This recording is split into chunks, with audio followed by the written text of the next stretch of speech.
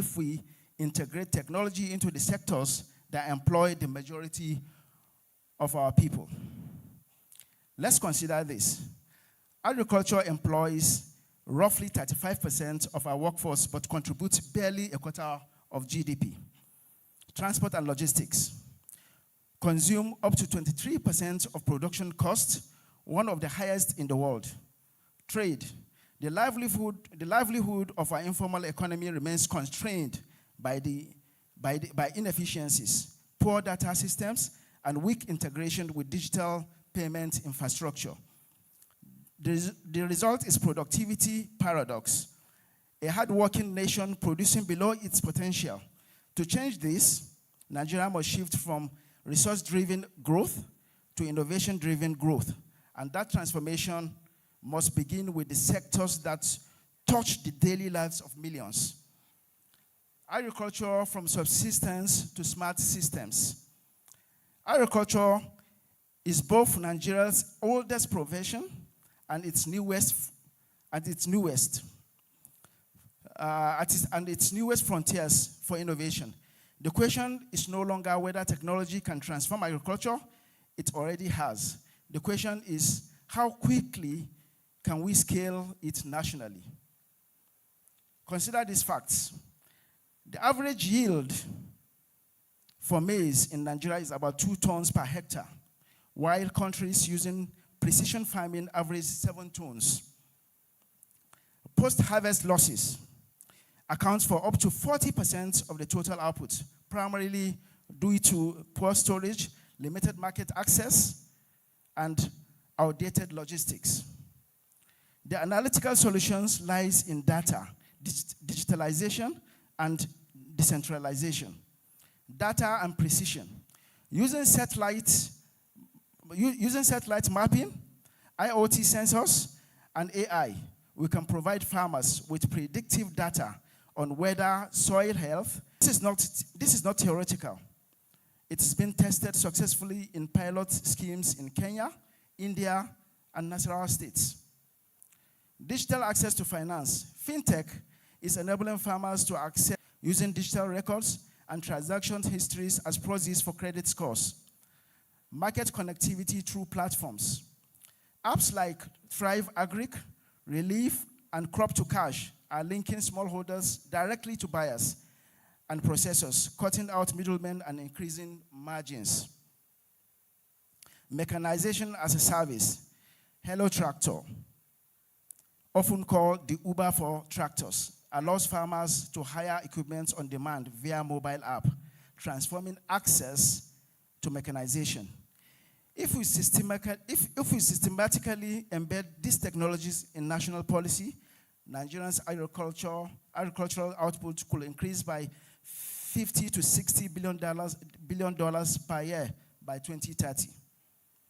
According to McKinsey estimates, that's more than that, this is about empowerment. It means a smallholder farmer in Kaduna can make data-driven decisions with same intelligence as a commercial farmer in Iowa.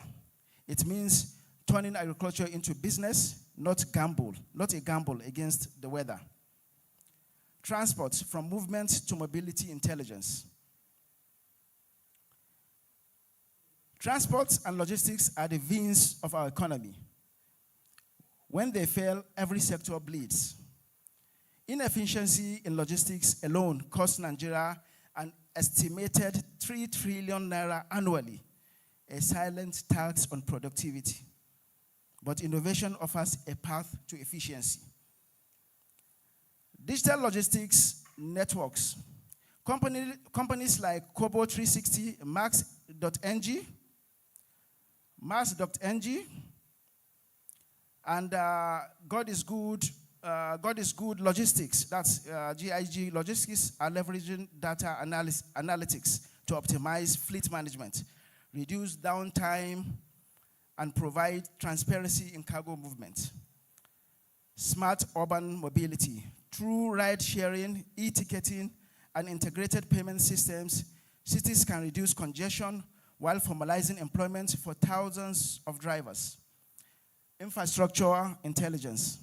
Using AI and real-time traffic, data planners can now design infrastructure based on actual transport patterns rather than estimates, enabling better routes, safer routes, and smarter cities. Globally, countries that invest in digital mobility solutions reduce logistics costs by up to 30%. If Nigeria achieves even half of that, we free billions of investments in healthcare, education, and innovation. The policy implication is clear. We must view transport not just as roads and vehicles, but as data ecosystem. Our roads should move information as efficiently as they move people. Trade, from informal exchange to digital commerce.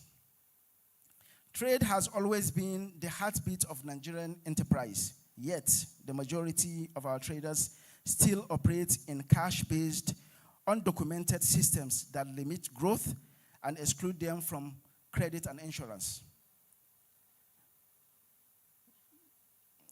Digital transformation can change that. E-commerce integration. Platforms like Jumia, Konga, and emerging B2B trade networks have demonstrated that when small businesses go online, their market expands exponentially. Payment innovation. Nigerian fintech industry, one of the most vibrant in Africa, processed over 800 billion in electronic transactions in 2024. The challenge now is to push these innovations deeper into rural and informal markets. Cross-border trade under AFTA.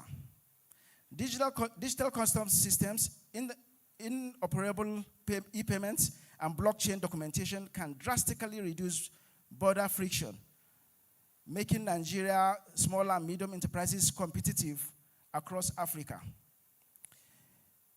If we digitalize trade documentation alone, studies suggest that we could cut transaction costs by 12 to 15% and add $7 billion annually to our export value. Trade is not just buying and selling. It is the infrastructure of opportunity. It is the infrastructure of opportunity. The future trader must be both a merchant and a technologist. Innovation as policy. From private initiative to public strategy. Innovation cannot be sustained on private ambition alone. It must be institutionalized as policy. That means these things, three things. One, policy coordination. Government ministries from agriculture to transport to communication must collaborate under a unified innovation agenda. Policies must align, data must be shared, and pilot projects must scale nationally. Research and development, R&D. Nigeria currently spends less than 0.3% of GDP on R&D, far below the African Union's recommended 1%. Increasing this investment is not charity, it is economic strategy. Digital infrastructure and skills.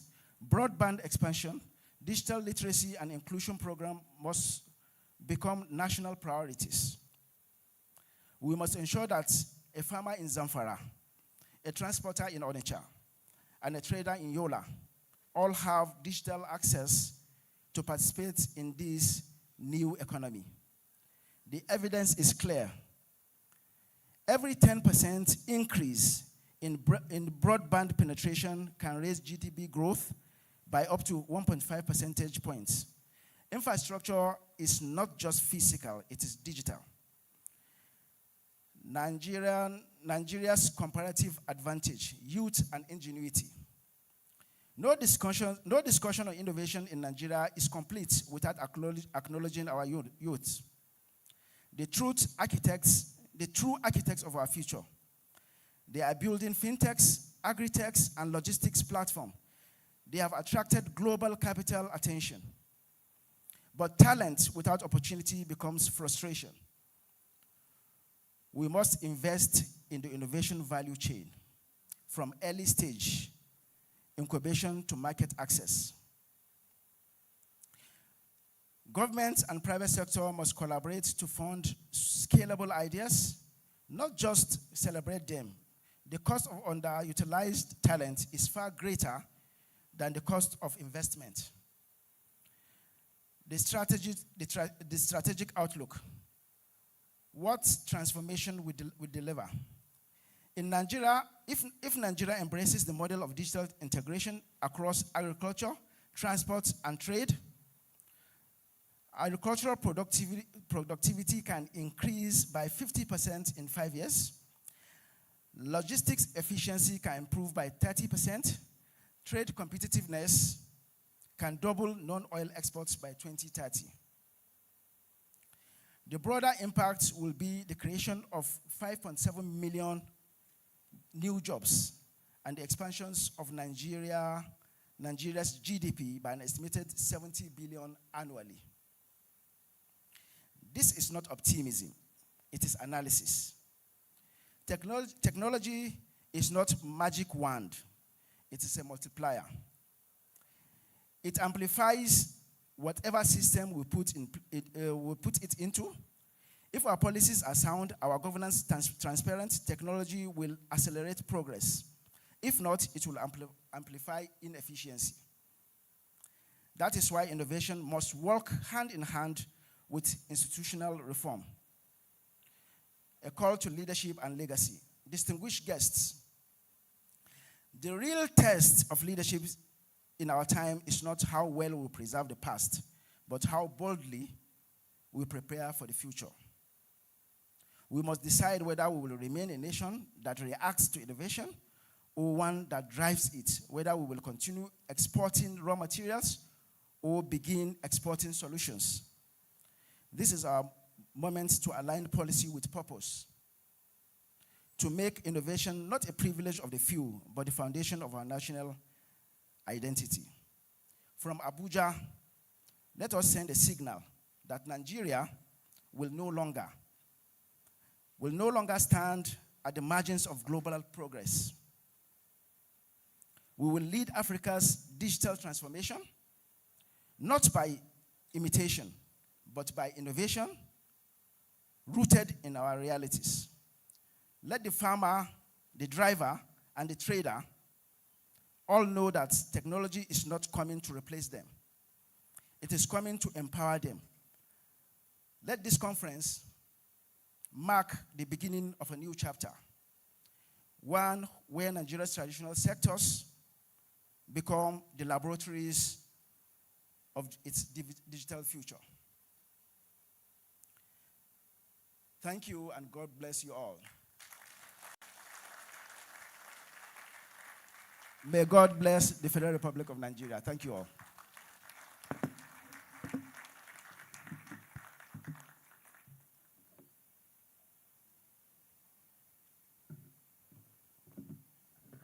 Please, one more time, a round of applause for that amazing one. Our first speaker today, please, one more time, make it louder, make it louder. He's actually our first speaker. Thank you very much, Dr. Dansuki. Thank you very much for that. I wrote this down. He said that we should let the farmers know, everyone out there know that technology is not coming to replace you, but to empower you. You know what AI is doing right now? A lot of people are losing their jobs. But actually, we can work with it, and instead of replacing you, it empowers you. One more time, please, a round of applause for that amazing one. Thank you.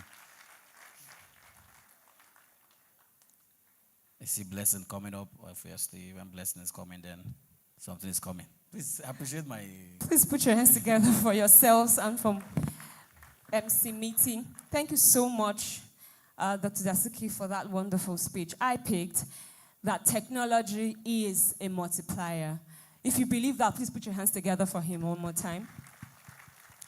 Okay, we're going to be running because we started a bit late, so we don't want to keep you guys longer than necessary. So we're going to call the next speaker. He is a seasoned development planner, author, and strategist with expertise in agricultural value chains, rural development, and MSME growth. He holds degrees from Ahmadu Bello University, the University of Lagos, and Trinity College, Spain, and has completed executive programs at Harvard, Columbia, and Wharton Business Schools. Please, to take us on the topic, smart investment, financing Africa's digital transformation.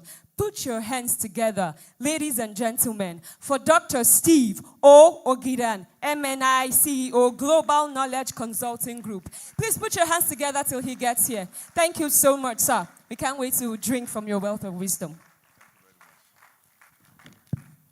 Good morning, distinguished speakers, great participants.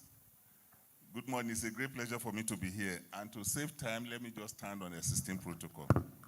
I want to thank the organizers for the opportunity given me to be part of this great event and for us to compare notes. I've already shared the slide with the organizers, and I believe they will put it on and then share it with the participants. I've been requested to talk about smart investment, financing Africa digital transformation. And I was delighted with the presentation of Dr. Dasuki, because one of the things we say, especially when it comes to technology, and when it comes to investment, and when we talk about the demography of our continent, whether you like it or not, if technology is not working for you in 2025, it is already working against you. If you are not in the space, you cannot say to be there. It's like living in a house without address. We will start by quickly looking at African digital opportunity. What is the opportunity that we have? We are dealing with a market of about $300 billion. And Africa Digital Revolution presents unprecedented investment potentials. And 60% of our population in Africa is under the age of 25. And digital massive generation. And this is a generation that did not know anything outside technology. They were born into technology, and they keep on wondering how those of us in the older generation, one day my son was asking me, Daddy, how did you survive in the university when there was no internet? And I was explaining to him, I said, look, we survived in the university when there was no internet, not only by going to the library, because even the libraries did not have books enough.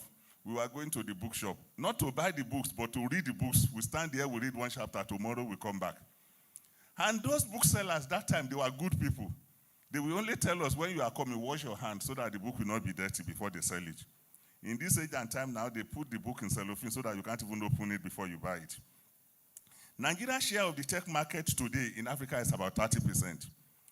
And Africa is expected, the numbers of Africans to be expected to be online by 2030 will be about 650 million people.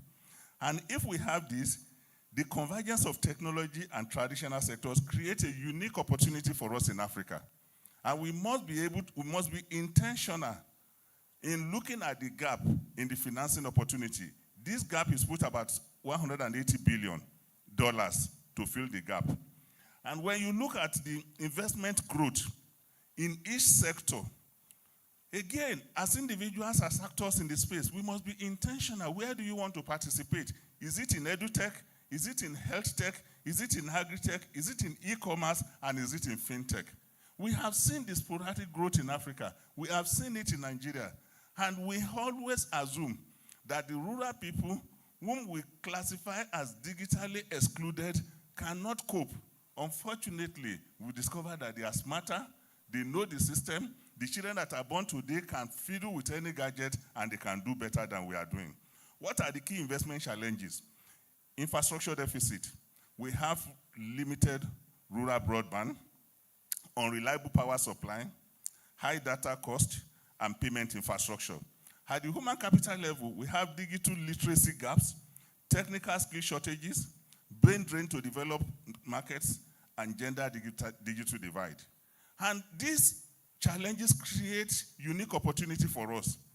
Incidentally, the regulatory environment that used to be fragmented within the framework with cross-border restrictions, with data protection concern, and taxation uncertainty. When we look at where we are going, you will see today Canada and the United States has the same 01 code. In the next 15 years, Africa will have the same code for telephone usage. So if we see the way we are going, we see the challenges that are there today, we see those opportunities that are coming. What are the smart investment strategy? Blended finance model. Government cannot do it alone.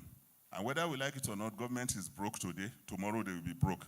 So it is the private sector investment that will be able to drive the sector.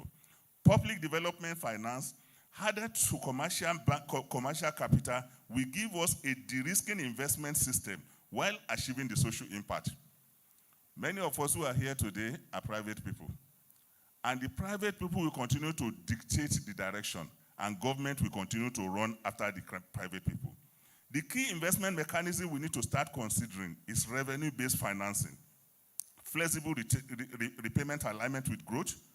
We need patient capital, and we don't loans.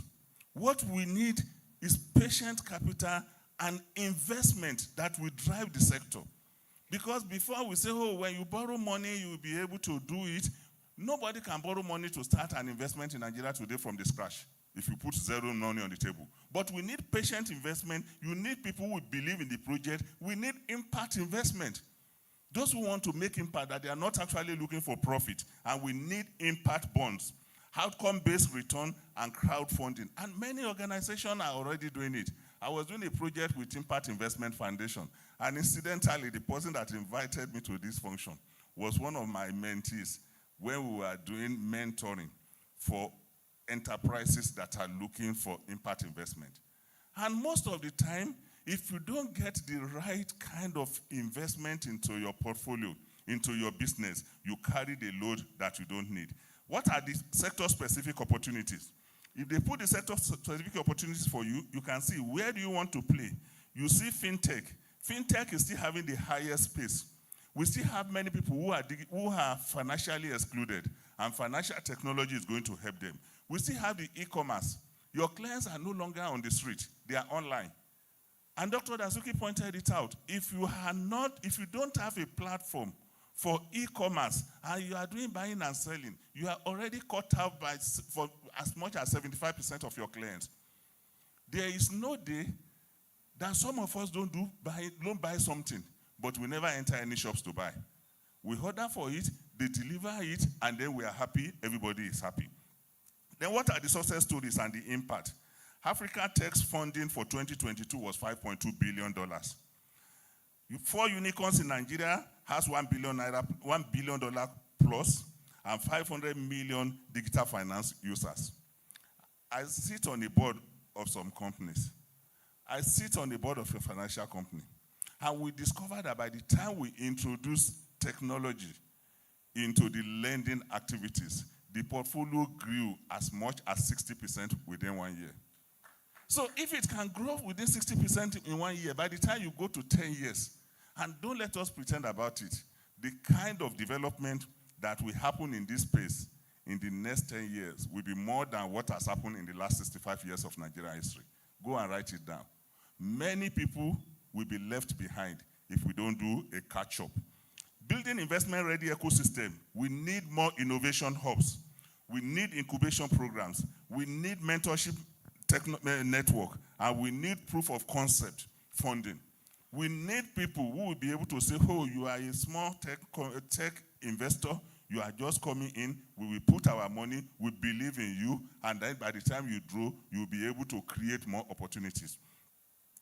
About last year, I was on a panel in South Africa, and we were looking at young tech people who are bidding, and they were pitching for support. There was a particular guy after the first presentation and the second presentation. And how much was this guy was looking for? $15,000. I called him aside. I said, if you don't win this pitch, I will invest my money in your business. And we will become co-founders. Incidentally, this guy got the pitch. On my last trip, he told me that when we want to do the one for 2026, he is going to donate $50,000. That is the power of growth. That is what can happen. So those people who have money, you must be able to put your money in these young people, and you must believe in what they are doing. What are the risk management system we need to put in place? Diversification, geographic sector, stage mix, due diligence, insurance, and currency hedging. Let us be intentional. All of us, the younger people who are into technology, who are investors, whatever you are doing, the most important currency you can put on the table, apart from your knowledge in your brain, is honesty. Honesty is not the best policy, it is the only policy. When people invest in your business, you must be intentional in keeping your record and in declaring what to do. Because if you don't present honesty as a currency, you are not denying yourself the opportunity, you are closing the door for other people who are coming behind. Because more people want to support. What is your role in African Digital Future? For investors, we need local partnership. We need African-specific thesis. We need accelerator engagement, and we need policy dialogue. Unfortunately, our government may not understand this. Our government has structure that may not help them to be able to get money on the table on time. It is the private people that can bring out their check and support you. For the entrepreneurs like all of you, scalable solutions, impact metrics, strong governance, and data readiness. Each time I sit on a panel evaluating proposals, whenever anybody presents any proposal that is more than 2 million naira, the first question I ask is that if you have 25% of the money, what can you do? And if you tell me you can't do anything with 25% of the money, I'll say you can go. Because whatever you want to do with 10 million naira, you must be able to demonstrate a proof of concept for me with 1 million naira. And it is then that we'll be able to say, okay. And as Nigerians, we say, you don't test the depth of the river with your 2 feet at the same time. You put one. If crocodile is taking that one, you quickly pull back. Nobody. And you see, at school in India, one of the things they taught us in India is that as a businessman, you enter any building, any enterprise, the first question you ask, where is the emergency exit? If we disagree, how do I get out of here? You must create that exit pathway. Don't leave everything in the hands of God. The enterprise is in the hands of man, and we must be able to say, if we disagree, how do I pull out my money? The moment I see my pathway out, I will be able to close my eyes and enter the place. But if there's no exit, I will not stay. So we need scalable solutions, and for the enablers, the tech companies, you must strengthen incubation. You must facilitate connections. You must give technical support, and you must give knowledge platforms. There is no alternative to mentoring. And because there is no alternative to mentoring, you can't live long enough to make all the mistakes in your life. Some people have already made the mistakes. Learn from them. And finally, distinguished ladies and gentlemen, the question is not whether Africa will achieve digital transformation. The question is how quickly and inclusively can we make it happen. Smart investment builds sustainable, scalable solutions that address real challenges while generating returns. Let us all work together to invest in Africa digital hubs. Thank you, and God bless.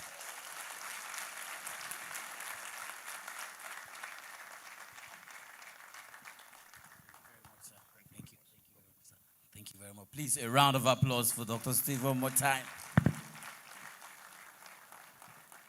Wow, wow, wow. I have written so many things I don't even know the one to talk about right now. Let me just start by saying that this is the exit door, just in case you're looking for the exit door. Because so I know they have closed the entrance now. This hall is so filled up, just in case you don't know. If this was a show, because me, I'm very good with comedy shows. If this was a show, we'll say this is a sold-out show. People are standing outside. People are standing up. I think Startup Abuja 2026 should be maybe in the Congress Hall of Transcorp Hilton or in the International Conference Center. But for now, please, can you help me appreciate the convener of this? So, this is the exit door, and that is the exit door, just in case you want to, like Doctor said, you want to leave, you can. That's why you said something about that the clients are no longer on the streets. They are online. Yeah, they are online. Can you help me appreciate him one more time? See, if you are not taking notes, I wonder what you're doing. I wonder what you're doing. Before we call the next speaker, so I must say this. You said back then, you go to bookshops to read each chapter a day. So you test the book, right? Do you know we still do it these days, sir? But it's not the book that we test. It's suya that we test, sir. We go each day to different suya to test. but that's because I also imagine how, we're able to do all those projects, do all those things without technology. I was in a room one day and they're talking about producing a movie. They said they spend sometimes up to 6 months to produce. What's 6 months? They travel abroad, they do the recording, they come back just to produce a movie. But now with your phone, now you've just produced a movie. And I think I'm very excited that I'm in this generation. Yeah? For technology, can we put our hands together? And so, for the next bit, let me invite my very beautiful co-host, Blesser. Blesser, you are getting a lot of things from this convention. Yeah. It's packed full with so much to learn. Please put your hands together for the convener, for our wonderful speakers, for everybody that is here seated. Put your hands together. I can't hear your hands. Okay, thank you so much. Thank you so much, Dr. Steve. That was mind-blowing. All right, so to take us further, we'll be having a panel session. Too many things to learn. If I were you, if you've not been writing, this is a good time to take out your writing pads and your pen because you're going to be learning a lot of things. So, to coordinate this panel session, please help me put your hands together as we welcome Mr. Kenneth Eze. Please put your hands together for him. Oh my goodness, tech bros, don't we clap? Like, when we say put your hands together, like, I want to hear the hands. All right, thank you very much.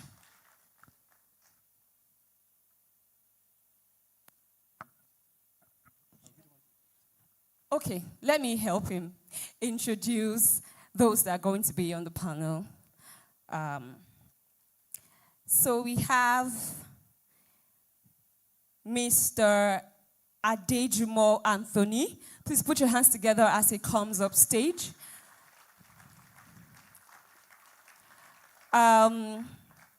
We have Mr. Bright Jaja. Please put your hands together as he comes up stage. We have Mrs. Felicita Akup. Please put your hands together as she comes up stage. We have Mr. Abdul Rahman Adamu. Please put your hands together as he comes up stage. Ms. Veronica Pana Igube. Oh, please put your hands together for Ms. Veronica Pana Igube.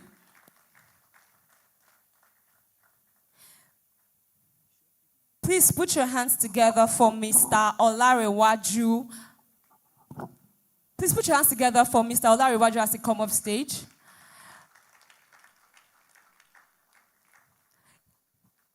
Okay, we need ushers, please. Can you get us one more seat?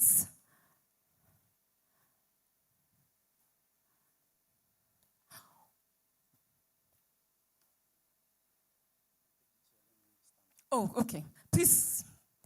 Put your hands together as it comes up stage. Thank you.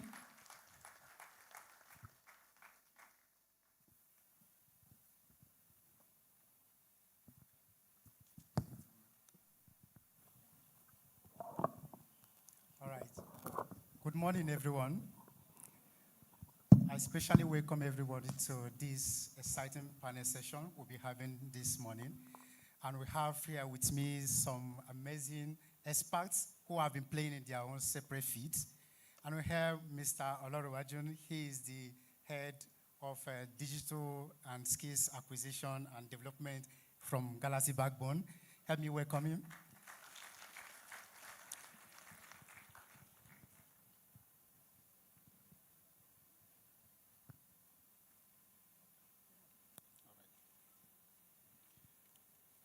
Okay, for then I'll do proper introduction to our panelists here. So we have the first person here, the Mr. Adejumo, and he is the Deputy Director and Head of ICT, National University Commission. He leads infrastructure development, network and application development initiative across Nigeria in higher education sector. And with extensive experience in managing technology-driven transformation, he has played a pivotal role in aligning digital systems and innovation policies within the education sector. His expertise lies in technology governance, ICT infrastructure management, and enabling frameworks that support digital education in the education sector. Help me welcome you once again. You're welcome, sir. We also have with me here Mr. Bright Jaja. He is the founder and CEO I Create Africa. He's a social entrepreneur, branding expert, filmmaker, and motivational speaker, passionate about rebranding, technical and vocational skills across Africa. As a founder and CEO of I Create Africa, he has built one of the continent's largest platforms for vocational excellence, empowering thousands of youth across youth training, jobs, placement, and entrepreneurship support. His initiative have impacted over 45,000 young people, matched 30,000 artisans with job worth $2.3 million US collectively, and activated programs in over 120 communities. Bright's works sits at the intersection of skills, innovation, youth empowerment, and storytelling, recognized on the Forbes Africa's 30 Under 30, featured on CNN African Voices, and awarded the Sound City MVP Award for Innovation and Entrepreneurship. He continues to redefine what it means to build and scale impact-driven ventures in Africa. Let us welcome him once again. And we have with us here Veronica Pana-Igube, and she is the ICT and technology lawyer and also a digital rights advocate with expertise in digital rights, intellectual properties, and policy development. She is also a co-founder of the We Ignite Lives for Great Nigeria initiatives. She advocates for women and children's rights, digital inclusion, and youth empowerment. Veronica is a fellow of several prestigious programs, including the Kashmir Ibrahim Fellowship and Margaret Ekbo Youth Fellowship, and has worked with Technology Advisor LLP as Associate Counsel. Her work bridges the intersection of law, technology, and innovation, guiding founders on navigating legal complexities in the digital era. Let's welcome her once again. You're welcome.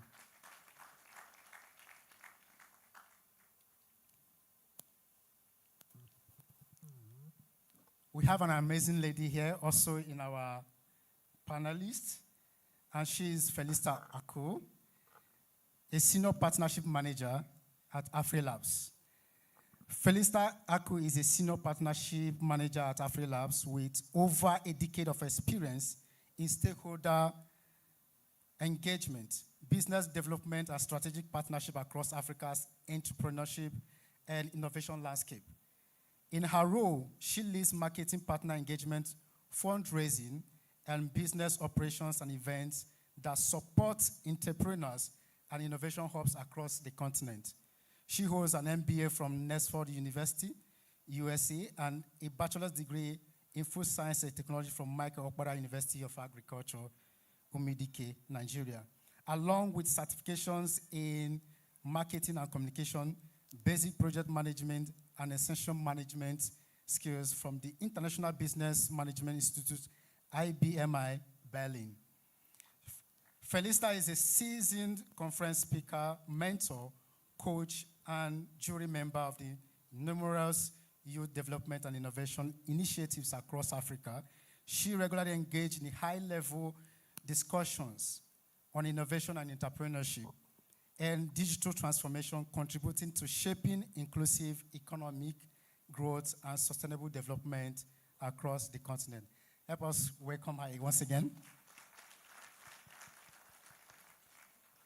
I want to especially welcome everyone once again for today's panel discussion. It's going to be an exciting time here with our experts who we have here to give out some of the rudiments, some of the things we need to know, and very important certain criteria that a startup needs to build on, and what it takes to also build and also scale startups in Africa. So I'll be starting with Mr. Bright, Jaja, with some questions. And you've successfully built I Create Africa into a continental brand, championing vocational excellence. What was the defining moment for you that shaped your entrepreneurship journey? Wow, I thought I was going to go last. First of all, I want to thank Startup Abuja for this opportunity to be here today. I also want to give a shout out to somebody who I don't know yet that gave me a gift, a book. I don't know who you are. Thank you very much. So my journey has been interesting. And I'm glad that everybody here today is somehow either part of a business or running one. But I hope that my story is able to inspire you. First of all, I don't consider myself a businessman or an entrepreneur. I consider myself an architect of change. And that is what drives everything that I've built over time. I identify a problem, and I make sure that the problem is something that nobody is interested to solve because it's so difficult. And then I give my entire life towards solving that problem. So for me, the beginning was identifying the fact that we have young, able humans that are unemployed, that are struggling, that are living in poverty, and it didn't make sense to me. It just didn't. In a country that has so many problems that could be solved, so many problems. I mean, we're 250 million people. We wear dress. We live in houses. We drive cars. We move from one place to another. We eat food. All of this are commerce. All of these are services. And we still have over 38% of young people without jobs. It didn't make sense, right? And so I decided to, first of all, I was curious and I wanted to understand why. And then I decided to go deep into research. It took a whole year before I started I Create Africa. I already had a club in 2012, 2013 in schools where I teach kids different skills outside just their formal education. I teach them photography. I bring my friends that are photographers, cooks, to come teach them every Thursday. And so it didn't make sense to me. And so I went into a whole year of just research, trying to understand what the problem was. And I realized that the core of the problem rests on one thing: perception. All the jobs that are available and accessible isn't pretty or sexy or admirable for young people. And that's the beginning. And so that for me was, if I'm able to solve that first problem, there's going to be a trickle effect. I know there's a lot of us on this panel, so I don't want to take your time, but that was the beginning for me, just realizing what the problem was, and I took steps to solve the problem. Thank you for that. Thank you for that. So if I have to take something from what he said, he is an architect of change, and most times you don't really need to actually do something that's very salesy, something that is very, maybe on the outside is aesthetics. So, but at least do something that's really meaningful. Thank you for your time. All right, we have Veronica. So, on the part of legal on the foundations of legal practices and other things. Many startups ignore legal foundations, right? And what are the critical legal structures every startup should have in place before launching? Okay, cool. Thank you very much. Good morning, ladies and gentlemen. It's such a pleasure to be here. I want to start by congratulating the Startup Abuja team and the convener, and those that are working behind closed doors that we can't see. Please, can we give them a round of applause? Thank you. So I'll be speaking to the legal background, things you should do before you launch your startup. I mean, having an idea is one thing, but before you go to the market, there are certain things that you need to do to protect yourself legally. I think that the first one I will start is your foundation, right? Ensuring that you register your business in Nigeria. So if you're starting a business or your startup in Nigeria, it's really important for you to register with CAC. That's the first start. And with CAC, what CAC does is that it recognizes you as an organization, a company operating in Nigeria. If you want to also operate in other countries, you also need to register for those countries to be able to recognize you as having a business in the country, right? The next step is within yourselves. Most times you have founders come together, they start a business. You have friends, sometimes you have a friend, you're the tech, you're like the engineer who does the creating, you have someone that does the marketing, and you all come together to start a business. Most things that sometimes founders forget to do is to formalize. So to start, we understand that you're friends, we understand that you guys know each other, but it's always good to have a structure, a founder's agreement. That saves you a lot of headache. It also puts clear terms, roles, responsibilities, the equity that every partner would get, the stake. Vesting is something that is very important because sometimes you can get somebody on your team and the person doesn't work. You just got somebody to put the numbers, right? You need 2 people or you need 3 people. You need somebody to come on your team and you bring them without them even working. You've given them 50% of your company. And one person is doing the work and the other person just sits down and is not contributing, but you've already given them 50% of your company. So it's also good to have a founder's agreement where you're able to state your roles and responsibilities, what everybody does in the company, vesting, and I think that Dr. Steve talked about exit as well. What will happen when somebody wants to exit the company? It's really, really important. Another thing after the founder's agreement that will be good for you is contracts and documentation. I can't tell you how much it is important to document and keep your records. It's really important. I mean, I work at a venture capital right now, so we would want to see your books. What have you done? How have you saved, money that you've gotten? How have you also put in your own money into the business? And how have you kept accurate records, right? We need to see your account. Separating your personal account from your business account is really, really key. Keeping records of who is bringing what.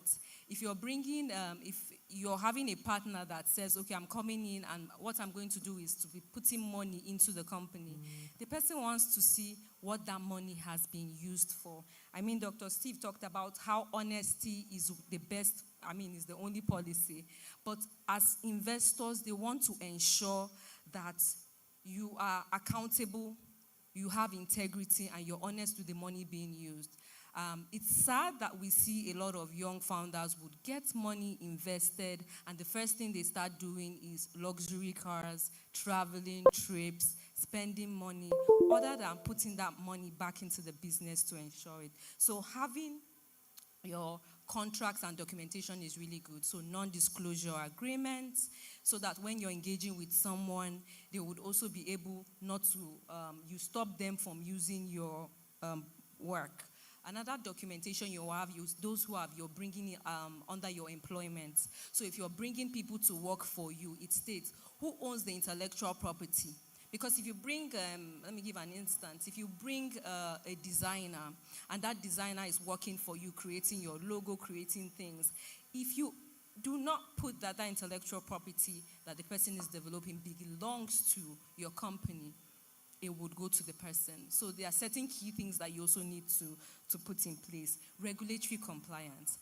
You have to be compliant when you work in a certain industry or sector, depending on where your company works in. An example for fintech, you have to get your licenses from the CBN. If you're working in something that falls under SEC, you have to get your licenses. Data protection, you have to ensure that you have your data protection officers. You have to ensure that you've gotten your license. So as a founder, as those working in an organization, you first have to understand your sector to be able to say, what are the requirements for me? I mean, it's as simple as CAC, filing your annual returns annually, that many people forget. And when you do that, CAC takes you down from their website as inactive.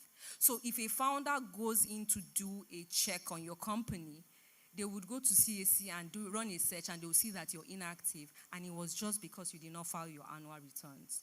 Something that you could do. So as a company, whether you're making money or not, you still need to file your annual returns. Then intellectual property. We can't speak as on protecting your intellectual property. Before you go to the market, before you advertise your product, you have to ensure that your IP is protected. Because what CAC does is that it recognizes you as a company registered. But what a trademark or copyright or your patent will do is that it gives you exclusivity to use the product or your trademark and then it prevents other people from using it. It also gives you the opportunity to license it to other people. I'll try and run off. I think I'm taking much time. But also, it's really, really important. Data protection. Right now, Nigeria has the Data Protection Act. You have to ensure that you are in compliance with it. And I think I'll stop here. But, I mean, those are the things that you have to take in place for your company. Thank you very much for that exciting foundational knowledge on what it takes to start and also build a startup. Thank you very much. I'll be going over to Mr. Adejumo. So, from your national perspective, you've been working with a National University Commission, and what technical requirements and or digital infrastructure do you think are most critical for startups' success today? Thank you. For me, I believe startup starts with an idea. And idea alone cannot make a startup to thrive. But you need a lot of infrastructure, which mostly technical infrastructure, is important. You need the cloud infrastructure, which we look at. You need the policy.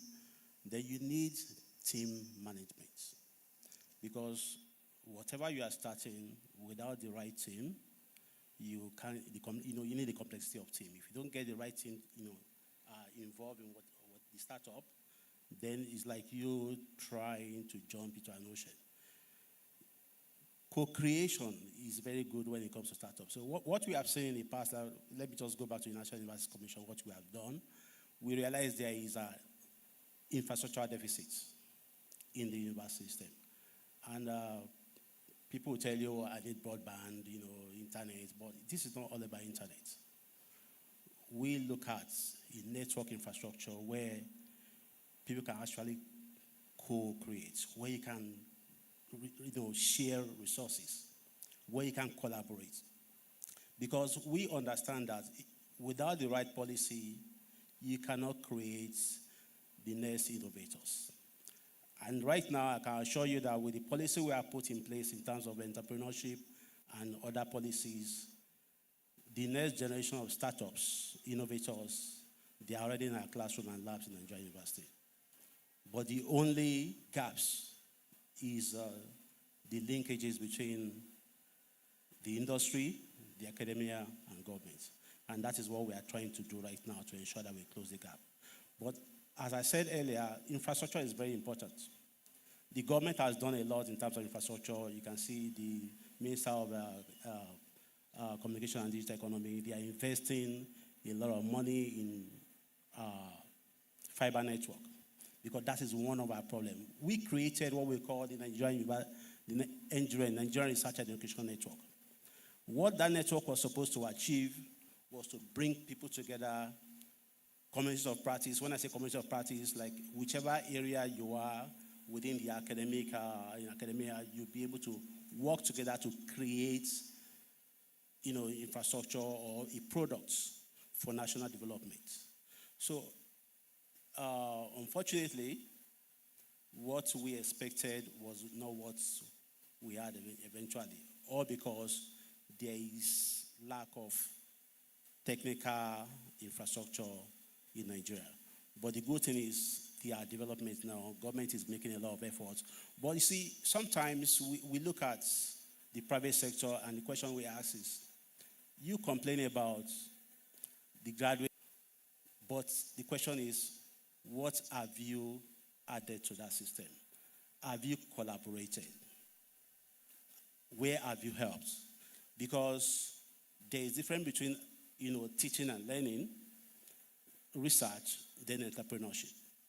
When you talk about entrepreneurship, that is where you start creating. So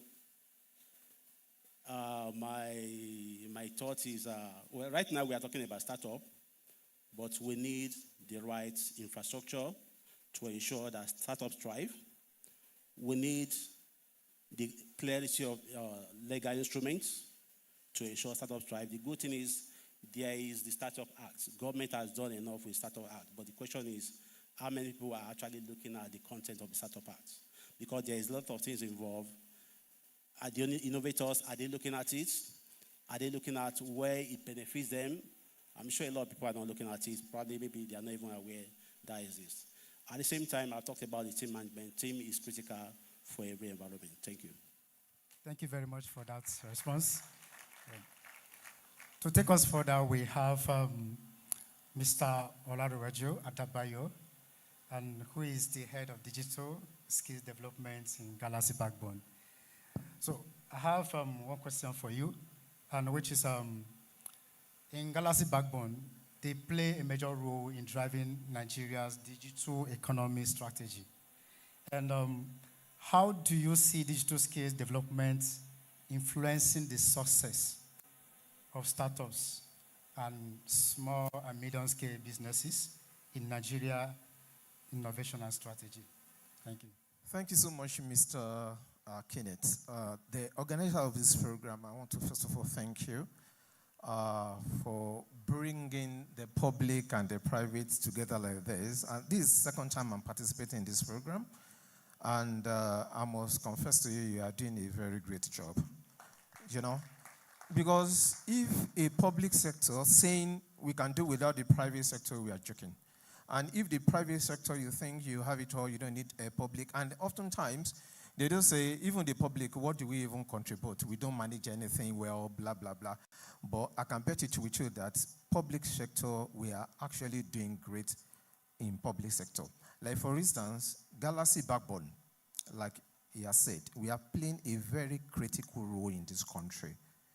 Currently, we have Tier 3 data center. We have Tier 4 data center for hosting government data and private sector data. And I can guarantee you the success story we have since 2005 when the government picked us to become the outlet. It has been enormous, the success. So back to the digital skill of it, in the question you asked. For me, if you should ask me, after technology is a skill. If you have access to technology and the skill is not there, it's as if it's dead. Recently, we successfully moved head of service to our enterprise content management system, locally built solution to automate processes. That is another milestone. I'm expecting you to at least to acknowledge that fact. This is the first time in the history of Nigeria that we automated the process of head of service and currently using the local solution, not the foreign solution. So now imagine when we moved them to the local platform, we automated the process. and no training given, then it's as if we've not achieved anything, because technical know-how is very, very crucial, right? So for the startup guys, we know that you are aware of this as well, the importance of developing your skills. And I know a whole lot is happening in this space. Like, we have so much opportunities, like a learning platform, LMS, you pay the free ones, right? So upskilling is very, very, very crucial, right? The technology, like the immediate man by my left-hand side was talking about the technology. Even if you have, like I said, having access to all this technology, without the required skills, without the skills, it becomes meaningless.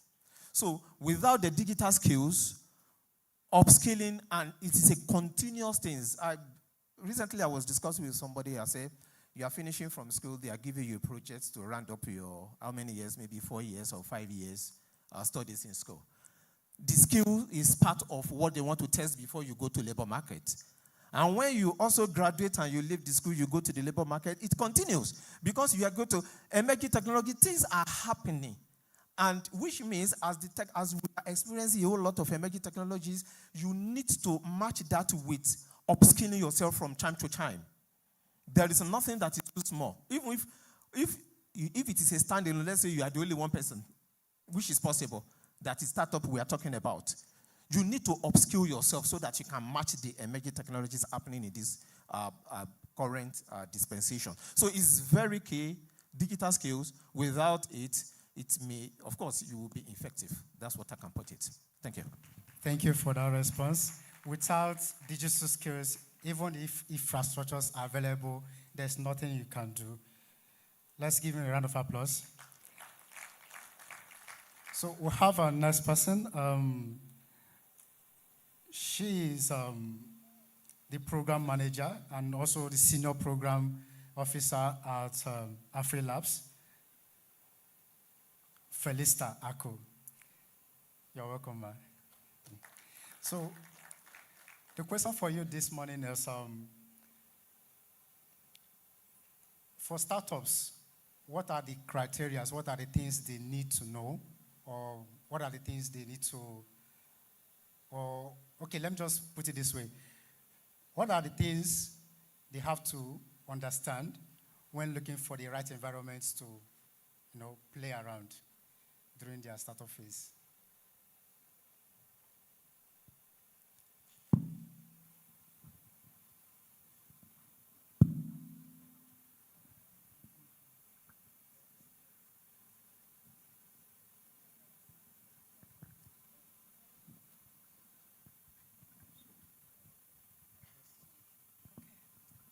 Thank you. Good morning, ladies and gentlemen. It's really a privilege to be with you all. I work with AfriLabs, and we are the largest Pan-African network of innovation hubs in Africa. How many of us know what incubators and accelerators are? Innovation hubs, wow. Okay. And how many startups are here? Okay. So quite a number of startups, and a lot of people don't know what hubs are. And that was the same surprise when I got into the ecosystem about 7-8 years ago. So I didn't know that there was anything like, incubators, accelerators, where as a young person out of school who just has a business idea, I could walk in and they would work with me to fine-tune that business idea until it becomes something substantial, right? So I want to respond to your question from the perspective of, the kinds of environments that supports businesses to grow. So number one, I would say it's important that you get yourself into a community of like-minded individuals. And that is where enablers like, AfriLabs, innovation hubs, incubators, accelerators come in. They do not only give you the physical infrastructure support that you require by way of giving you like a space to work, access to high-speed internet, power, and even other services at highly discounted rates. So as an entrepreneur, if you get yourself associated with a hub, there are so many of them, Inspire is just behind us here. There is Work and Connect, there is CC Hub. There are just so many hubs, right? For a token, because what you're going to pay is way less compared to what you're going to pay if you go to a traditional office space and all that. So you also have access to discounted services. She talked about legal, very important, right? So they already have structures and people or experts that can provide support for you across different areas, from legal support. But what is also very important is the training. I studied food science, and in my final year, we were doing a project. So we did what we call sensory evaluation. Because sometimes we build what looks fancy in our minds. He said something that he decided to venture into an area that a lot of people don't want to go into. And he spent 1 whole year researching.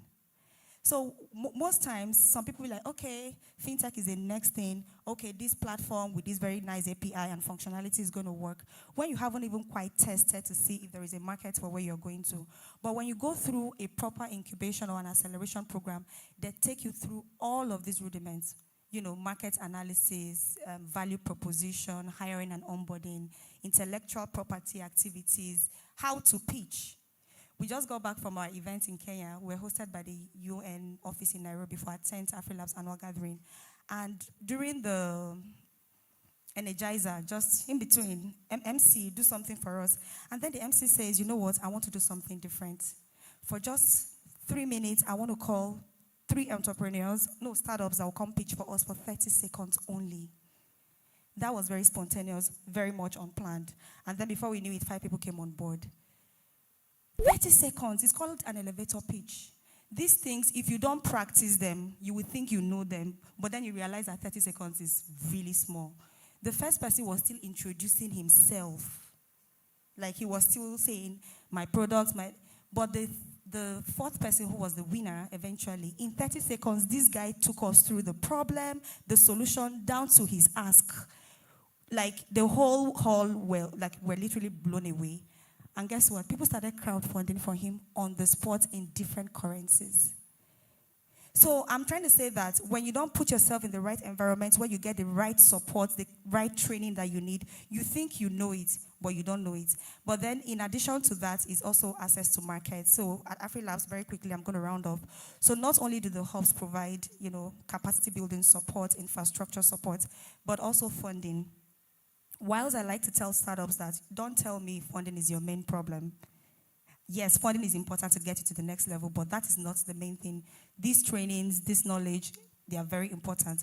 But then also we provide funding. We have the AfriLabs Connect Deal Room. I'm using this opportunity to say you may want to check it out, where we are creating a pipeline of investable startups across different sectors and linking them up with global investors. So right now we have an investor pool with a cumulative amount of over $2 billion in that fund. But like she said, nobody's going to put money behind you when you haven't put the right structure in place in your business. They're going to be asking for loads of documentation to show that you're serious and you know what you're doing. And that is why I like to always say as well that it is never too early to put the right structure in place in your business. Thank you.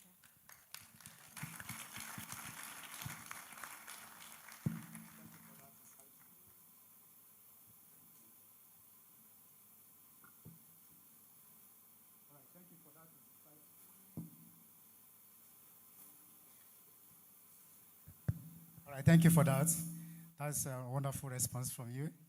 And it takes a lot to build a startup, but having in the right environment, being in the right environment matters most. All right, we take us further to the last panelist here. We have, he's an engineer and an innovation strategist who has worked also in the gas and oil sector. And his name is Mr. Abdurrahman, right? Adamu. All right.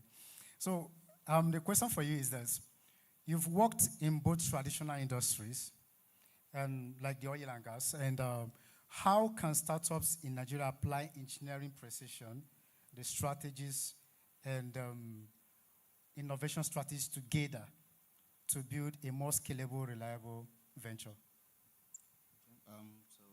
Ladies and gentlemen, good morning.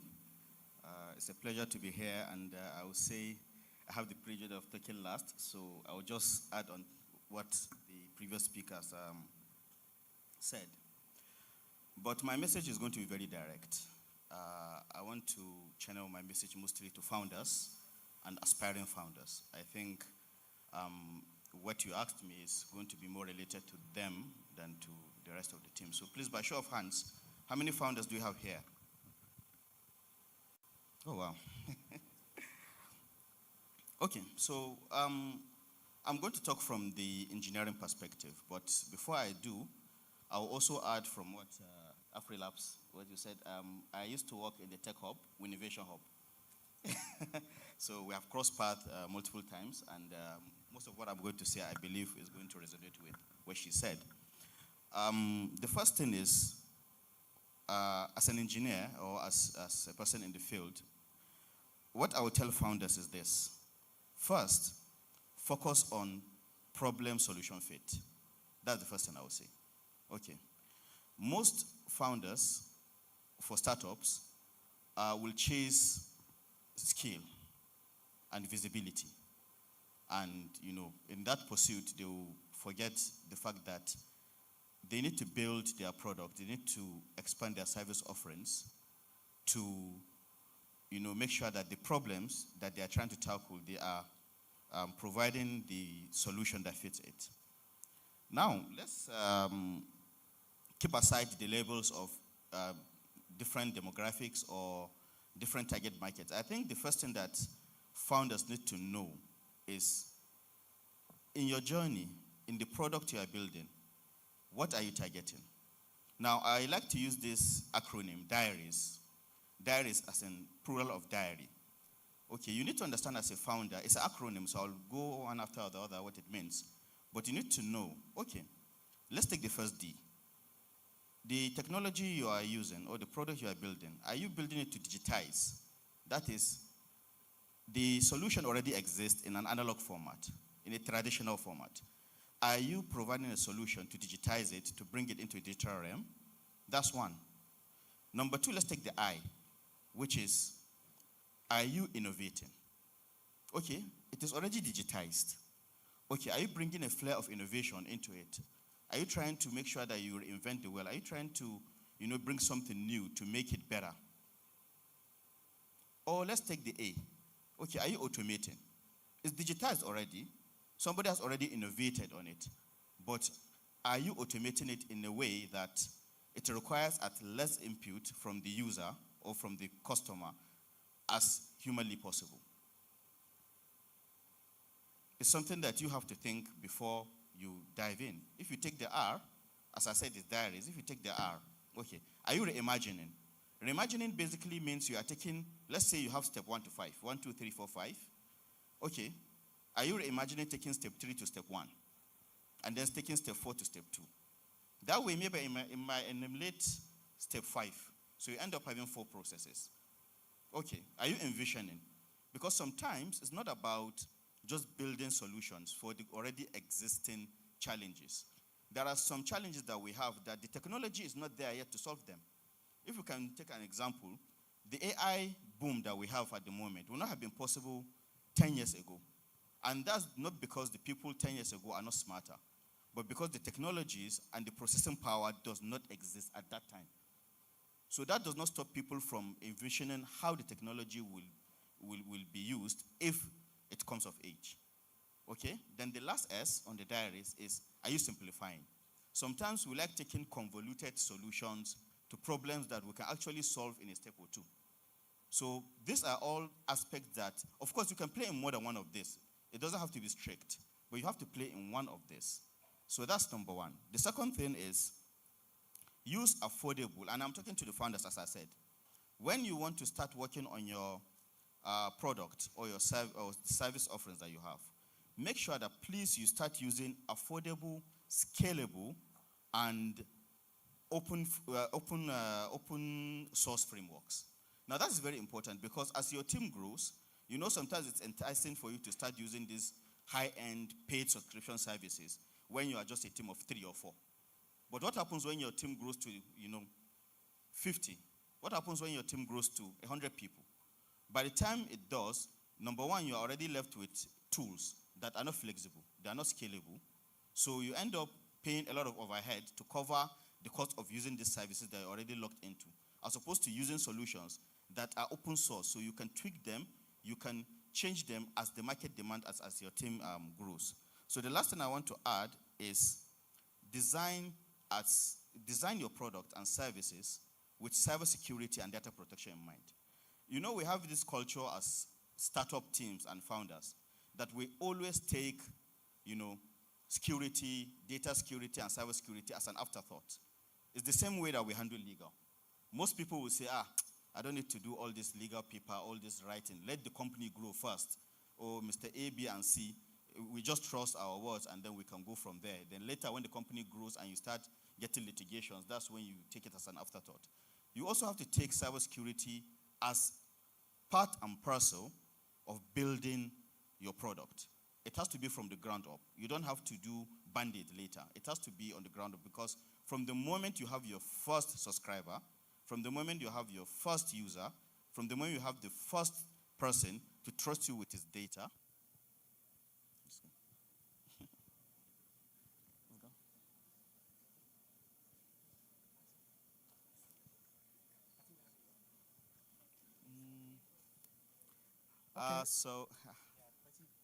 okay. So I don't know if those at the back can hear me. So I'm just rounding up. Can you hear you?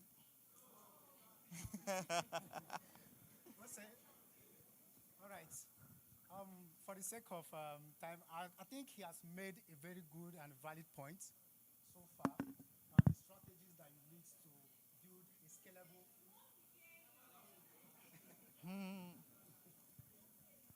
Just hold on a bit. Just give us 5 minutes.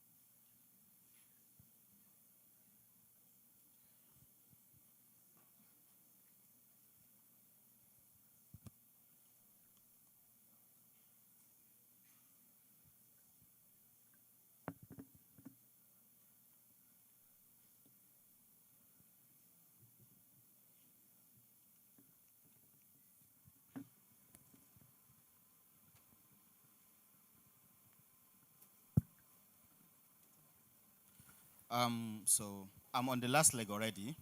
So as I was saying, the last thing is you should not take cybersecurity and data protection and privacy protection as an afterthought.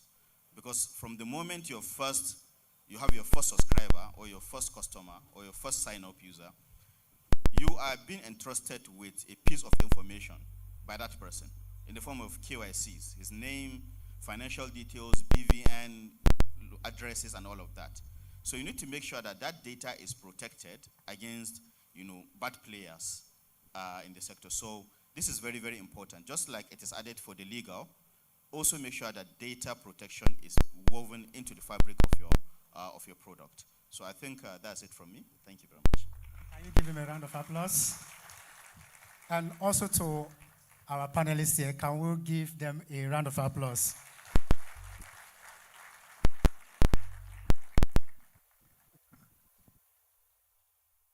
So it has been really an interesting and exciting moment and session so far. And because of time, we would have loved to go through again because they have some words of knowledge they wanted to pass out, but because of time, would not permit us. And to give a recap, we've had we'll have some information passed across to us this morning, and from the foundations you need to know, the legal foundations, starting a startup, building a startup, what are the right environments you need to, go into, invest in, look out for, and also knowing the requisite skills needed for your startups. Just like Mr. Olaruwaju have said, the public sector, the government have also made available digital skills training, so all and sundry, to make sure that they utilize that opportunity. And also in the school sector, like Mr. Dejumo have also mentioned, they have also set up research centers. Most startups have actually come out from schools, just from small group. That's why it's good to build communities, like Ms. Aku said, being in the right hub, being in the right community, being in the right place at the right time. And also Mr. Adamu have also mentioned a lot of insightful strategies to become a winning startup in Africa. So thank you so much, and it's a pleasure having you guys. Let's give them a round of applause as they leave the stage. No, please, don't leave the stage. Please, can I have Mr. Chigozie Ezugu come up stage so we can take a brief photo session? Mr. Chigozie, please, if you know where he is, please let him come up stage. We need to have take a quick snapshot before we leave the stage. Okay, can someone help me get him?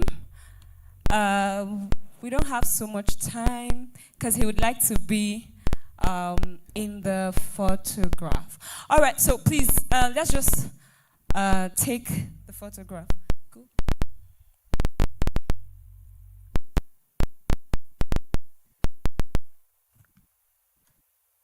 Is our photographer here?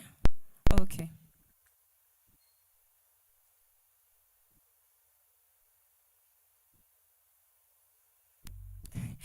Okay, please come up stage. Please, he's here. Thank you.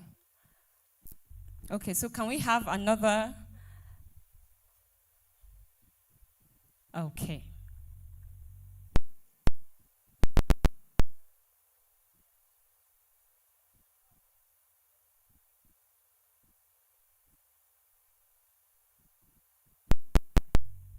Okay.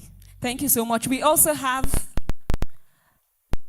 now. Okay, please. We have a presentation for you. Don't leave just yet. We have a presentation for you, and that will be done by the convener, Startup Abuja, Mr. Chigozie Ezugu. Please put your hands together for him as he presents the gifts.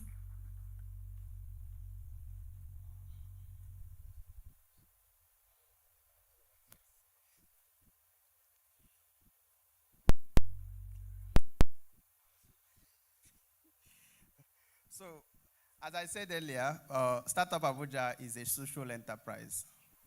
Most of our initiatives are funded and supported by our partners. And because of that, everybody you see here, we have not paid anybody to speak or to do anything. And that is why you need to listen, because they are talking freely. When somebody is talking without payment, you know that the person is telling you the truth. He was not paid. At least that is one way of checking it. So because they have journeyed, many people travel, many of our speakers travel from outside Abuja actually to be here. And they are here now, so we want to appreciate them. And for Mr. Debayo, we are saying an award of excellency for being here, for imparting. This is not the first time we have been in our event. We have been in several of our events. So we want to say thank you very much. Thank you very much for honoring our invitation and for sharing with you. Thank you.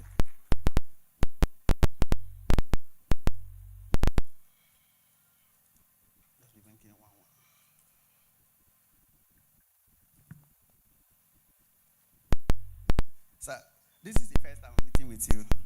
We just wrote you after exchange of mails and all that, and you accepted to be here without anything, and you shared very insightfully. So we are saying thank you for coming. Thank you for being part of what we are doing and sharing your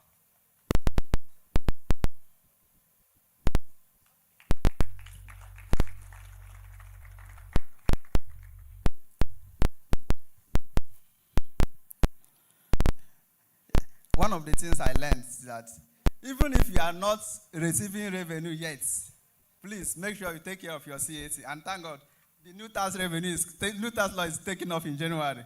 So you might need to really consult her more. Thank you very much for showing. Thank you. Thank you.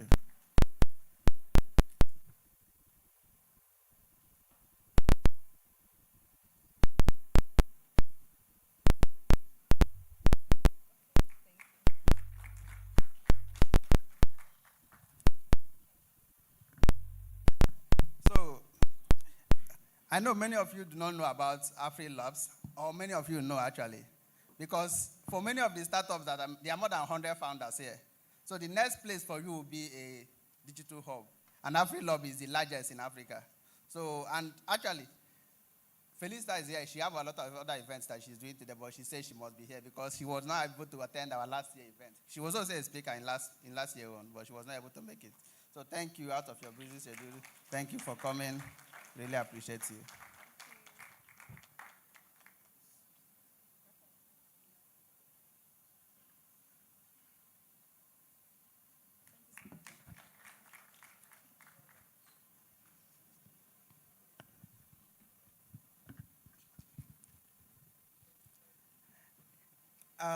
I want to say something special because it's not every time that you have someone that is on the Forbes or CNN that the startups are able to see. You always read about them on the social media. But somebody is here. If there is anything that looks like a success for a startup founder, this is the time that you see it. So I really want to thank you out of your busy schedule for being with us, for sharing your ideas, and for making sure that the people here learn.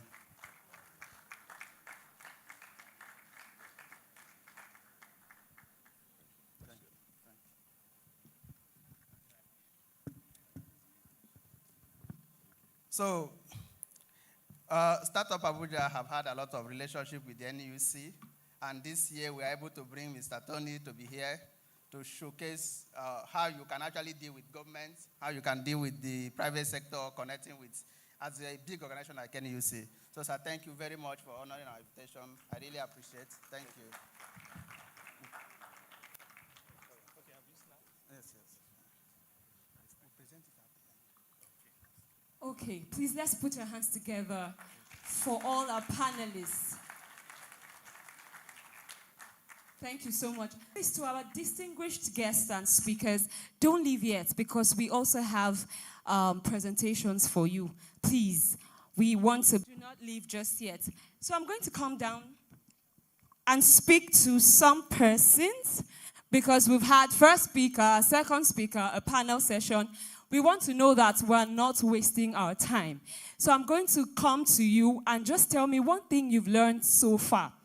We're trying to get feedback from what we're doing. So it doesn't just look like everyone came here and nobody is learning. So I'm going to just come to you and just tell you to tell me one thing you've learned, either from the first, second speakers or the panel session. Thank you. And my first speaker is going to be you. Please, your name, the business you're representing or startup you're representing, and then what speaker, gave you vital lessons and what you've learned. All right.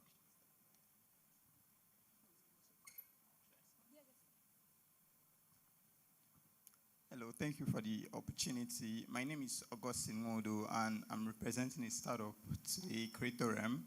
All right, so the speaker that really got my attention very well, two actually, the lady that spoke about the hub, I think it's something very, very important because I believe when she asks how many startups knows about hubs, right? I think it's something that most startups are not really very, very familiar with.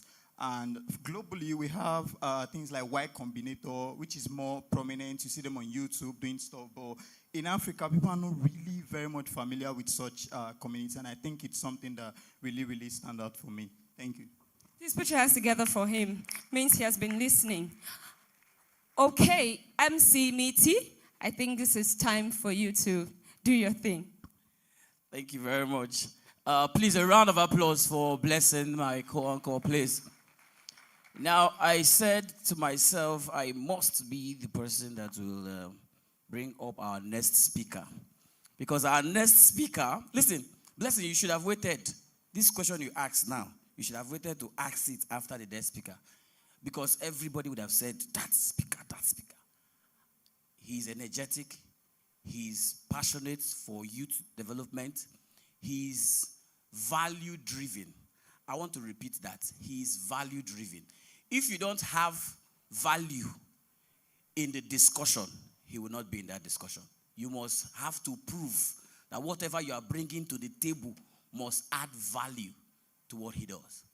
He's taking us on unlocking investment opportunity in Africa's infrastructure and development transformation agenda. He is the best man for the job. Just to whet your appetite and get you ready to listen to him. So I think I'm the last beneficiary from your account, right? Just yesterday here, he gifted me 1 million naira. And I don't be ready to listen, va? Nah, you are ready to listen. Okay. No, I'm not joking. I'm not joking. Seriously. Ladies and gentlemen, the next speaker is not a person, but the CEO, Shell Group. He is a visionary architect, entrepreneur, and life coach, serving as founder and chief executive officer of Shell Homes Limited, a premier real estate development and construction firm headquartered in Abuja, Nigeria. Under his strategic leadership, Shell Homes has redefined luxury housing standard across the nation, delivering over 30 innovative estates in high-profile locations such as Maitama, Asokoro, Guzape, Jahi, Karasana. You people did not add, but let me add soon. Hutu. There's Hutu City there. Yeah, Karasana, specializing in shell-finished apartments, terraces, and duplex that blend world-class design with sustainable investment opportunities. With nearly a decade of expertise in real estate project management and business development, he has expanded Shell Group to branches in Yola, Kano, and Lagos, while pursuing international growth in the United States and the United Kingdom to elevate African housing on a global scale. Thank you very much for that clap. Thank you very much for that clap. He's a chartered project manager, certified management consultant, and a certified management specialist. Dr. Michelia holds an honorary doctorate in business management from the University of Hong in Cotonou, Benin Republic, alongside certifications from the Metropolitan School of Business and Management, UK, and the International Business Management Institute, Berlin, Germany. Ladies and gentlemen, my own boss, architect, Dr. Barker Omar Michela. Please, a round of applause for him, please.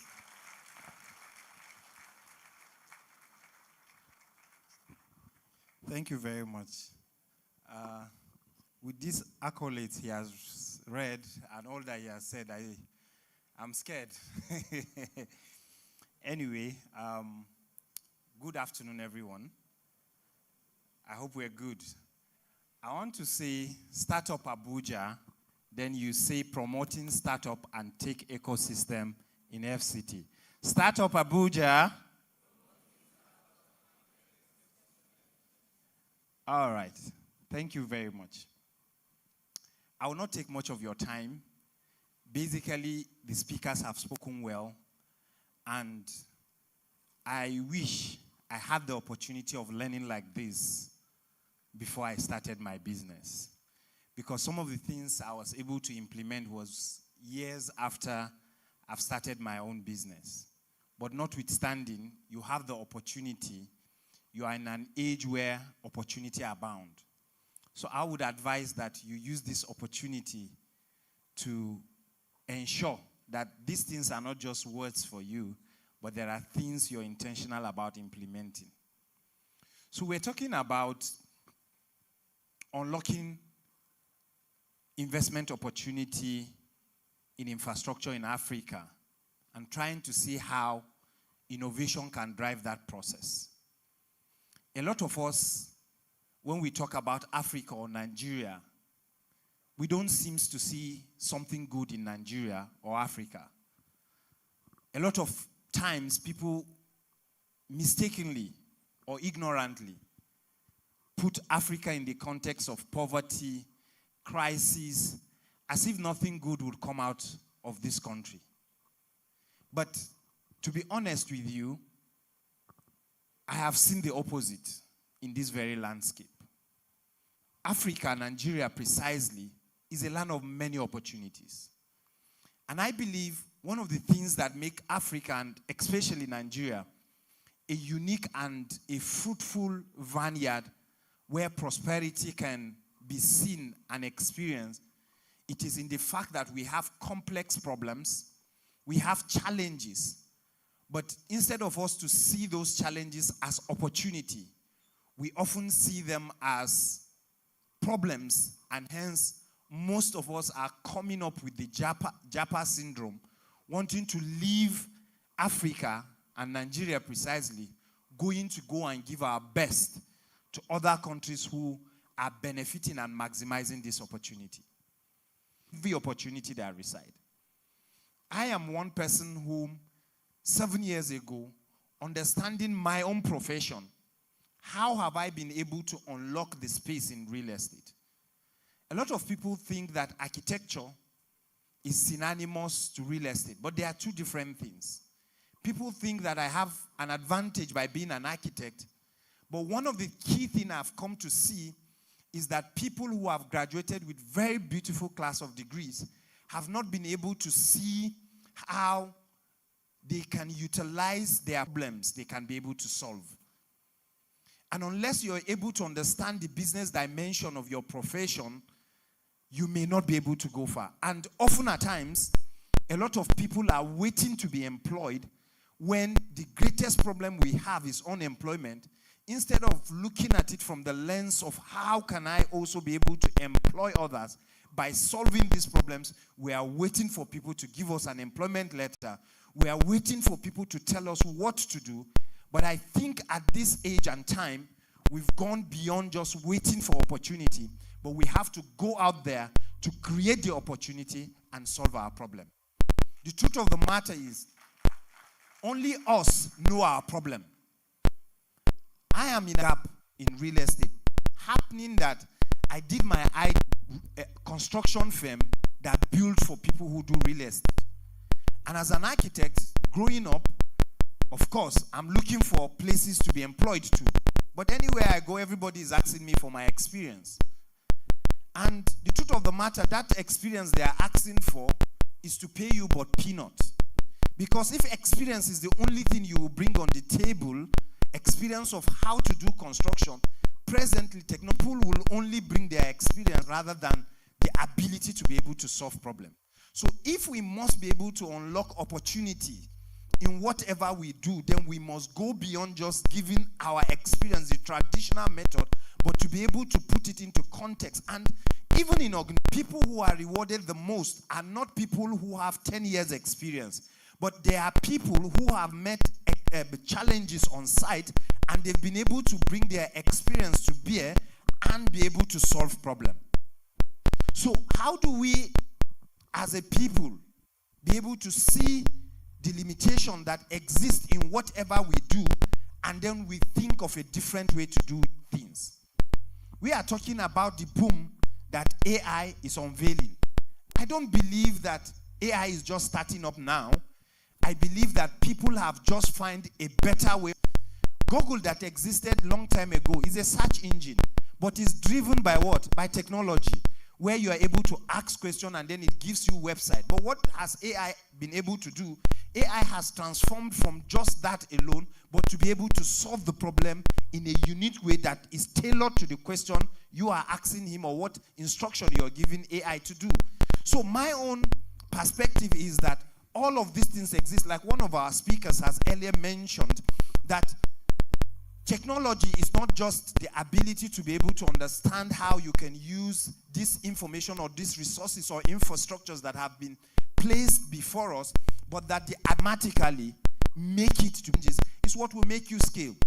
In my business has been able to scale over the past 7 years because as I create a solution to a problem and I go to my user and try to implement that solution, I realize that I'm getting a feedback that will require me to innovate, to change my perspective in order for me to be able to give the value that the user truly requires.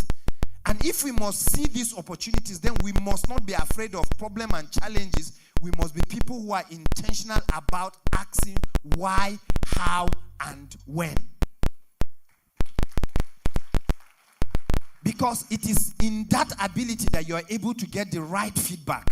And those feedback are things that are supposed to model your solution. And the more people you're able to solve their problem. I remember when we started real estate in Abuja, we've identified what are the pinpoints of people. Number one, we realized that there is fraud in the industry.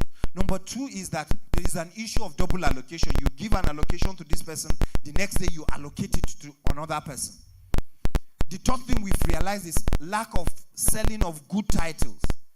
And the first thing we did, even for our employees, because we don't want them to make a mistake, we set up structures in place and digitize our process. The last person who is making payment for a property will not make a payment until all the processes are ticked. Now, we've simplified the process for our lawyers to be able to do their search. We don't just tell them, go to Aegis and get us this information. There are many things we have to check, not just in terms of the title, but everything, the size of the land, where the land is allocated, because a lot of times we buy land and the land you realize in Gogolada, but they are telling you that the land is in Karo here. So a lot of these things, so we simplified our process even for our users. And as a business owner, as a founder, you cannot establish business by creating a very complex operating system for your users and expect to get the best. You are supposed to understand the way even employees would be able to assimilate their job and understand the goal. So for us, going forward, how do we use innovation and technology to be able to drive our process? That's where the future is. And from today, my organization is looking at how do we integrate technology? How do we take advantage of AI to be able to enhance our process? So the first objective that we've given our employees is that, listen, there is something that is happening in the age, which the use of AI and technology can help enhance your capacity. So what did we do? We begin to teach our employees and explain to them the relevance of the use of AI to be able to enhance their own human limitation. And we must be able to see that. I have a problem. I just made a search some weeks ago. How many real estate AI tool that is existing in Africa that will speak to the African market? It does not exist. And I look at the way that AI software is being used there. How many number of users? So I understand that it's solving real problems. And internally, we've started digitizing our process, not just digitizing our process, but simplifying our process for first, the user, who is the staff. And then we also look at how that can be able to be simplified for our customers in terms of usage, how they get their allocation, how we even provide services to them. Now, if we don't look at the future, if we don't have a strategic perspective or vision of what the future holds, we may not begin to plan towards that. Like he said, some of the infrastructures may not be available now. But the question is, have you seen the problem? Are you preparing yourself towards the future? Because unless he who sees the future, he cannot be there until he gets there. So a lot of people who have been able to... Sorry, I have less than 2 minutes, that's why I'm rushing. So if you've not been able to see the future and be able to begin to create the solution for the future, you cannot be there.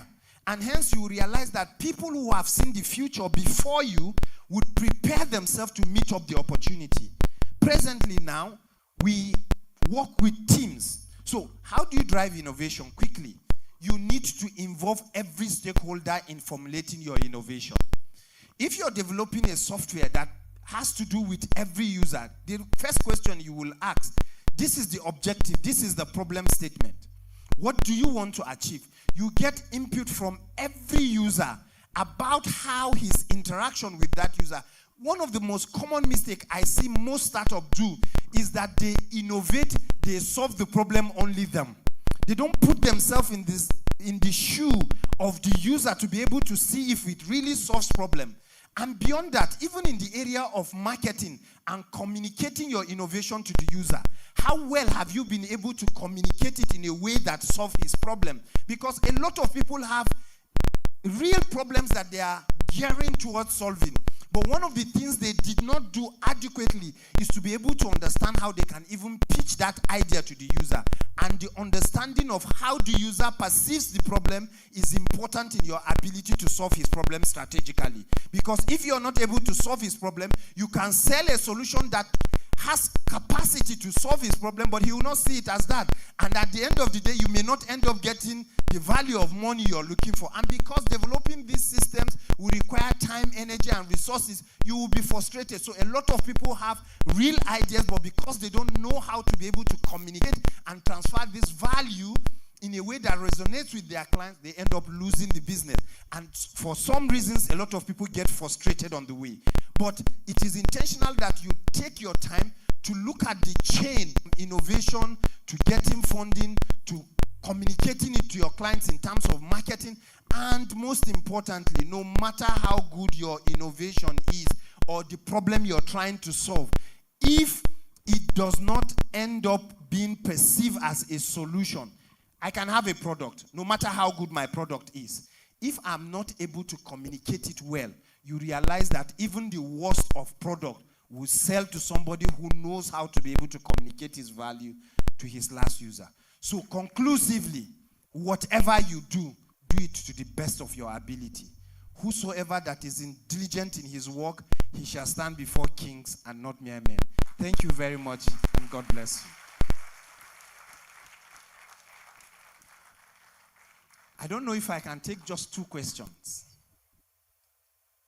Do I have the time to take 2 questions? Yes, 2 questions in 2 minutes. So quickly. 1, 2. All right. Quickly.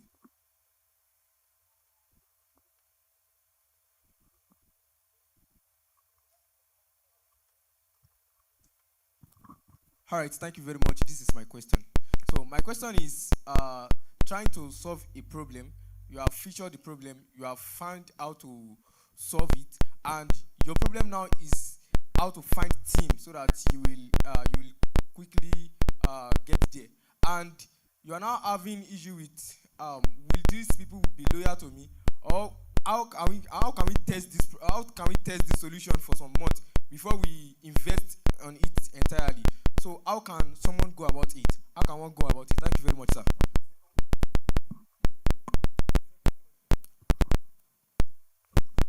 Okay, thank you so much for this wonderful presentation. My name is Hassan Taylor. I'm a founder of a health tech solution called Clodox, in abbreviation, Cloud Doctors. You talk about solutions and also achievements by using digital infrastructure or artificial intelligence in a way. So I would like to know, for someone being in real estate, what are the challenges you face or you're facing? And by implementing this digital infrastructure or using artificial intelligence in your business, and in case you have overcome them, like how you overcome these challenges. Thank you.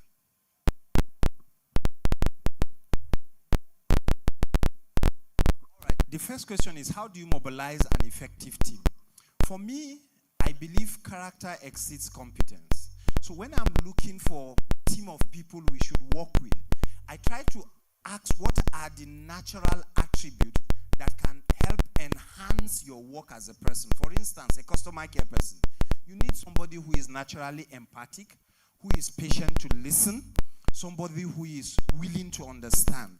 That person has a natural ability to be able to adapt to a customer care responsibility and able to be able to drive innovation in that aspect. So the first thing I will look during interview, or if I'm looking for a partner that will manage that, I'll look at somebody who is empathic, somebody who is calm. When it comes to people, I look for, I have an IT company, and I am looking for people, number one, criteria. is that number one, you must be curious. I see curiosity to be, and we'll give you a curiosity test. We'll give you a curiosity test to be able to ascertain your level of curiosity.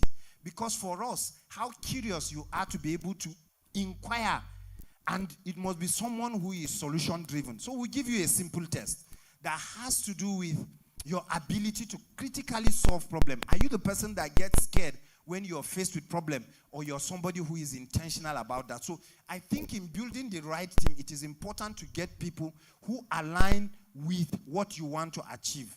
They must be able to have that attribute. And lastly, what are the challenges I'm experiencing in terms of driving that level of innovation? It's a new system. People find it very hard to adapt. That is one problem I'm having. The other problem I'm facing is that most of the young people who are very intelligent to be able to drive this innovation are these Gen Zs. They are very young, but they don't want you to trouble them. They are very intellectual and they are very smart. But how do you understand their psyche and be able to create a good working environment to make them stay? That is my challenge. I have been able to psychologically understand them, and I'm building a community in terms of working environment. Whether you are working remotely or you are internal, you must be able to stay with me, because IT is not something you just start and you keep changing people every day. So I am understanding that, and I'm understanding what are their needs from the HR perspective to be able to accommodate their need, give them a good working environment, and ensure that they remain with me for long, because succession planning is key in whatever you are driving. And I'm sure other people would talk to you about succession planning. Thank you very much, and have a good day.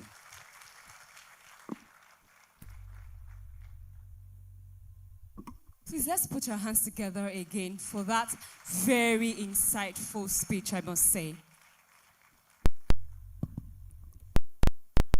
Thank you very much, sir. We really want to appreciate Dr. Mshela for his wonderful time. Dr. Mshela was also here last year for Startup Abuja conference as well, and he's delivered perfectly well.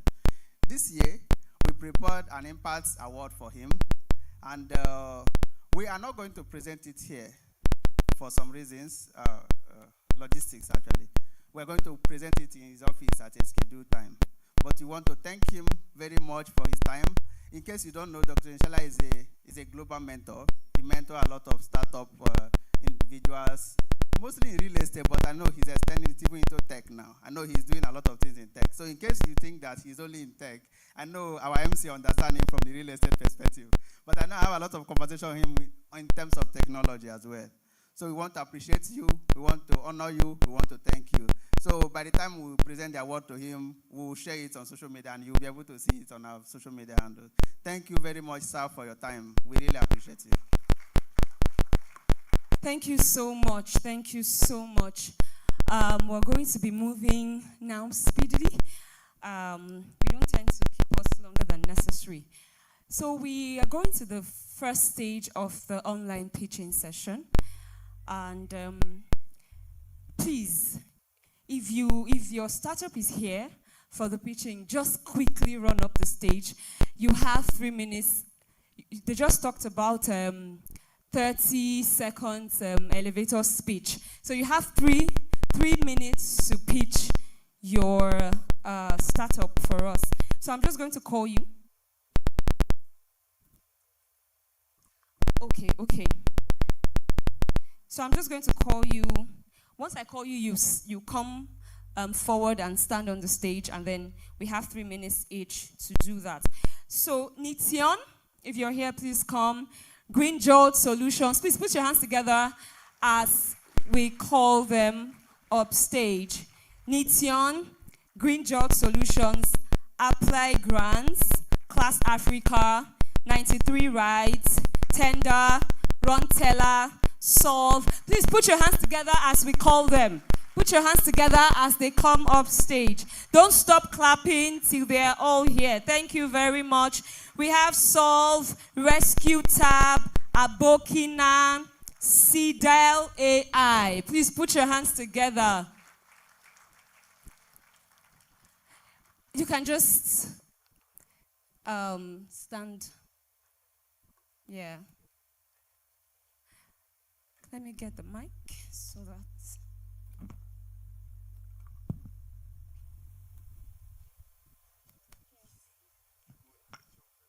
Yeah, Nition is first. I called Nition first. So, Nition, please stand according to how you were called.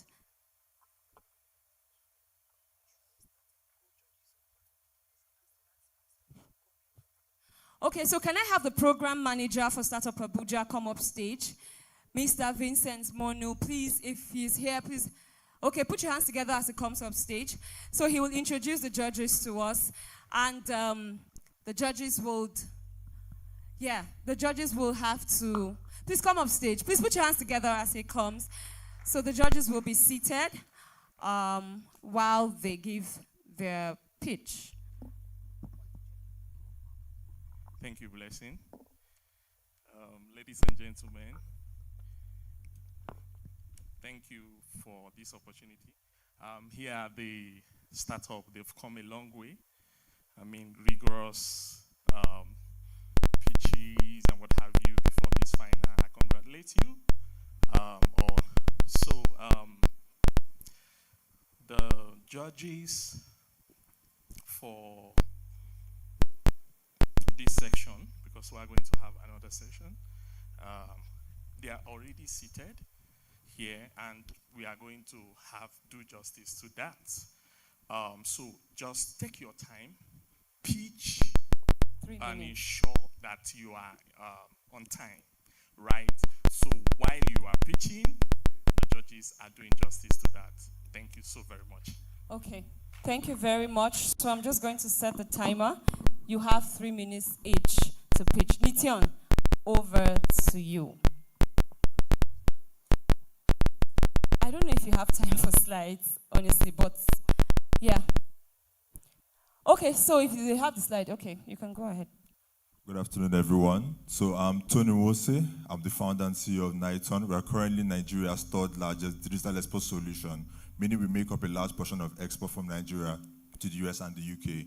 So, but first off, let's look at the facts, which is in 2021, international market lost 23 billion in trade fraud. That same year, African manufacturers lost over 37 billion in unexportable products or confiscated products.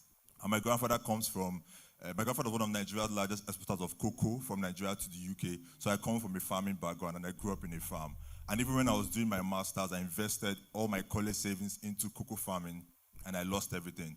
And that's because international businesses are facing a problem of accessing African products or knowing quality manufacturers. So what we did was that we came back to Nigeria and we built an enterprise solution that covers marketplace, neobank solution, and supply chain solution, meaning for the first time, African manufacturers can access international market and also access credit at the cheapest available form before now. Next slide. So with how large our enterprise is, we built Kunte. So Kunte is a speech-to-speech, text-to-text AI model that automates our entire process. Meaning right now you can simply use voice to add your product on the platform, and if you're international, you can use voice to buy products from any part of Nigeria, basically. Next slide. So we know that the market is a $1.1 trillion market, but for now we're in 4 countries, Nigeria, Ghana, Kenya, and South Africa, which is an $11 billion market, starting with Nigeria as our main focus. Next slide. So 2 years ago, we did $85,000 in revenue. Last year, we did $351,000 in revenue with a $1.1 million GMV, which is total transaction. And we created 7,000 jobs with 500 manufacturers on board our platform. And currently, we are doing 50,000 in recurring revenue at the moment. Next slide. So you say how we make our revenue.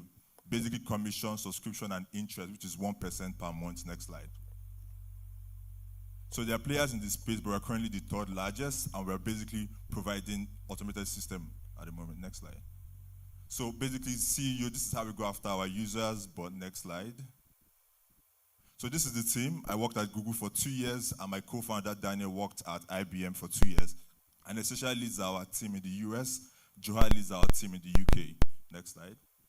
And these are some of our partners. We've raised our pre-seed from Seedstart Zenith Bank. Some of our major partners or government agencies that have given us access to their manufacturers is Development Bank of Nigeria, Bank of Industry. And then we basically have acquired a company in Pakistan to help African manufacturers sell to the South Asian market. Next slide. So we are raising a $1.5 million round to basically scale up to $40 million in transaction, meaning that we're bringing in over $40 million for African manufacturers. And then the $5 million in debt is to provide trade financing. So now manufacturers have access to credit unlike nothing they've seen before. Next slide. Time is up. Thank you very much. Put your hands together.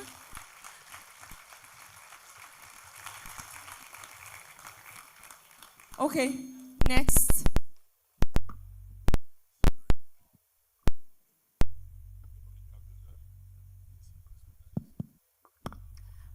Hold on. He's starting now. 12:50. So you stop at 12:53.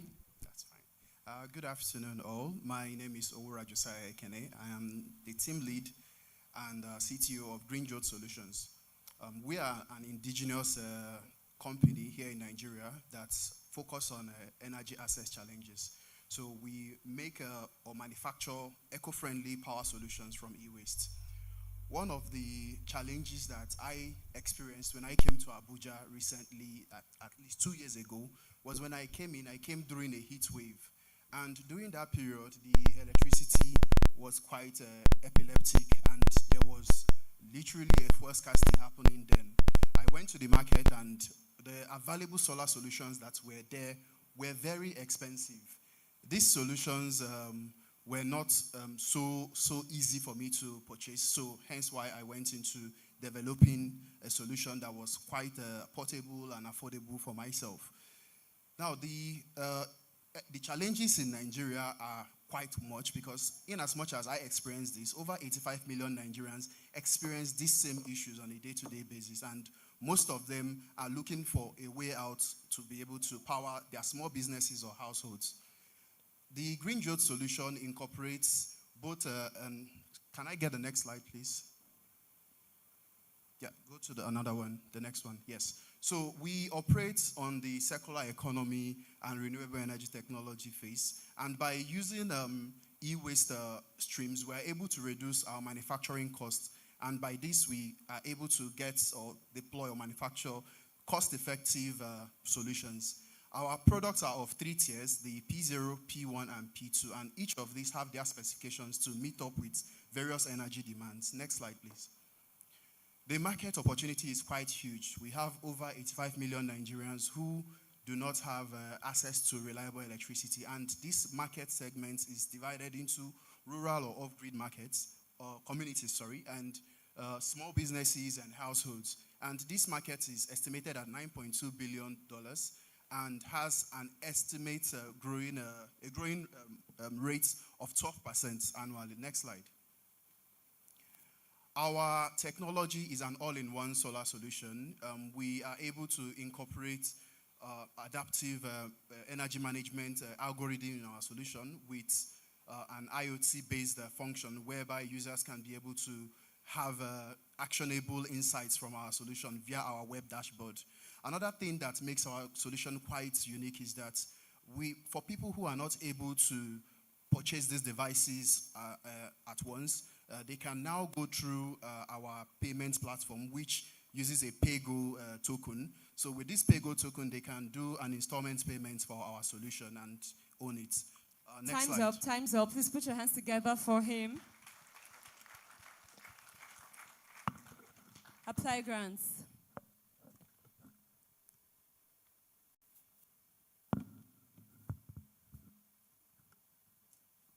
Okay, I would like to tell you a story about Amina. Amina is an SME founder, but she had to shut down in 2025 this year because she did not have the funding. Not because she was not innovative enough, because she had the idea to turn plastic waste into sustainable tiles, but she had to shut down. Who is Amina?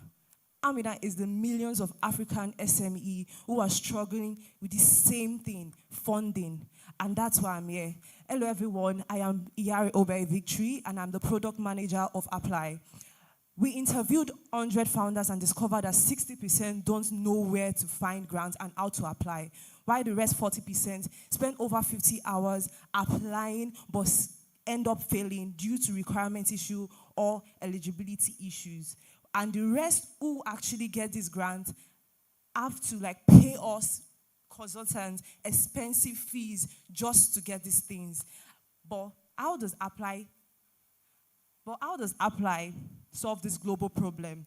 Well, Apply helps African entrepreneurs find, apply, and manage grants smarter and faster. And why are we the best? Well, we discover the right grant instantly with our smart matching features, AI-powered application, and proposals to help you get approvals while we track and collaborate and optimize your applications. While we launched our first version in June 2025, where we've already onboarded over 700 users in Nigeria, both Kenya, Uganda, and South Africa, and the rest. And this shows that Apply is a global solution from day one, and we've grown to $5,000 in revenue. Our business model combines SaaS subscription for SMEs and smart writers enterprise licensing for accelerators, VCs, and angel network, premium and consulting services for high-touch clients. The company is led by Choma, the CEO, a grant writer with over 4 years experience, helping founders raise up to $700,000 in funding. And the engineering lead, Charles, is a 2X CTO and full stack developer with 7 years of experience. We were supported by advisors like Tommy Davies, founding president of the African Business Angel Network, and Oluwatoyi Adebiti Moore, former executive director of African Venture Philanthropy Alliance. And we are seeking your support to help us unlock our capital, unlock this capital for thousands of innovative entrepreneurs who may not have access to the grants without us, and this will help create more jobs, help founders like Amina save our business, and unlock economic growth in Nigeria and beyond.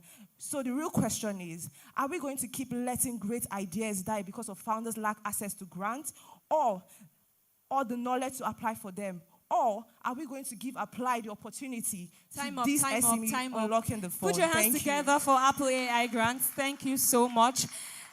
So we give this time to Class Africa. Is Class Africa here? Okay. Class Africa, your time starts now, 12:57. You're to end by 1 p.m. Thank you. Go ahead. Okay. My name is Michael, and my story portrays Class Africa. I studied software engineering at the University of Salford, in which I got admitted in with a scholarship, which was a dream come true. But unfortunately, during my last year, my visa got expired, so I had to return home. My parents didn't like the sound of it, but they did support me along the journey. Coming back home was a backlash, but every problem ought to have a solution, right? That was the idea in my mind. And my dad persisted that I go to complete my degree. Why?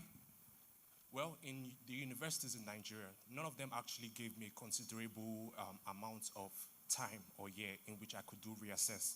So although I needed to equip my skills, I had to enroll in courses via Coursera, which helped immensely close some certain gaps. My dad mentioned that in this country, to actually be a part of politics or actually find a job, you require a degree. I understood, but I had to critically consider and be strategic with my life ahead. So I decided to set off to Abuja to obtain my degree. However, I learned a couple things which kept me moving ahead. I understood we have potential rising youths and graduates, but some do lack the connection to develop their skills, to secure jobs and adequate education. I came down to Bayes University.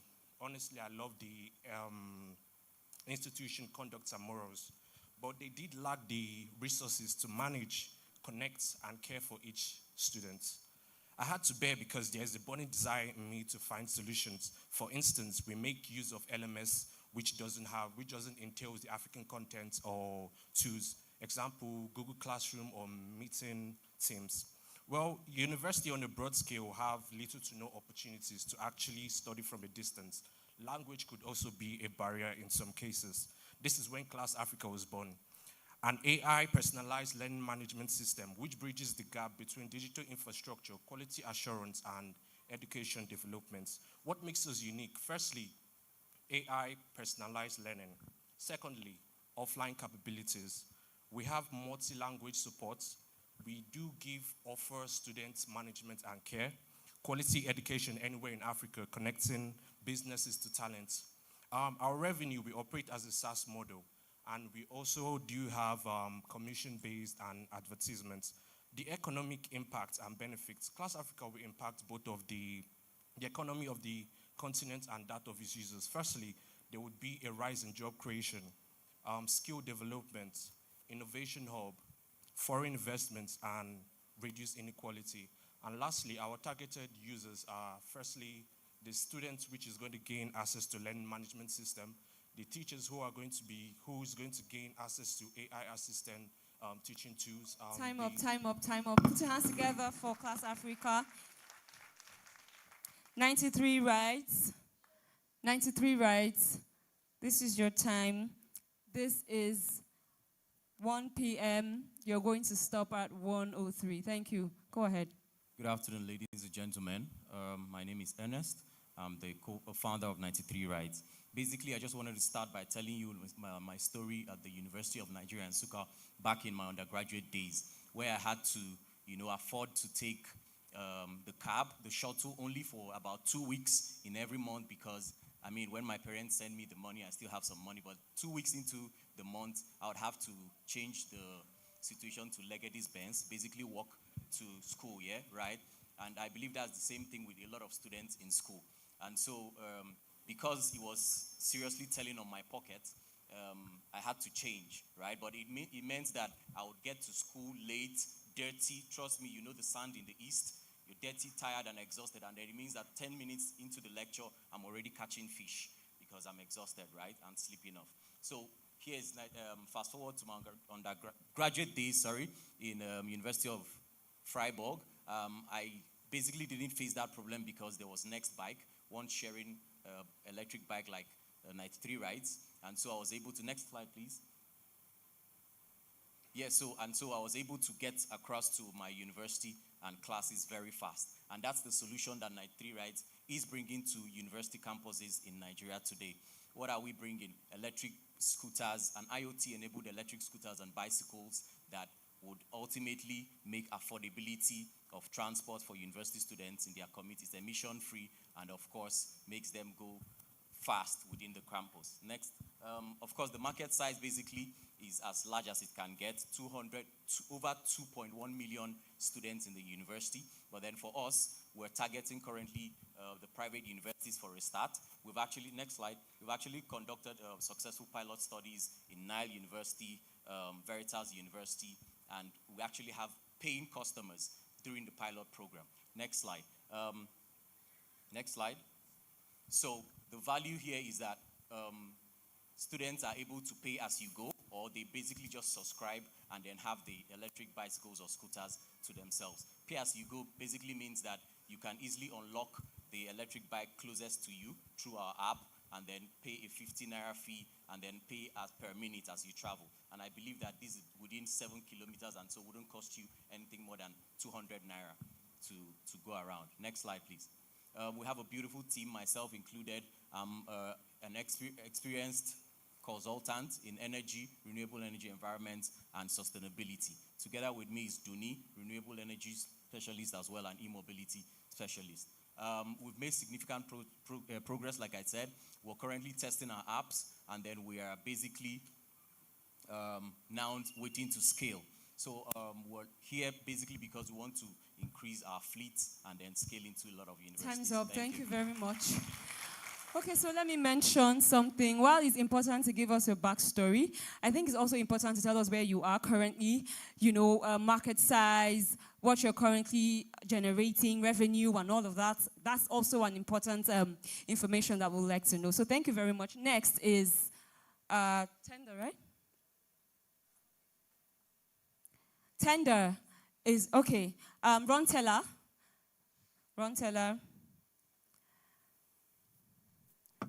Okay, your time starts now. 3:04. You're to end at.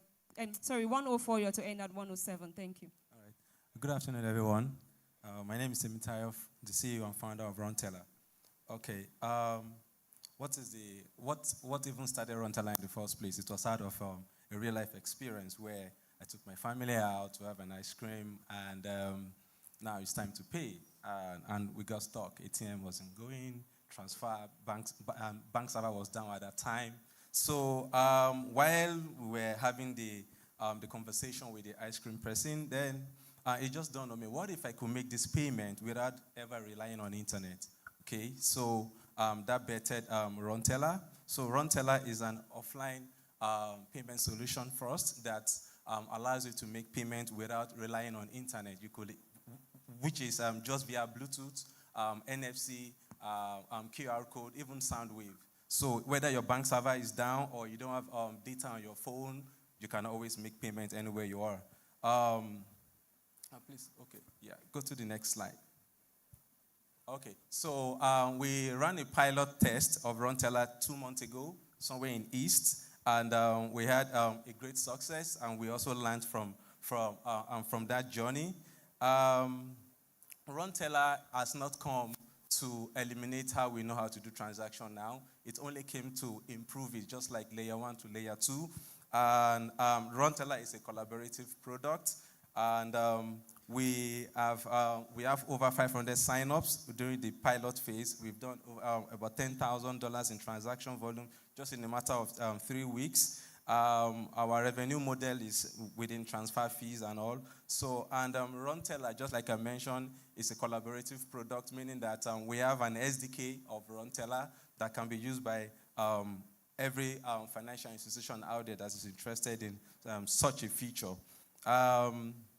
Ronteller is a technology that seeks to reduce the $65 billion, according to record, lost annually due to failed digital payments across Africa by enabling reliable offline transaction. It will boost microbusiness revenue, it will strengthen local trade resilience, and expand financial inclusion for over 350 million underserved people. Thank you. Put your hands together. I actually finished before time. Okay, next is Solve. Hello, everyone. My name is Pelumi Yusuf from Solve. Last year, my bank was misbehaving, so they debited me, and I have to put up a request to the customer support across all touch points. I got automated responses for some, and I never got a resolution till today, so I have to abandon that bank. 73% of Nigerians are explaining the same negative experiences, and 85% to 87% of businesses are looking for ways to scale their support, while 60% look for alternatives because this is a pain point in the society, and that's why we built Solve. Before, people rely on emails, DMs, social media callouts, and automated bots to power customer support. But we are bringing this together in a platform that connects a customer to a verified human support agent in real time. Next slide, please. So this is going to serve the 50 million service-dependent Nigerians from banking to tech to telecoms to public services. Most of you have sent messages to NIN and they never respond to you. This is what we need at this time. So this is $25 million market you are targeting out of the broadest market of $1.2 billion. Next slide, please. So the model is very simple. 100 naira per resolution. We take 25%, the agents take 60%, and we have separated 15% for solar financing to keep them up, even at night when you send them messages. So we have 15 businesses on our wait list. We are piloting with 9 PSB and Shenosis by MTN. We have 2,500 pre-sign-up customers. We have trained 900 support agents waiting to be onboarded, and we have built our MVP. Next slide, please. So what makes us unique is that we are producing or providing a secure, human scalable channel that permits agents to earn per resolution. FreshGuest is not doing this, ISON is not doing this, and Udesk is not doing this. Next, please. So we are seeking $150,000 to get us to $750K for our next raise. And next, I'm doing this, next slide, sorry. So economic impact is that this will provide job for our youths. Most of them can be onboarded as support agents and they can work from home, flexible, and as you go from the platform. Then this brings the economic shift to about $3.5 million injected into the economies in 2028. We are going to support businesses giving them 24/7 customer support, no downtime at all, and providing happy customers. Next slide, please. Thank you. Time up. Thank you so much. Rescue tab. Okay. 110, you're to stop at 113. Ladies and gentlemen, my name is Daniel, Chief Operations Officer at Rescue Tab, and I dare to say that death is the end of everything. And we started our journey from the personal loss of our colleague Greatness, who was on her way home after a fateful day at work, but fell in the hands of the N1 chance culprits. Now, at that time, all we could hear was the story afterwards of her demise. That's another story of Somi, who was attacked and robbed in her home and was later found dead. Now, these are stories of real people, real lives that would have been saved if only help arrived sooner. Now, our problem is urgent. With over 2 million kidnapping incidents and over 2.3 trillion in ransom paid between May 2023 to April 2024, and 1.4 sexual offenses that have been recorded up until today, and 1.2 displaced people in our society due to insecurity, you can tell that the rising numbers and the need for safer measures are needed in our society. Now, our solution is straightforward. We built Rescue Tap from the pain that we've endured, and it became our mission. We built a one-tap lightweight system that turns your phone into an instant lifeline. We see Rescue Tap as a proactive measure rather than reactive response. And Rescue Tap, just like the name implies, with just one tap, users can send instant SOS alerts to trusted circles and responders, share live GPS location instantly, automatically record audio for evidence. This is very useful for some of our users that have been involved in cases of harassment. Verify visitors and transport rights before entry or travel using the pre-verification and access control features. Next slide. Rescue Tab serves various use cases from students and parents in universities to residents and estates, hospitality providers, government agencies, and NGOs. Basically, anyone that has a mobile phone, and that's over 220 million people with 122 million internet users can benefit from Rescue Tab. Next slide. Our unique selling point is simple, and we've categorized them in 3 ways: speed, simplicity, and trust. Now, with one tap, not multiple steps, our interface allows users to tap the button and send their alerts. Next slide. We have a global team of seasoned serial entrepreneurs, technologists, security experts on our team, and I'm also one of them, and we both understand the tech and the terrain. Next slide, please. Our traction so far, over 3,000 active users in just 4 months since we launched. We have institutional partnerships with AUST, several hospitality outfits, and also ongoing discussions with the Nigerian police for the potential of reaching 11 million users, the VIO and the NYSC, which are also part of the vulnerable demography. Next slide, please. Our revenue model is simple. We have 2 systems for individual plans and organizational plans for as low as 500 naira a month. Time up. Thank Please you. put your hands together for Rescue Tab. Okay, before I call the next tech company to come for the pitch, please, media, can you project the QR code for the program of event so that for those of us that don't have it handy, we can just scan the code and then we can get it on our phones so we can follow up with the program. Can we have that on screen, please? Who is in charge? Okay, so while we're waiting for that to come up, I'm just going to call on the next startup, which is, sorry, a minute. Abokina. Please put your hands together for him. Okay, time starts now. All right, can you hear me? Okay, so please, this is the program of events. You can just scan it and then you can get it on your phone while we move ahead. So go ahead. Thank you. Inauninku. Thank you. That's how we greet in Hausa in Nigeria, and that's almost all my Hausa. I'm William, product manager and founder of Abokina. And I had a pitch deck I had rehearsed, but 2 things changed it, and I won't exactly go by that today. One was what Dr. Dansaki said in his speech, and another was my story getting here for this venue. So I'm based in Jos. I got in from Lagos. I had an emergency that took me there, and on my way, two things happened. One, I used a public vehicle, and my shoes got melted. Right, I couldn't find anyone to fix that for me. Another thing was I didn't go like with a decent outfit, so I had to just pick something at home. And interestingly, it was my size in Lagos, but when I got to Abuja, it wasn't my size, and I couldn't get a tailor to fix it. Right, and that's why we built Abokina. Abokina is simply a platform that gives you access to what we call on-demand Aboki services whenever you want them on demand. So you want a shoemaker, you want a mobile tailor, or Obioma as they call them in some Nigerian cities. You want a water supplier or Meruwa. You want a waste disposal person or Meshara, right? You just use our platform, request for the service. A bilingual agent takes your request, connect you with an Aboki in your area, and you get your service. What's our USP? Oh, wow. Thank you very much.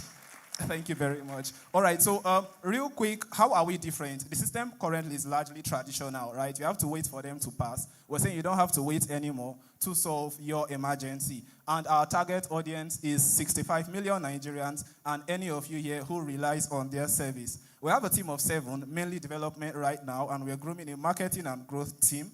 And we have started decentralized testing in Jos. When I get back, we'll step into centralized testing and launch our MVP within the next 2 weeks. Our ask is for about 5 million naira currently to take care of our legal and regulatory issues, to boost our large testing to validate the idea and scale to major cities such as Abuja and Lagos. And we are confident that by the time we are done, we will not only solve problems for people who need them, we'll also create over 10,000 jobs in 2 years, extra incomes for the Abokis, and also, what's that now? We're also going to increase customer satisfaction because you get your service wherever you want, whenever you want. That's my pitch. That's what we're building. Thank you very much. Put your hands together.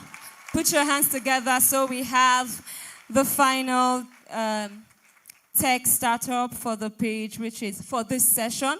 We have other sessions coming up. For this session, C-Dial AI. Please put your hands together as he comes up.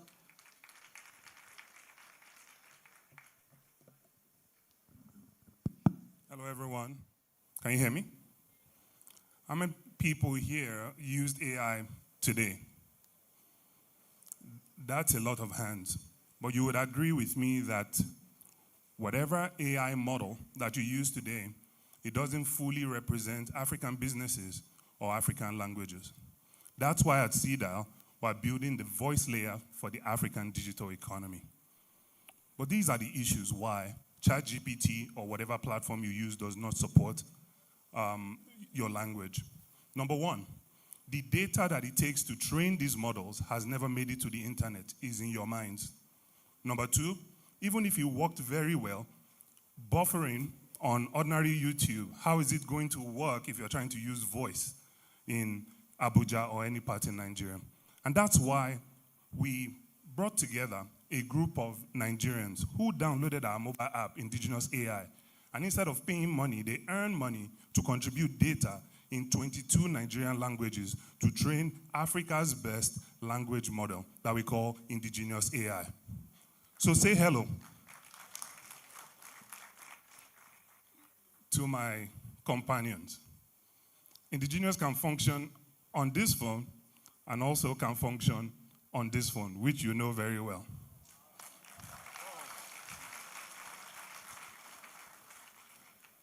Indigenous speaks a few languages. I would let it tell you itself. Indigenous, what languages do you speak? Okay, hold on. Indigenous, what languages do you speak? I speak Hausa, Igbo, and Yoruba. You speak Hausa very well. Which kind of Hausa?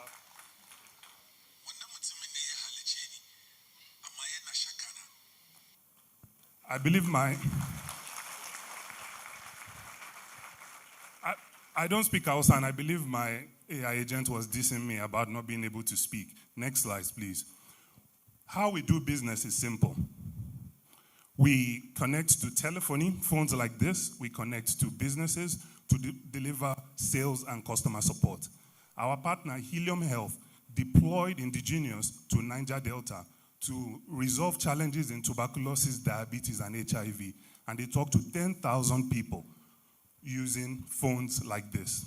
2 weeks ago at the Nigerian Economic Summit, while the Vice President was giving his speech on stage, Indigenous was connected to Zoom, and people listening online were able to listen in Hausa, Igbo, Yoruba, French, and Mandarin. Next slides, please. But here's the truth. It's simple to set up. Go on indigenous.ai right now, and you'll be able to set it up in 3 minutes and deploy. How we make money, we have a free tier. Time up. Please put your hands together. Put your hands together. Okay, so if you've pitched, can you kindly come up stage so we can take a group photograph? Please, for those of us that pitched that have gone back to our seats, please can we come up stage to take a group photograph?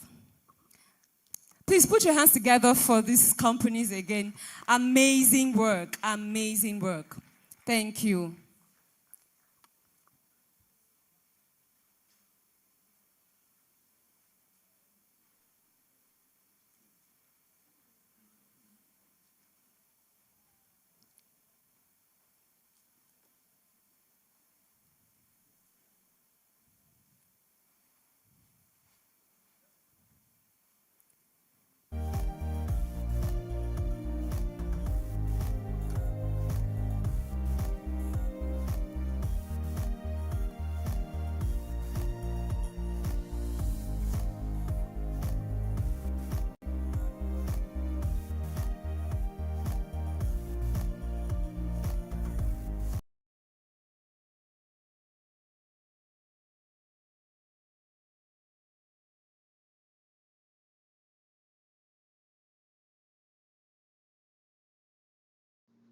Okay, please, can we all just bring us our phones quickly? Let's talk about what's going on here.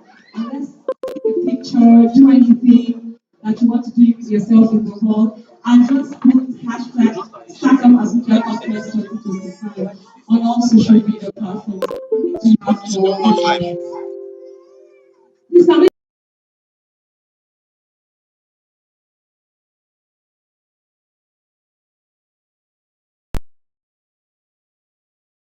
2025 and Startup Innovation Challenge 2025. Hashtag Startup Abuja Conference 2025 and hashtag Startup Innovation Challenge 2025. Please can we do that quickly? If you need to take the person sitting beside you, you can just, that's a way to start a friendship, a way to network. You can just take a selfie with your neighbor and then you use the hashtag Startup Abuja Conference 2025 and the hashtag Startup Innovation Challenge 2025. Also, can we have the, okay, it's here. You can also scan the program of events here as we follow through. Thank you so much. Right now, moving on with this program, we have a presentation from our partners. Of course, you know, as the convener has stated, that we are not alone. We have partners that have sponsored this event. And one of them will be making a presentation now. Please put your hands together for Coca-Cola. I'm sure most of us have started drinking our Coca-Cola. Please put your hands together for Coca-Cola as they make their presentation. Thank you very much.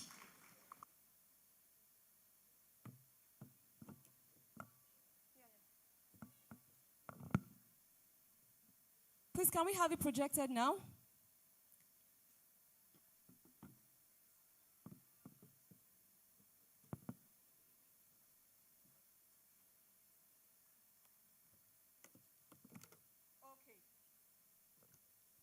Not ready yet. So I'm going to leave you in the hands of MC Mitty right now. Please put your hands together for my co-host, MC Mitty. Put your hands together. Are we tired?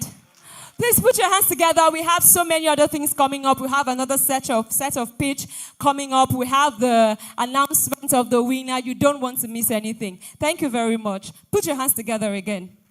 Thank you, thank you. Can you appreciate her, please? Thank you, thank you, thank you. You know, this life is not really balanced, you know. When we were doing the pitch, you saw that some people, you were enjoying them, but they don't get time. You saw some, anybody witness something like that? Some people you were enjoying, but there was no time for them. That's how life is. And sometimes you did not enjoy, they just had all the time. But we'll just wish you all the best, Wish you all the best. I want to believe that the refreshment is going around, right? We have light refreshments.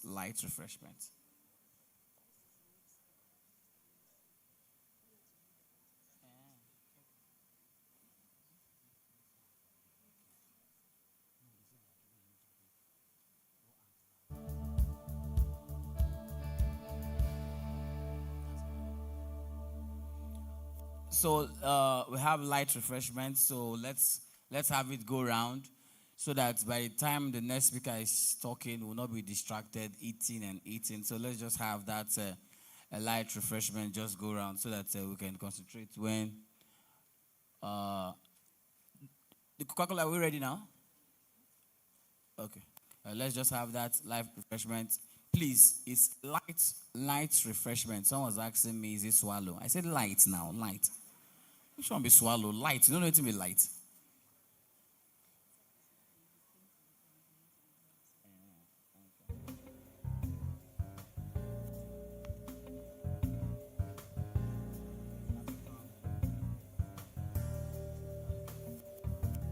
So because it's light refreshment, let me also refresh you people. They said you should communicate with people, right? You should connect, network. You've collected somebody's number today. Let me see you wave. You've collected somebody's number today. That's massive. Oh, no, let me not use that word. That's impressive. Anytime you say that's massive, now there's somebody you are thinking of. Okay, now you have collected the opposite sex number. Can you wave? Baba, I know you now. And you are sitting between two guys, but that's the good thing about networking, right? You just come around, you network with people, you communicate, because it's very important. It's very important. So please, I don't know if refreshment is coming to this side of the hall. Are we getting something here? Nothing here? Okay, so please, people up there, anything there? Anything there? Okay, you have all received there, right? You see, no, not for talk now.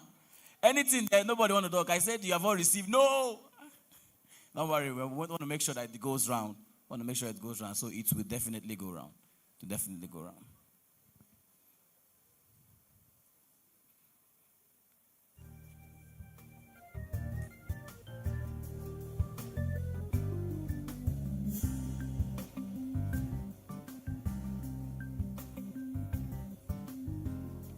Please, if you have received yours, you can just start having it now, so that we can...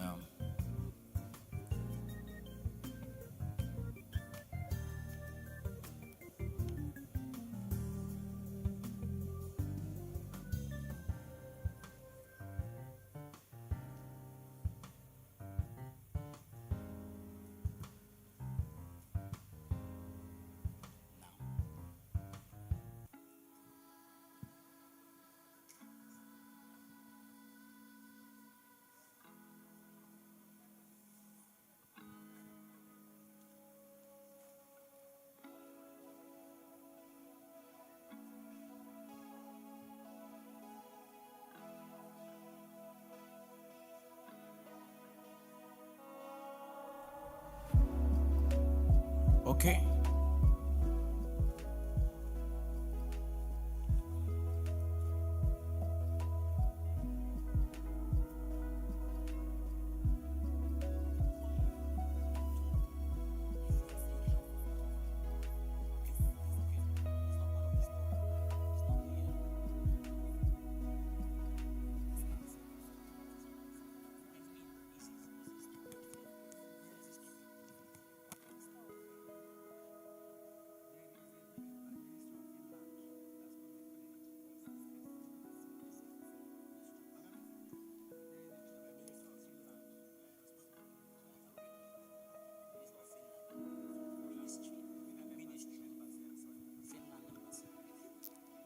Okay, so I think we have a video from Finland Embassy. Are we ready with it? So we have two videos now, the Coca-Cola and the Finland Embassy. If we're ready with any of these two, can we have them?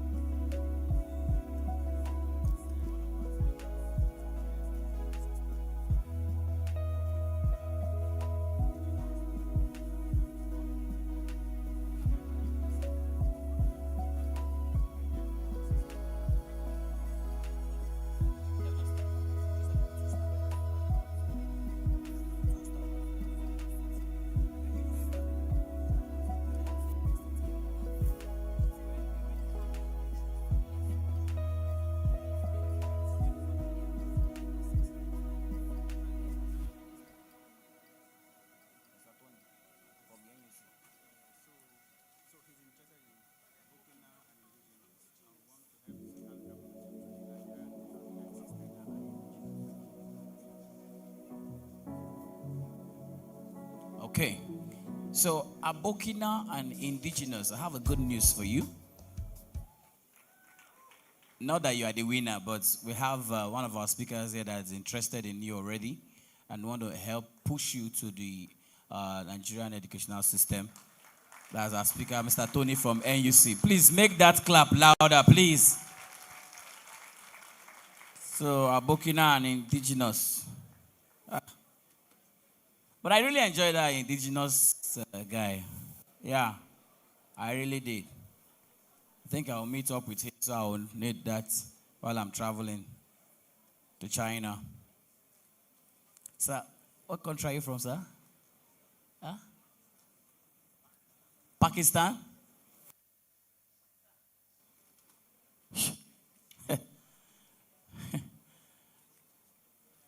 Okay, sir. When it's your turn, I want to believe that they will really listen. So I've said it now that you're from Pakistan. They will listen very well. They have no option but to listen.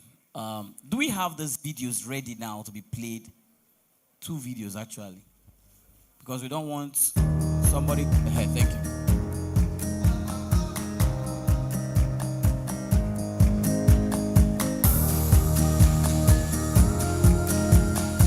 At the Nigerian Bottling Company, we believe in possibilities. Through Youth Empowered, young Nigerians are discovering the skills and the confidence to create their own future stories. So I got to hear about the Youth Empowered program when I was in 100 level. Because I had already registered for that program, Youth Empowered had a way to reach me through my email. So when the email came up for the internship or the culinary program, I signed up for both. But luckily for me, I was picked for the culinary program. My Youth Empowered journey dates back to December 2023. I saw a mail from them. I applied because what was in the mail was, I could either choose to intern for 6 months at their bottling company or go for a culinary course. I started cooking at age 7, and since then cooking has been something I do, not usually as a chore only, but I do it to explore. So growing up, it has always been around me. West Crest College of Hospitality's training, the master class, it solidified my culinary knowledge because I was exposed to a new level of cooking and stuff. With support from the Youth Empowered program, 3 exceptional participants received 1 million naira each to turn their dreams into thriving businesses. I was actually surprised because I didn't know NBC was going to give us such an opportunity. Initially, I did not have any idea there was a monetary catch. So when it was time to call the winners, we were not expecting it at all. So she was called first, and I was still ushering her down the stairs when my name was called, and the two of us just stood in awe and we're just looking at each other shouting, and it was such an exciting moment for us. I laid my hand on my phone. The first person I called was my mom, and she was like, I told you, I knew you could do it. You see, congratulations on making me proud and congratulations on becoming a millionaire. Derry and I are very, very good friends, and when it comes to cooking, I can say each person has their own strengths and we are both good. Of course, it is acknowledged by us winning. She always has ideas. So if you're in the kitchen with Derry, you will never have a dull moment. And your food, just prepare your taste buds. She is very good. So partnering with my friend is something I look forward to. Cooking with her has always been fun. It was just right. It felt right to use the prize money for my business. So I launched my cooking business already in March. Gometo Food Hub on Instagram and on TikTok if you check us out. Getting the opportunity with NBC was not something I expected at all, but it was like a pie from heaven that just literally fell on my laps. I was excited to go for it, and then as of now, I partner with my sister. She's the CEO of fritters.ng. She does the private chef services. I also do private chef services. I cater for events, private chef services for my classmates or lecturers. I do what I can do. Across Nigeria, from plants to classrooms to kitchens, Youth Empowered is building a new generation of doers, creators, and leaders. What I can say to NBC is thank you. Because that opportunity did not only come with making new friends, it came with learning, it came with gifts. We're giving recipe books, we're giving cookbooks, we're giving knife sets, we're giving aprons, we're giving a lot of things. Funny thing, I didn't used to use my Instagram prior to winning NBC, but then my first post on Instagram was me telling NBC thank you, because really, they were that notch I needed to push me in the right direction. So thank you very much.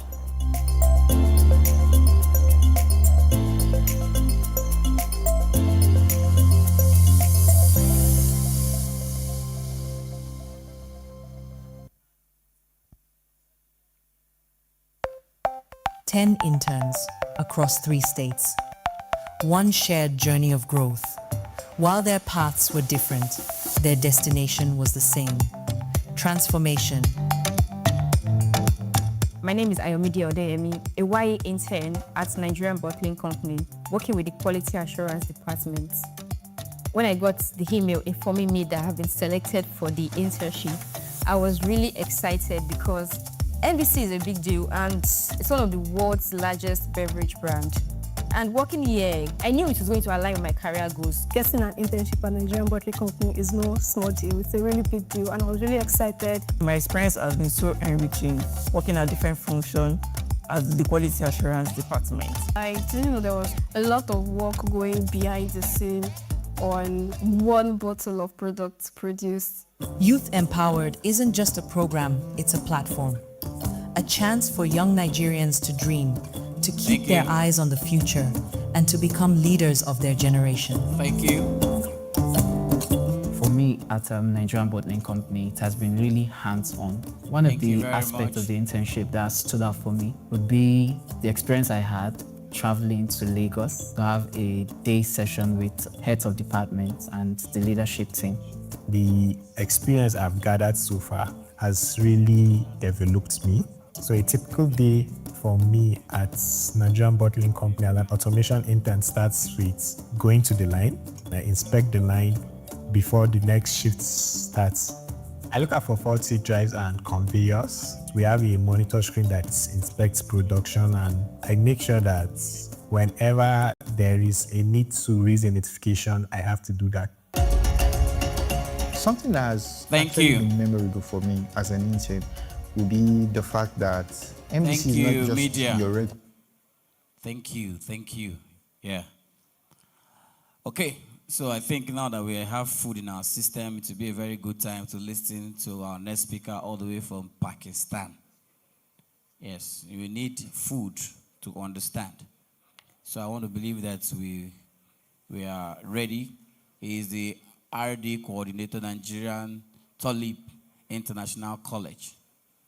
Ladies and gentlemen, Mr. Mubarak Shahzad, PhD. Please, a round of applause for him.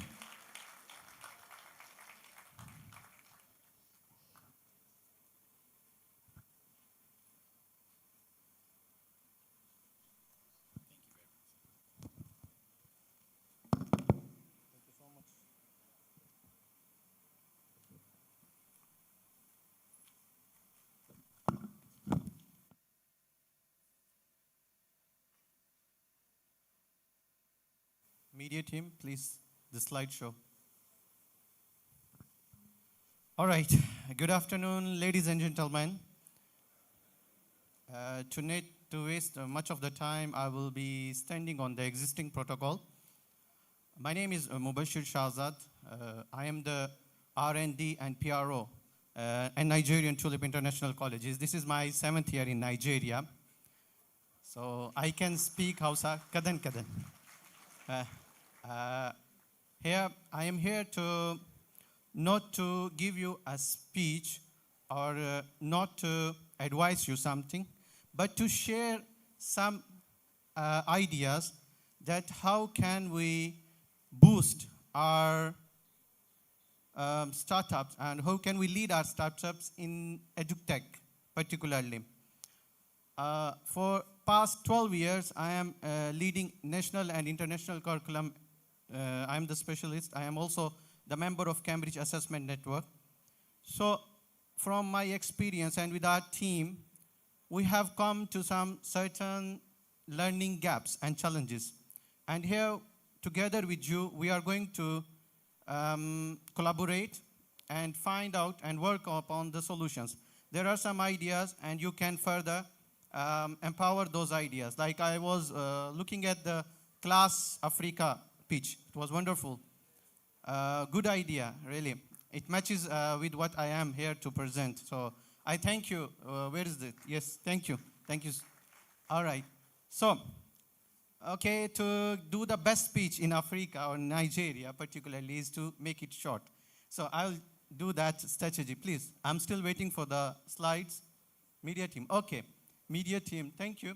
So here we are partnering with Startup Abuja. I'm really thankful to them. They are always calling us. And last year also, we were part of this innovation. And we brought up some projects for the collaboration. And in that return, many startups came to us.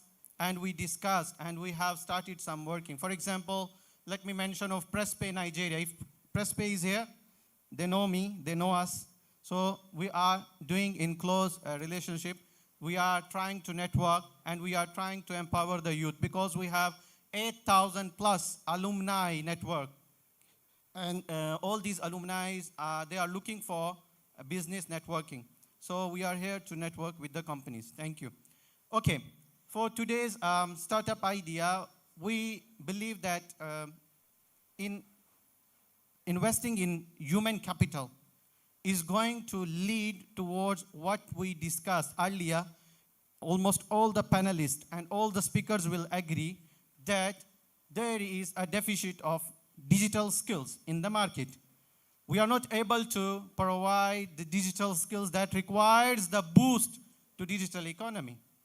Without providing the relevant skills, you cannot expect Nigeria in particular and Africa in general to boost their digital economy. Whether it is agri-tech, whether it is fintech, or whether it is health tech. I hope everyone will agree with me. So, to know the requirements and to get the result out of it, and to train our brains that using not man-made, humanized intelligence, but artificial intelligence. In 19th century or 20th century, when we were at the edge of that, we were looking for machine working, industrialization, or we were looking for automobiles or the communication. Right now, the circles have been shifted to what? To autonomous devices like Internet of Things or automobiles without driver, etc. And then also machine learning or deep learning. And then for the sake of communication, the internet. And all these relies on now artificial intelligence. Okay? So we are shifting our trend from human intelligence to artificial intelligence. So why not in the classroom? We bring this also because imagine a classroom where each one is learning with its own pace, not by the guesswork, but by the intelligence. So this is the idea behind this project that we are working for the past year. And I will show you some slides how far we have gone with that project. So we believe that every student learns differently. But still today in our classrooms, we try to fit one style of teaching to everyone, which does not fit any time. So this is the idea. Please move to the next slide. Okay, so we are introducing here LXM AI, Learning Matrix. This is Learning Matrix AI. Here, we are working with the company AI Power in Education. The company is in Netherlands, okay, resided in Netherlands, but they are keen to work in the regional perspective of Africa and to address not only the schools or colleges, but to the higher education also. Let me put something into statistical form.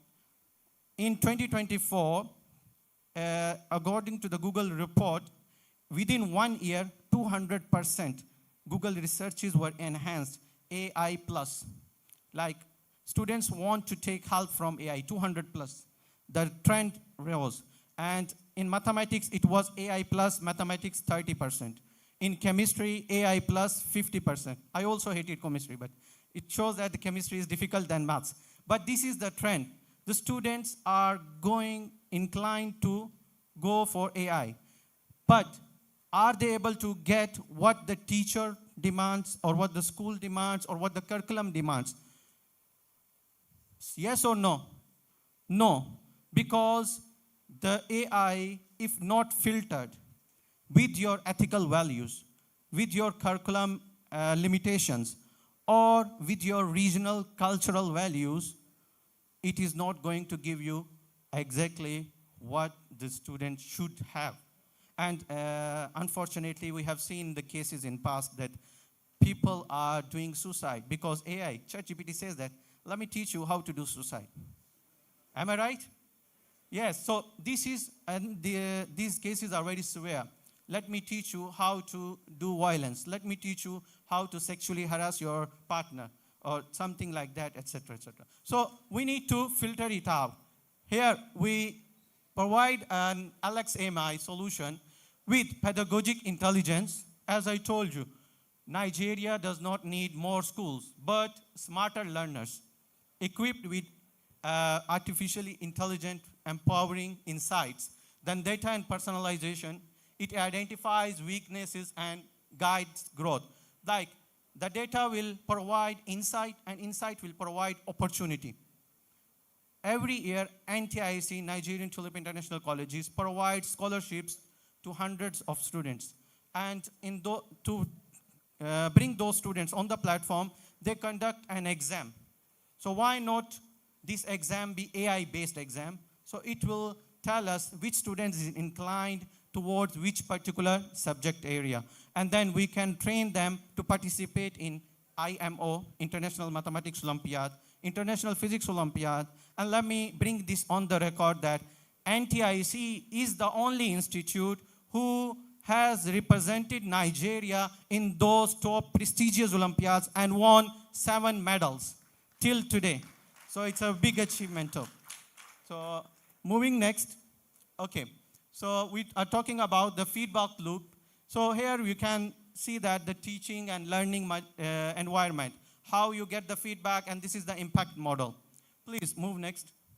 So let me show you some, please. Next slide, please. So here you can see this is the interface, user interface of LMX. Please, it's still the prototype. We are currently working on it. Next, with our partner. Learning matrix, like how can you take help with your books, okay? Next, with the exam, yes. And next is, this is an exam paper and solution. Like you are taking help from ULesson. And do you know the capital market of ULesson right now? If not, you can go and do AI research. Go ahead, please. You know, Byju's was an Indian startup, and currently $22 billion they are earning. This is an edutech startup. How many of you are interested in edtech startups? Please raise your hands. Good. It's a good. good gesture. Because when respected doctor was showing the slide, I was feeling very bad. Like, EdTech was the least in the growth sector. EdTech was the least. So please, we need to come up. Why?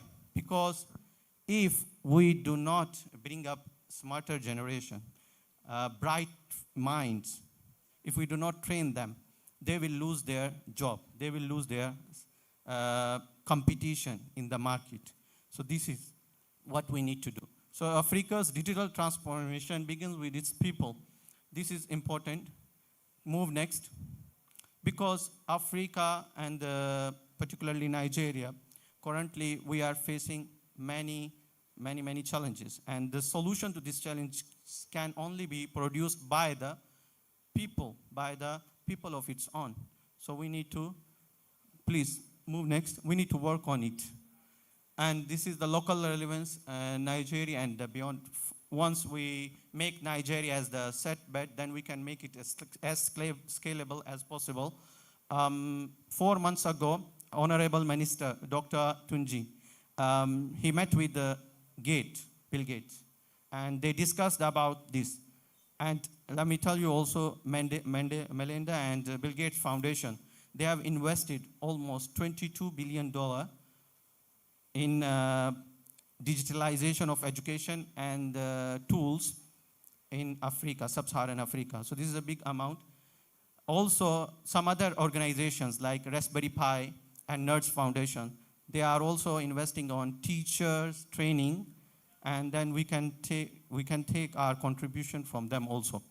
Please move next. So primarily it can be implemented in Abuja, Lagos, Kano, and then it can be shifted to all of the schools. So many in Nigeria, the school infrastructures are hindering AI. So this is the mode where we can include digital inclusion can happen.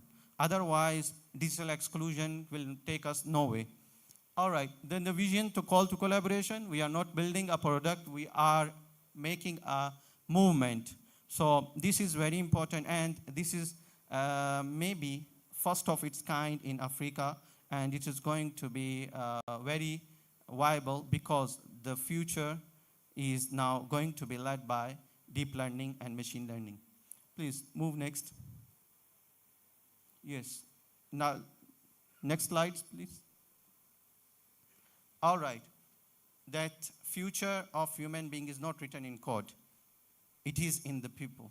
So here we come up with our last final remarks before I provide you a QR code to collaborate. This is the future of innovation. Isn't written in code, it is written in how we help people learn. Thank you so much for listening. Lastly, there is one last slide, please. That is for a QR code. Yes, please. This is the QR code. If you want to collaborate with us and Learning Matrix platform, you can share your contact details and we will look forward into it. Beside that, this video, if you can play the media team, there is a video. We have developed an innovative center, and we invite the young youth to come and work in collaboration regarding robotics, regarding coding, regarding VR or educational content creation.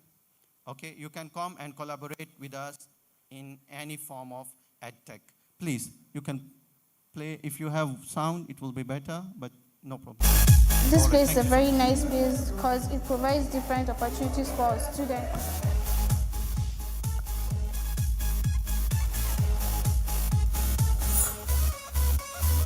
We had the class was awesome, was better than usual, and yeah, I think this place is a very good place.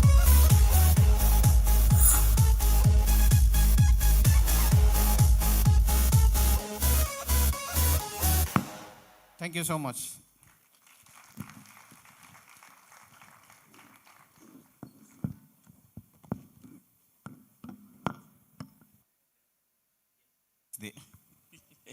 Yes, of course, they listen, sir. They listen. Wow. Thank you very much. Please, a round of applause for the last speaker. Thank you very much, sir. I don't know if we can do this in the next 5 minutes because we have this, another speaker joining us via Zoom. Well, let me just call representing the Honorable Minister for State Works, Honorable Barrister Bello Muhammad. We have Bashir Mohammed Achida. For the next 5 minutes, let's have his speech. Sir, thank you very much. Please, a round of applause for him.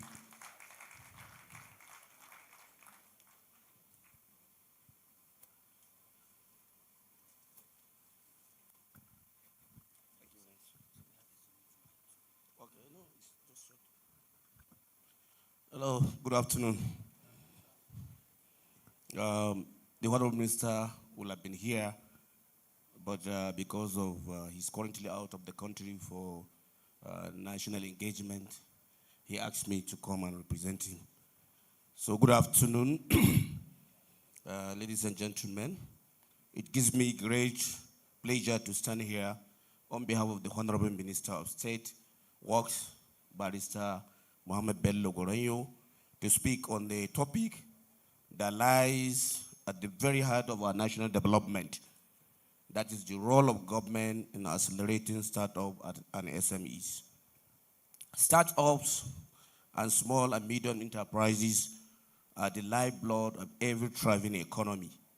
They drive innovation, create jobs, and stimulate inclusive growth.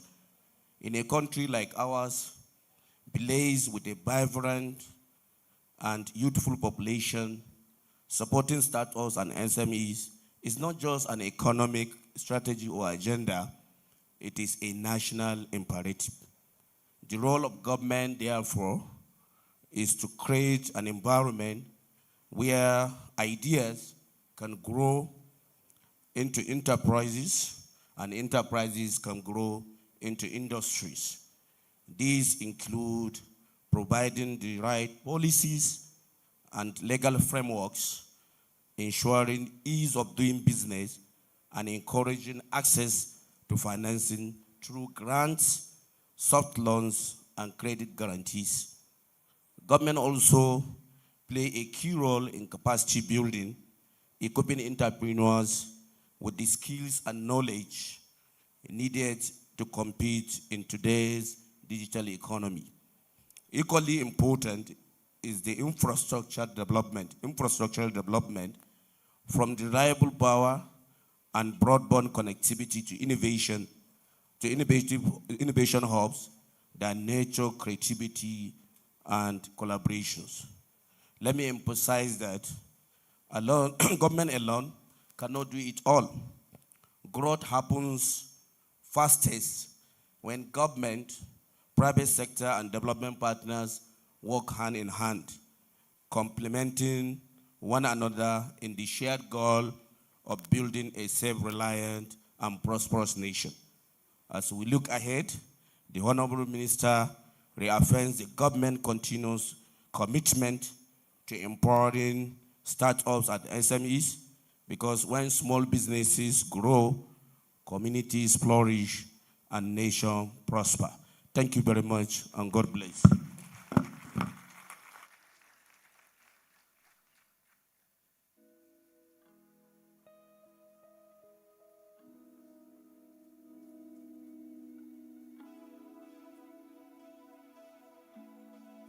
Put your hands together for him.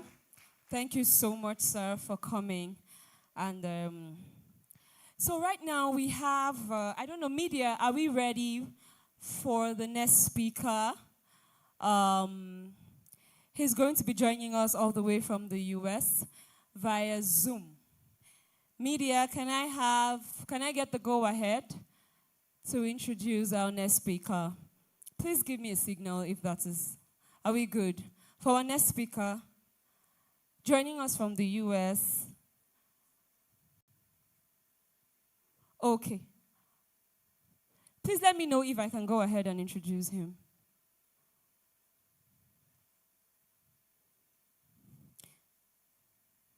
Okay, while we're waiting for the next speaker, I'm going to quickly bring up Mr. Nelson Olanipekun, CEO and founder of Produce ID and Citizens Gavel, ably represented by someone to speak on his behalf. Please put your hands together for Mr. Nelson as his able representative comes up. Please put your hands together.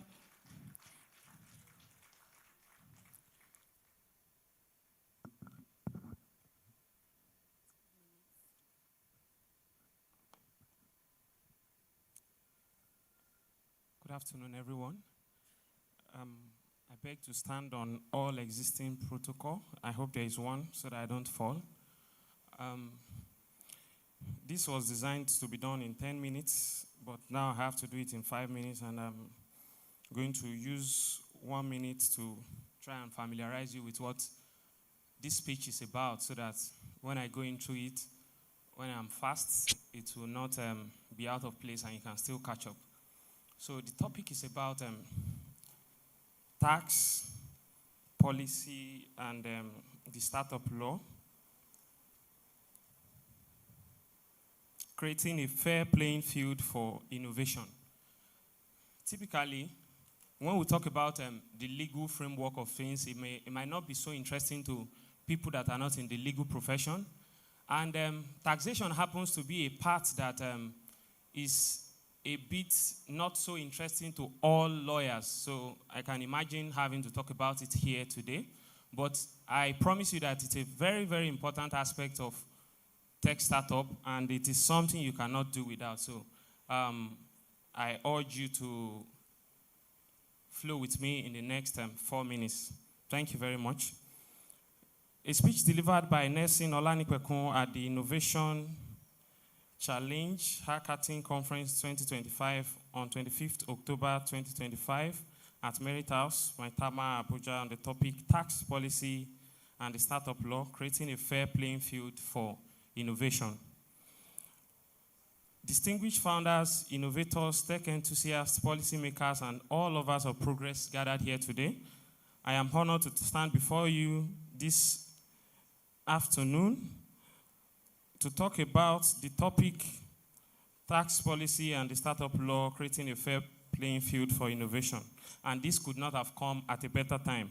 In the last 3 years, Nigeria's legal and fiscal framework have witnessed one of the most ambitious reforms in recent memory. The Nigerian Startup Act of 2022, the Data Protection Act, the Investment and Securities Act of 2025, and the 4 new tax laws that were enacted and assented by the President this year.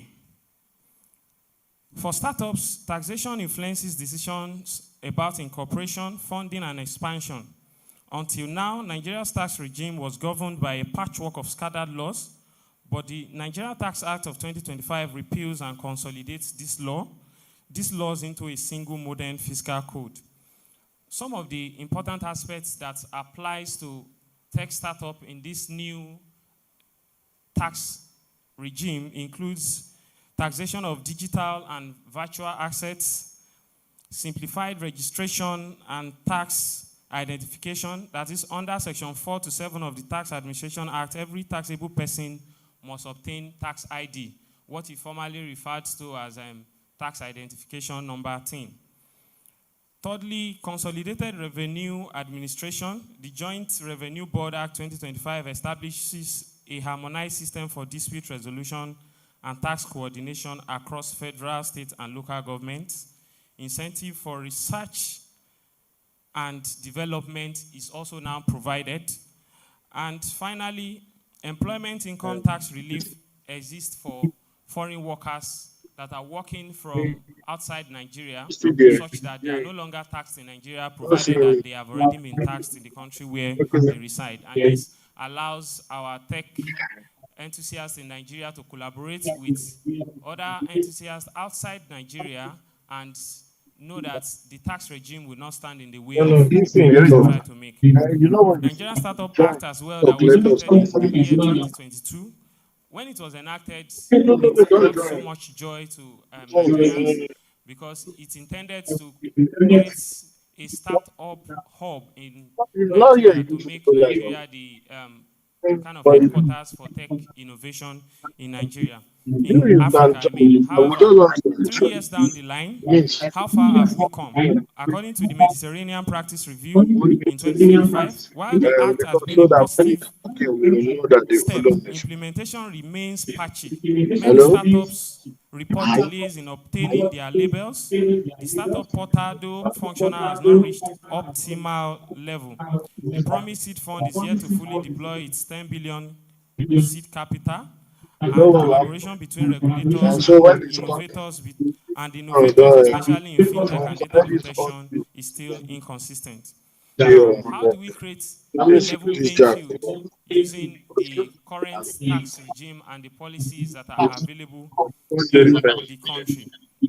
In the face of the rigging of our laws, many tech enthusiasts, many tech companies, many tech bros and taxis have tried to create a lot, but things have still been stifling them. For instance, at Citizens Gavel, we have created a legal tech that is intended to serve as a legal first aid for Nigerians by helping to offer insight into solving legal problems of the everyday Nigerian, which they call Police AI.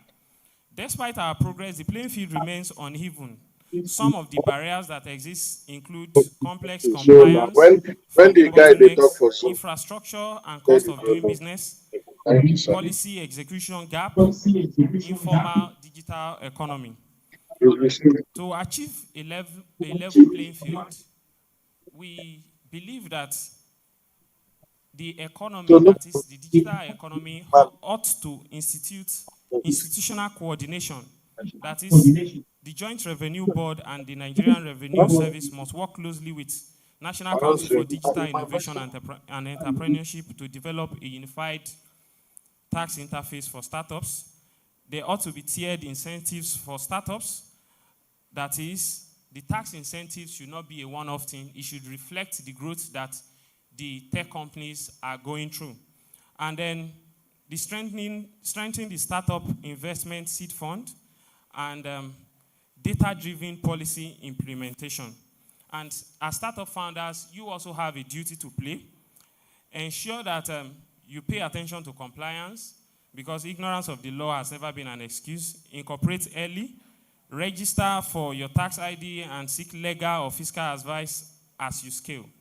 Build structures that survive due diligence, because the investors of tomorrow will demand it. And in conclusion, the Startup Act laid the foundation, and the 2025 tax reforms that will take off next year, they have also formed the foundation for a legal and fiscal framework for tech startups to thrive. What remains for all of us is for founders to key into this and create a sustainable ecosystem.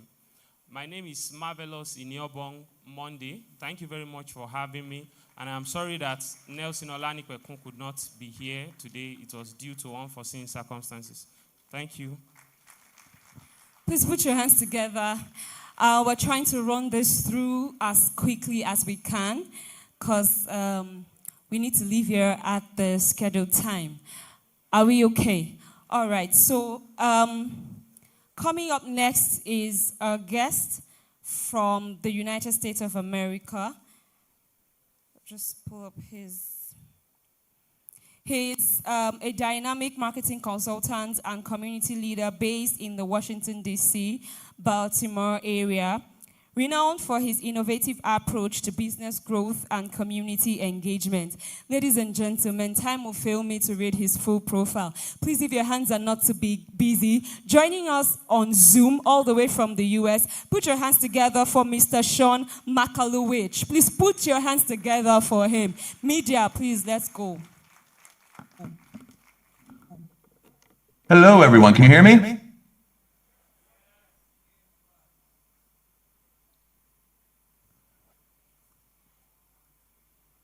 Can you hear me okay? We can. Please go ahead, sir. Okay. Very happy to be here. Thank you for having me. Again, this is my second year presenting at Startup Abuja. And today we're going to talk about AI-powered growth, building a bold AI-driven marketing strategy for the digital age. So let's get into it. quick note about me. I am a super AI geek. I own a consulting firm called IdeaFire. I work with startups and global enterprises to help them with marketing as well as AI integration, building tools, training, workshops, etc. So if you want to learn more about me, feel free to connect on LinkedIn and reach out.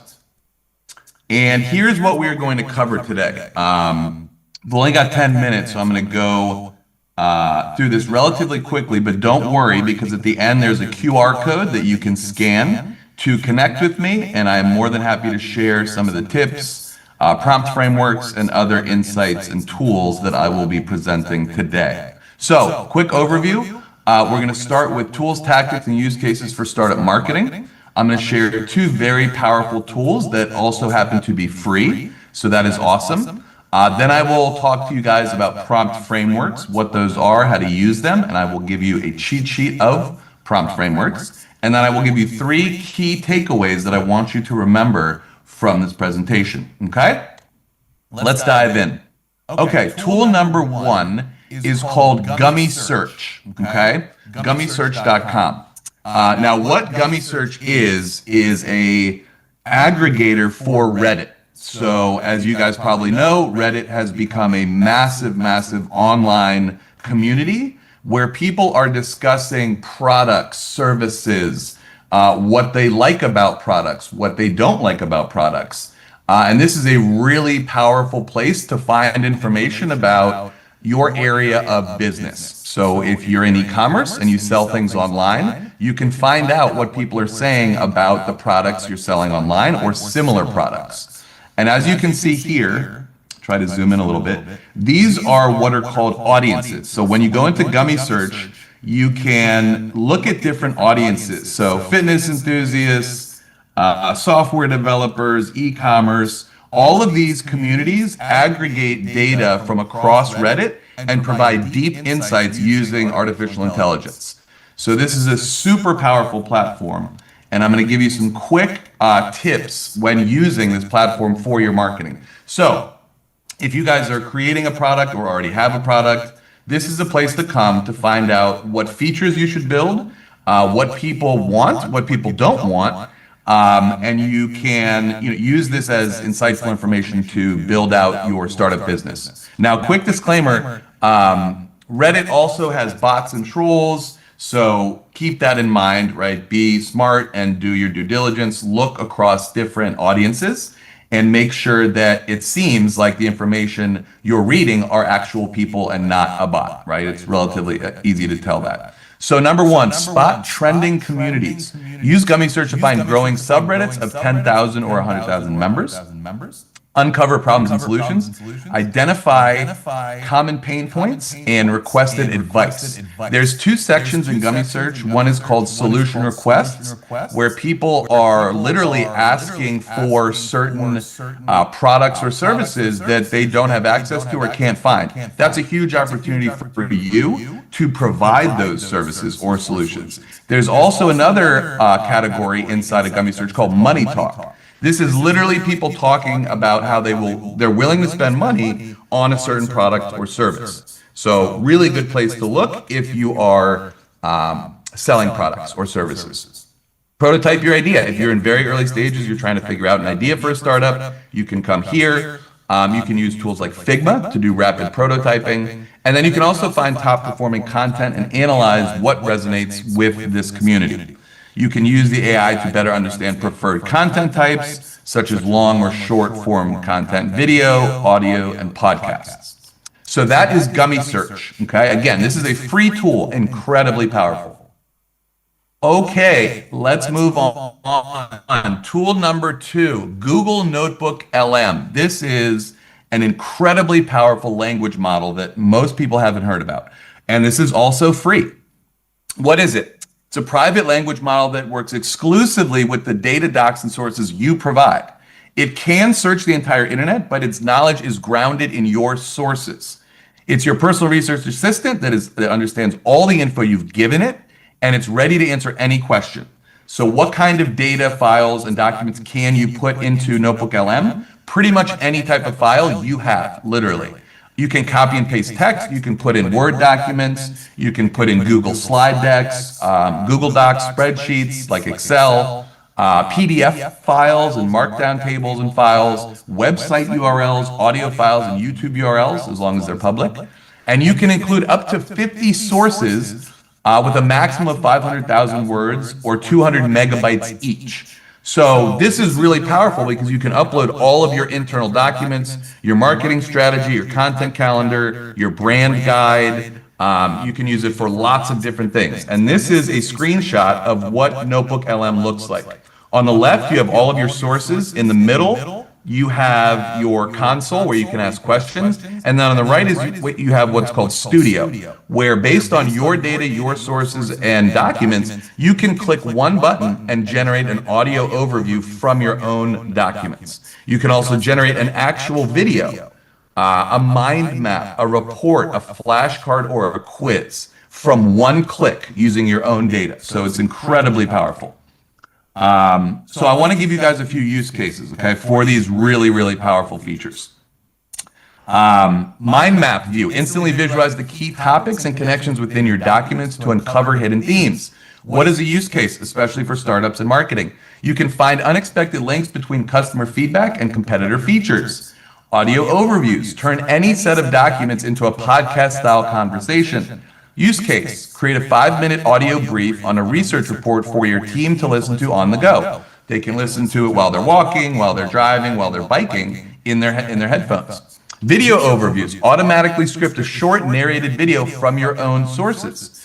Use case, create a quick video brief for a new feature launch to share with the sales team. Quiz and flashcard generator, automatically create learning tools from your own sources. Use case for this, onboard new hires on your startup team faster by turning your product docs into an interactive quiz or flashcards for your team members to take. Source discovery. You can find and suggest relevant web sources to expand your research outside of your own internal documents that you've uploaded. So what's the use case for that? Find related web sources to speed up competitive research if you're looking at your competitors. Want to know what they're doing and get insights from that. And then team and shared notebooks. You can create collaborative knowledge bases for your entire team. The use case for that, create a knowledge base with certain permissions and analytics. You can see who's accessing it from your team and also how often they're accessing it. So again, Gummy Search is tool number 1 and Notebook LM is tool number 2. Now, let's talk quickly about prompt frameworks. What are prompt frameworks? Hopefully you guys can see what's on the screen here. Prompt frameworks are a way to structure a prompt for ChatGPT or Gemini or Claude or whatever your language model is of choice. But using a prompt framework gets you much better results. Okay, so I'm just going to share one here to give you an idea of how this works. Okay, so CARE, right? These are acronyms that stand for what you give ChatGPT, for example. Okay, so CARE stands for context, action, result, example. Okay, so here is a example, right? So we're using the CARE prompt framework. We're launching a new line of sustainable clothing. That is the context. Can you assist us in creating a targeted advertising campaign that emphasizes our environmental impact? That's the action, right? Our desired outcome is to drive product awareness and sales. That is the result you hope to get, okay?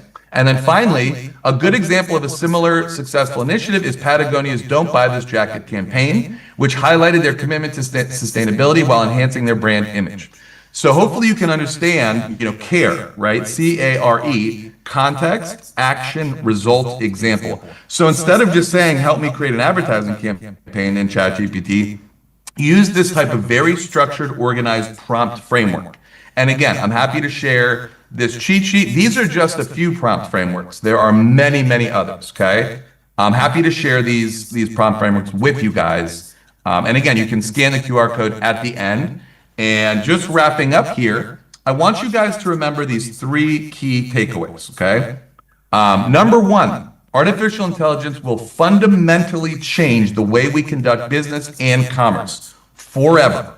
Learn it now, okay? Number 2, startups who adopt generative AI tech now will still have a competitive advantage, but not for much longer. So again, study it, learn it now, okay? And number 3, finally, Add a weekly 30-minute task to your calendar to study generative AI tools and relevant business use cases for your startup. Put a block in your calendar every week to study this, okay? If you want to be competitive, if you want your startup to succeed and thrive and grow, study generative AI and understand how you can use it. And if you want to learn more, talk to me. This is exactly what I do. Thank you very much. This has been wonderful to participate again in Startup Abuja. Thank you for having me. I hope you guys learned a few things. And like I said, if you scan this QR code on the screen right now, it goes to my digital business card. All my social media, my email, company website. Feel free to reach out to me. I'm happy to share the prompt frameworks, the tools and tactics that I shared today. And here is some of my other information. Thank you for attending my session. Please put your hands together for him. Thank you so much, Mr. Shen. We truly, truly enjoyed your session. So we're just going to have one more panel session, and then from then on, we're just going to pitch all through until we're done. We're really sorry that we're here till now, but that's because we didn't start early.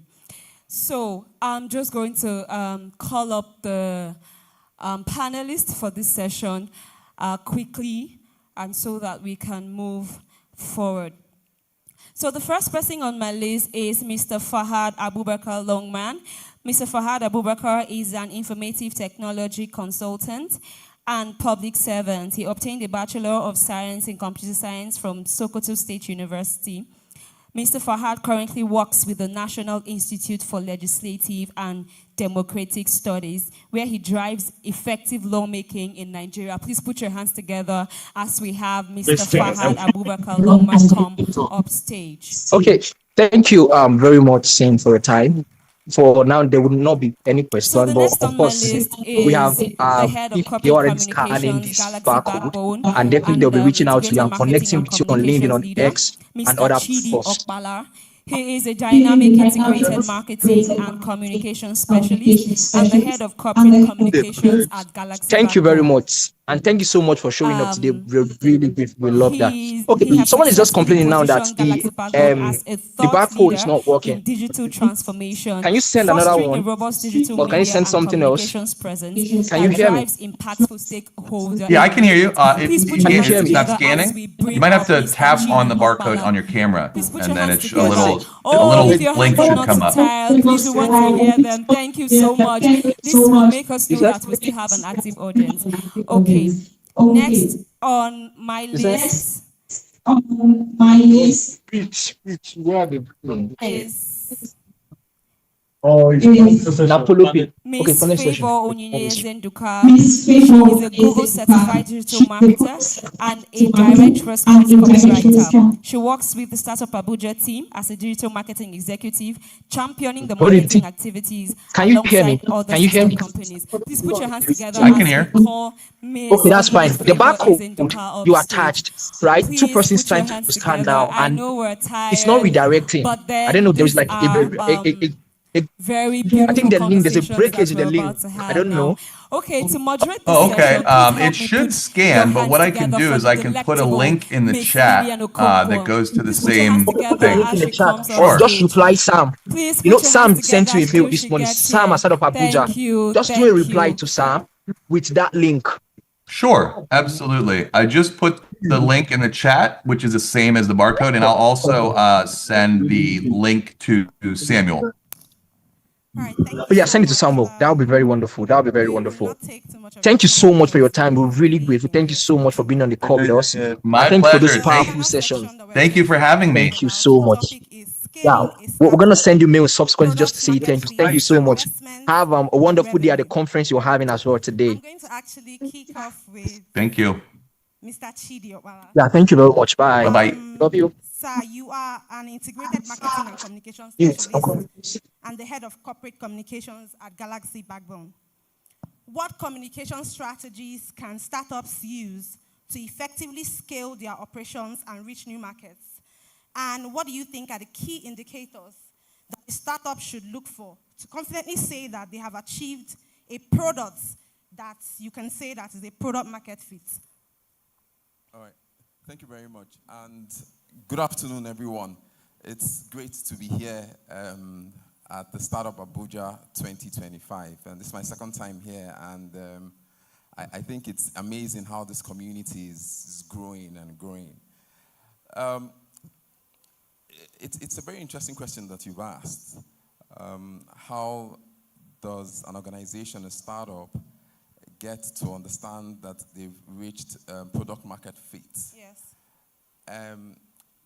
I think it's, and I believe it's one of the biggest challenges of most organizations.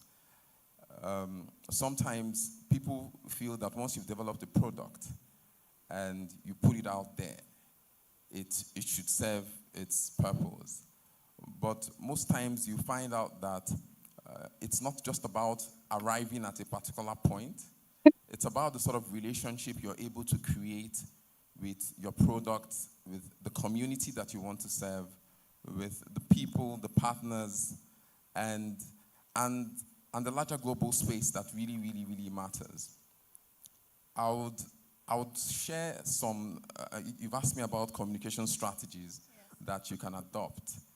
And one of the things I would like to say first of all is that once you're putting out your product out there, I know that there's always that drive to want to trend, quote and unquote. There's that anxiety to say that, okay, you want that product to get out, you want it to begin to make a lot of money. But it's important that you understand the purpose of which that product is for. And once you understand that, that's the first place. Once you understand that, it gives you an opportunity to now go out and push out that product. But you must also make sure that what you're going out there with the market, into the market, is the true nature of that product or solution or service that you want that market to see in terms of what you want them to experience through the product that you're putting out there. So there are lots of strategies that you can adopt. But most times I always love to tell people, tell your story. Tell your story. Be the one who tells your story. Tell that story and tell it in such a way that it's meaningful. Not just being marketable, but meaningful. If you're able to tell that story in such a way that is meaningful, it resonates well with your audience and people get attracted to it, not just for one time, but for all time. And I think that's what you want to achieve when you start up a business. So these are my thoughts for now. All right, thank you so much. Thank you. I'm going to move over to Ms. Favor Ezenduka. You are a Google-trained digital marketer. I'm sure that you're aware that many founders have a great product, but they struggle with low sales, right? I think a speaker actually mentioned that. Sometimes you would see someone with a product that is not as good as yours, but they do better than you. So what is the fundamental system they need to build in order to move from just making sales to truly maximizing profits? Okay, thank you very much. Thank you, Startup Abuja, for this opportunity. So real quick, one of the solid ways to maximize profit is to tackle funnel problems. Aside the problem you're building as a startup, your solution, by default, you need to tackle funnel problem. I'm going to dive deep into this quickly and talk about the system.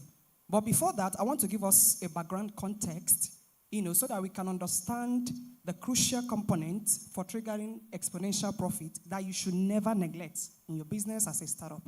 So in 1982, if I'm not mistaken, this author, Nora Hedden, she published a book titled Astrological Love. Follow me, Astrological Love. That book made less than 5,000 copies. They sold less than 5,000 copies. After a while, a New York publisher read that book. When the man read the book, the content of the book, he knew that the title given to that book was brutally haunting the sales. What he did, he reached out to the author and said, please, I want to buy the rights for this book. And that was done. He was permitted, they did that. And the man went back and gave the book new title. Guess what he gave the book? How you can satisfy a woman every time and have her beg for more. how you can satisfy a woman every time and have her beg for more. What was the result? That book sold over 2 million copies. I want to make it clear. So let's assume this is not story. I'm not the one that's, let's just say that the price of the book is $10. So when it sold less than 5,000 copies, let's round off with 5,000. 5,000 times $10 is $50,000. We have mathematical students, so you can help me. Then for the new title, over 2 million copies, but let's work with 2 million. 2 million times $10 is what? $20 million. The exponential gap is so wide. So now the question is, why did that happen? What triggered that result? It's simply a copywriting effect. That man read that book and understood that the original title, was not doing it justice at all. And because he understood the pain point of the target audience, so he needed to carve the title of that book to address that problem. He needed to bypass the logical brain of the target audience. So this is me saying, whatever you are selling, your product, your service, for you to be able to pull massive number in sales, you need to bypass their logical brain and step into their emotional part of the brain. That was what happened. So again, let me quickly say this. If you're seated here, you might be saying, oh, we have AI, so I can just quickly use AI to run these things. Please, if you're not deeply rooted in copywriting, AI will continue to give you generic response. AI is as good as what you feed it. So this is me just giving you a quick tip. If you don't have someone in your team who understands the deep aspect of copywriting, because one of our speakers mentioned it, I've forgotten, that, it depends on how you communicate. And for you to be able to get your communication right, you need somebody who understands this, and the copywriting power helps you do that. Back to what I said, that for you to be able to trigger impressive profits, you need to tackle funnel problems. So real quick, for that foundation, the system you need to build a system that captures the funnel in different stages. Top of the funnel, mid funnel, and the bottom of the funnel. And I want you to note this. While you are setting up this system, there are 3 core elements I want you to infuse from the get-go. Don't do it later. Because your goal is not to make sales. Your goal is to make the most sales. Your mind has to shift. If your goal is just to make sales, you're making a mistake. So when you have this mindset, it means your eyes must be out to look for anywhere you are having leakage. You must stop sales leakage. Now, those 3 elements are what? Number 1, conversion element. You must infuse it in your... Second one is, for the conversion element, the goal is for you to maximize conversion. I'm going to explain that real quick when I dissect the stages of the funnel very fast. The second element is profit maximization element. Again, the goal is for you to maximize profit. By the way, research has proven that for the conversion element, for you to have, when you insert a conversion maximizing element into your funnel, it's proven that it increases your sale by 15 to 30%. So you don't need to leave any stone unturned. Then that of the profit maximization, it increases by 20 to 25. Then the last element you need to pay attention to is what I call continuity element. The goal is for you to increase the lifetime of your customer. You don't just want somebody to buy, but you have to get the person keep buying and buying and buying. So let me give you the picture so that you understand the framework well. And let me say this. Some of you, depending on what you're building, what I'm saying today, you can live here today and use it as a plug and play, begin to work. But some of you, you would need to go back to the drawing board and make a little tweak because it depends on what you're building. Now, real quick, top of the funnel, the problem you need to solve is to cause a pattern interrupt to be able to attract attention. One of the speakers, Dr. Steve, if I'm not making a mistake, he said, the clients you're looking for are no longer in the streets. They are online, and there is noise. So for you to be able to get them, you must understand, again, back to the analogy I gave us, you must understand somebody, you must have somebody in the team that will be able to communicate and cause a pattern interrupt that will attract your potential clients to you. So that's majorly the problem you need to solve at the top of the funnel. Again, what will help you when you have somebody that will get the messaging right, you need to have a proper offer that will pull them in. If your offer does not bank, they're not going to come. Right from there, you start losing sales. When you get them into the top of the funnel, your goal is to deliver what you told them. When you deliver that, again, your goal is to what? Nurture them. And one of the things you can use to nurture these people, to build trust, is to leverage email marketing system. An email marketing system, we've seen, this is not my own statistics, it's over there, that over time, if you invest $1, you're going to get ROI of $36 to $40. Quick one, if you invest $1,000, it means you're going to generate at least $36,000, meaning that you need to you need to make use of this. So let me move down to the last funnel.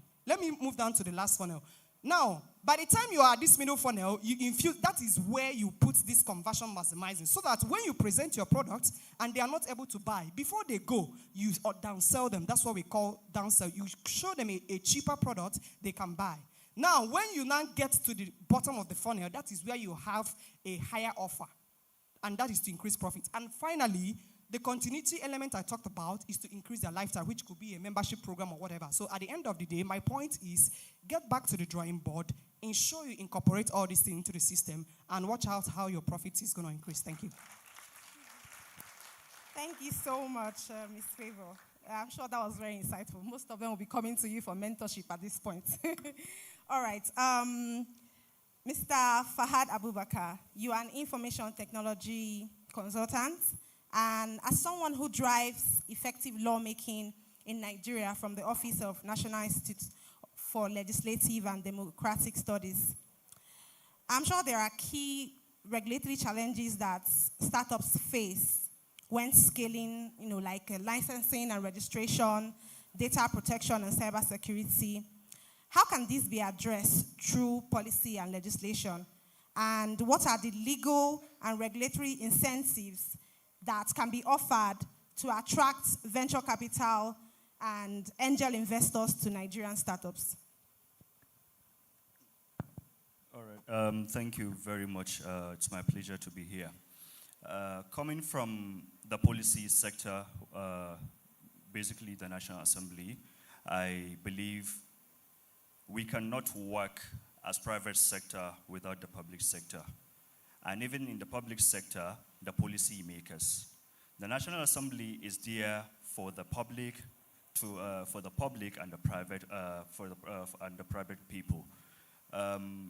If we can recall, in 2021, between 2021 and 2022, there was a collaboration between the policy makers and the ecosystem, tech ecosystem in Nigeria. And what was the collaboration for? The collaboration was to set up a startup bill in the country. Before 2022, we do not have a framework or a policy that guides or legitimizes startups in Nigeria. And that collaboration brought together these key stakeholders, which led to the establishment of the Startup Act in 2022. This is one of the policies that came from the policy makers from the National Assembly, which is currently helping the startups in the country. The Startup Act is big, is wide, because it consists so many things, from registrations of startups to startup labeling to startup incentives and many other things that are contained in that act. That is one of the things that are coming, or that the policy makers are doing in making the ecosystem, making an enabling environment for startups to thrive in Nigeria. The second thing is, we believe and know that there are so many challenges affecting startups in Nigeria. And these are, some of these challenges include the issue of taxations. You might have a small startup trying to scale through, trying to come up with your idea and make it live, but maybe there are other things along the way that are going to make that issue, that are going to be so challenging to you. The Startup Act also covers the issue of tax incentives. These tax incentives tried to, okay, how can we support the upcoming startups? A company maybe that has registered with less than maybe 10 million naira turnover, how can we support this as a government? So they try to initiate the National Council on Digital and Entrepreneurship, which is a council that is responsible for supporting digital and entrepreneurs in the country. So there are many policies that are ongoing, which the government is trying to contribute and support startups in providing an enabling environment, which is the major thing we need, or the startups need in the country, providing them with the enabling environment. And lastly, or to add up to this, we need to understand that, or we need to send people that are enlightened, people that know what they are doing to be in that legislative house. Because if we do not elect or vote people that are capable, people that are knowledgeable, we are going to end up with legislators that are not going to solve our problems, rather try to find whatever they are looking in there. So this is a collective work for all of us. As young people, as business entrepreneurs, we need to find a way, we need to look in depth in identifying and supporting people in political positions that are going to be at the top solving our problems. So I think I can. Yeah, thank you so much. I'm sure that was very insightful. Thank you so much. And because of time limitation, I'm just going to ask each of you to leave the startups here, founders, everybody here, with a word of departure in a sentence, you know. It could be go big or go home, whatever. So I'm going to start from Mr. Chidi Obala. And then, so in one sentence, sir, just leave a word of knowledge or motivation or whatever for them. Okay, one sentence. I'll try to do it. Okay. You've got to be very focused. Focus is the life wire of that long journey that that you're embarking on. Focus is it. That's it, basically. Just be focused. Thank you so much. So you heard that. Focus. Mr. Fahad. The journey is not easy and will never be easy.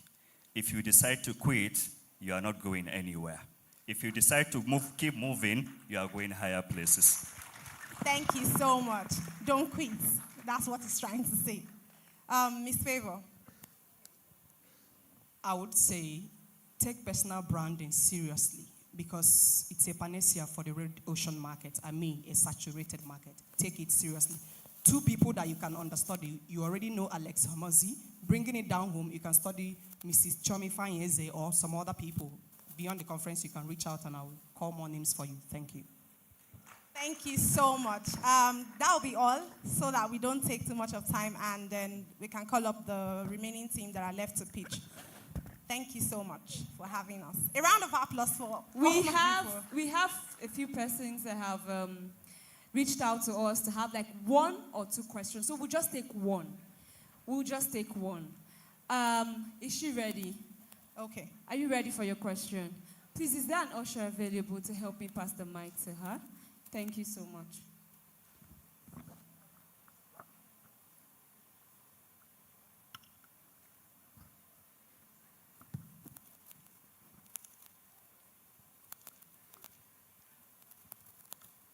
Good afternoon, all. Good afternoon. I stand on existing protocol. My question goes to you, Ms. Favor. Okay. My name is Evans. When you were talking, you actually mentioned someone writing a book and it didn't sell, and they have to go. It's in my mouth. They have to go and paraphrase it. If someone titles a book, how to please, because I'm trying to Google that name. I'm trying to Google the person's book and whatever, and what it contains, and it's not coming up. After the conference, I can give it to you. I can show you. Okay. My question is, if what is written in the book that's the title, he gave another caption, and then what the book contains is not what the caption is saying. Isn't that a cause for lawsuit? Okay, so thank you. Are you encouraging fraud? Because thank you. That's what I'm asking. Thank you for that question. Yes. Okay, so maybe you did not hear me correctly. The old title of that book, I did not say it did not make sales. I said it sold less than 5,000 copies. And a man who read that book, that understood the content of the book, understood that the title, Astrological Love, is not doing it any good. So the new title is not a way. He understood what the content of the book and tried to give it more suitable title. So it's not like it's different thing. I don't know if. So I think where your confusion comes in is because you probably did not hear the title of the name. So what she said is that the new title is not away from the content of the book. To add to that, the New York publisher, the person reached out to the owner to buy the rights of the book. So he didn't wake up and just do that. And again, the title wasn't away from it. He just needed to do the justice because he understood that the old title was not doing justice to the book. That's it. Yeah. Okay. All right. Thank you so much. A round of applause. Thank you very much. Thank you. Thank you. So can we have the team giving out the award? Can we have a brief photograph first with the panelists, and then we can have the presentation?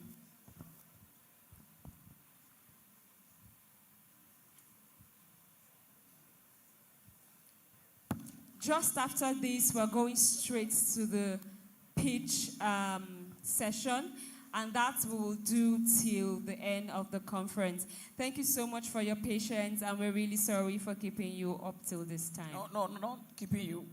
We are still in time now. We are still in time. Time here is 3:40, and this is still 2:40. We still have an hour to go. Yes. Really sorry.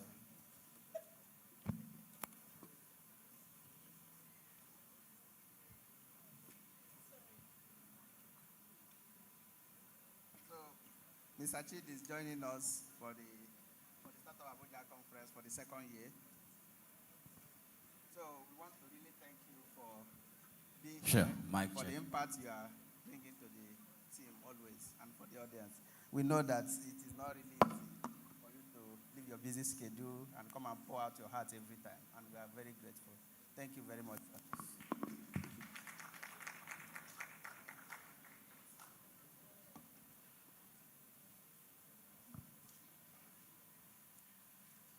We truly want to appreciate Mr. Fahad.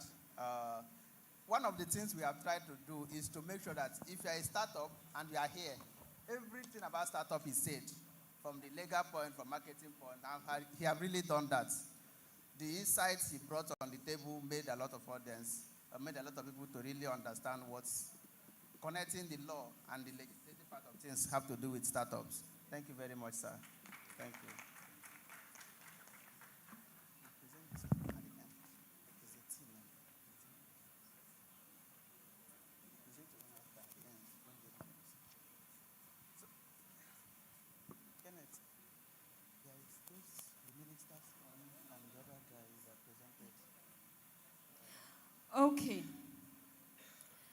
Okay, so we're talking about startups, AI, and technology and all. So I'm just going to make two technology statements. And if you think in that line, just shout, yes, we can. And if you think we're not there yet, just say, not yet. So I'm just going to read it out. Then if you think we can, say, yes, we can. If you think we're not there yet, because I don't want to say if you think we cannot. It's just that we're not there yet. Just shout, we're not there yet. So, delivery drones will be dropping your jollof rice at your doorsteps. No, you didn't hear me. You did not hear me. I'm going to repeat it because I didn't hear you. Delivery drones will be dropping your jollof rice at your doorstep. The hall is divided. Okay, so I want to get the people that, I want to get the real answers because it's looking like it's 50-50. So I want the one that believes we can or we can't to be the loudest. Delivery drones dropping your jollof rice at your doorsteps. Okay, one final one. AI helping helping us pay NEPA bills automatically before light goes off. Okay, please, we want to make more presentations right about now. Okay, so over to you, Mr. Chigozie.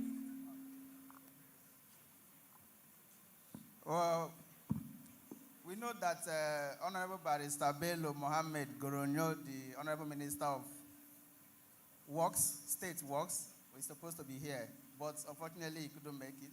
But regardless, we are still going to make the presentation to his representative, who also made a wonderful presentation. He actually didn't sound like a representative.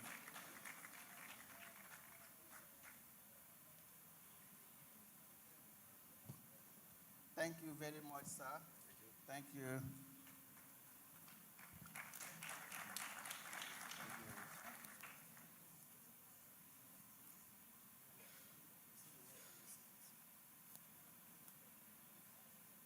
And Dr. Kabir was here in the morning. He made a presentation, and he was our first speaker, actually. And now we are going to make a presentation to him. He's not here, but his wife is here to receive the award.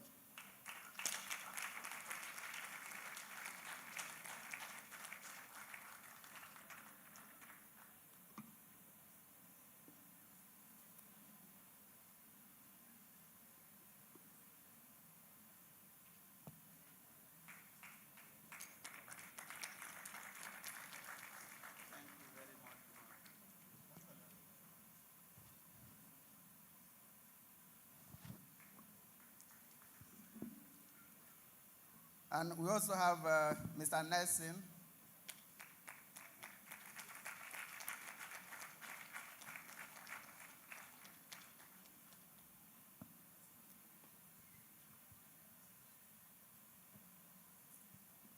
Thank you very much for your time.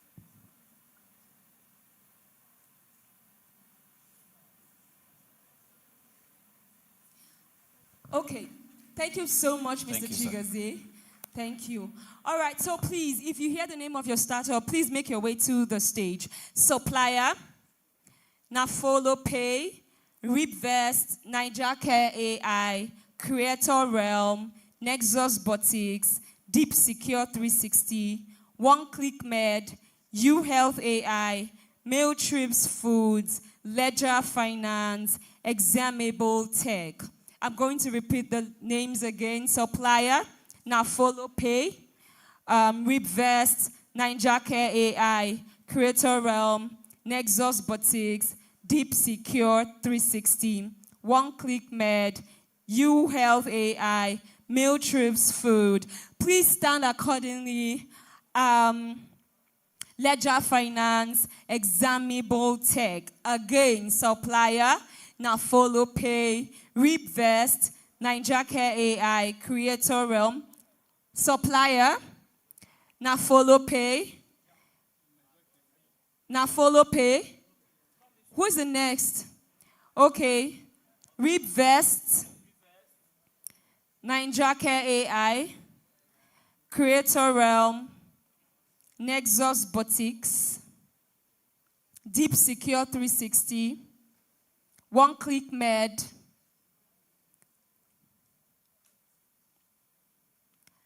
One Click Med, U Health AI, Mailtrips Food,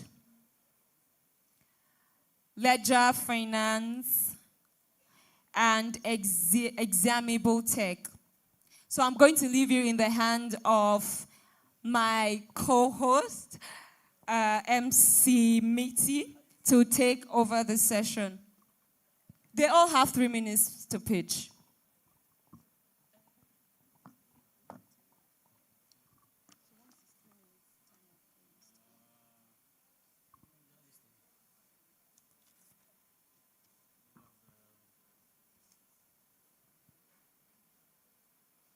Okay, supplier, you ready, right?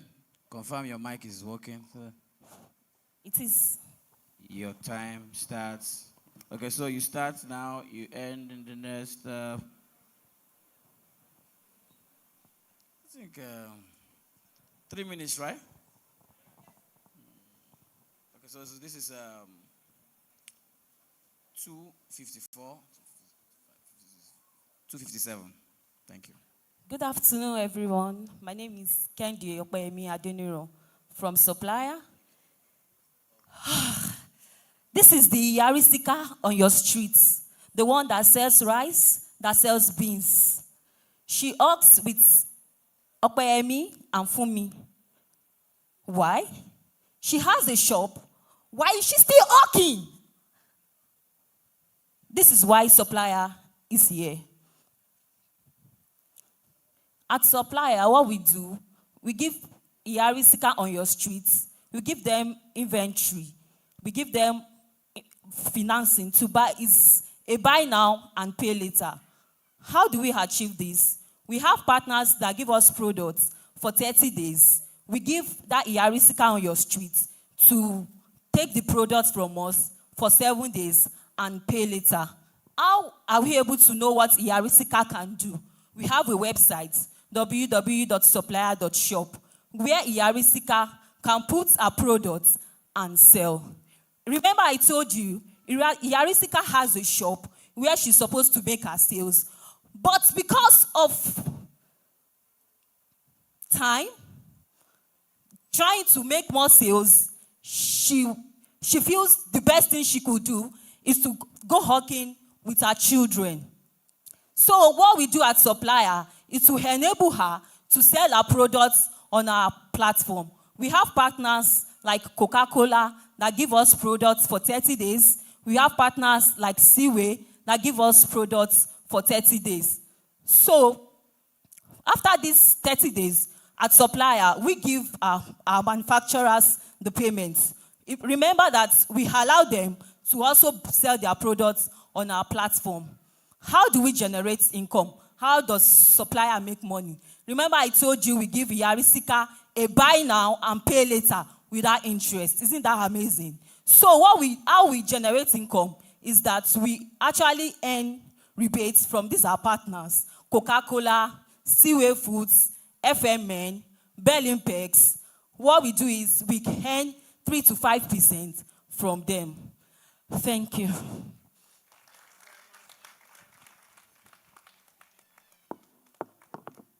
Thank you very much. Another round of applause for her, please. Now, follow pay. Your time starts now. Hi, I'm Cedric, Nafolope co-founder. Every day, Africans in billion are struggling to send and receive money. In Francophone Africa, mobile money is booming, but systems remain fragmented. Networks like Airtel, MTN, Orange are often softly and slow. Merchant jungle like apps and device, losing time and sales. This fragmentation blocks commerce and access markets, where Nafolope can connect wallets, banks, and cards across borders and networks. Users can pay, send, and receive money instantly via their methods. We support QR payments and advanced features. Our focus is based on merchants and SMEs. Well, we have been cutting fees from 3 to 1%, boosting financial inclusions. We are ready to launch with over 30 networks across 10 countries, stacked by a strong telecom and bank partnership. Our team combines fintech and engineering expertise. We project 60 million ESD between 4 to 5 years. Unfortunately, we have been seen unlike closed wallets. Nafolope is actively interoperable. Mobile money, bank, cards, all in one app. No switching, no switching. One Africa, one Nafolope, one hub. Thank you.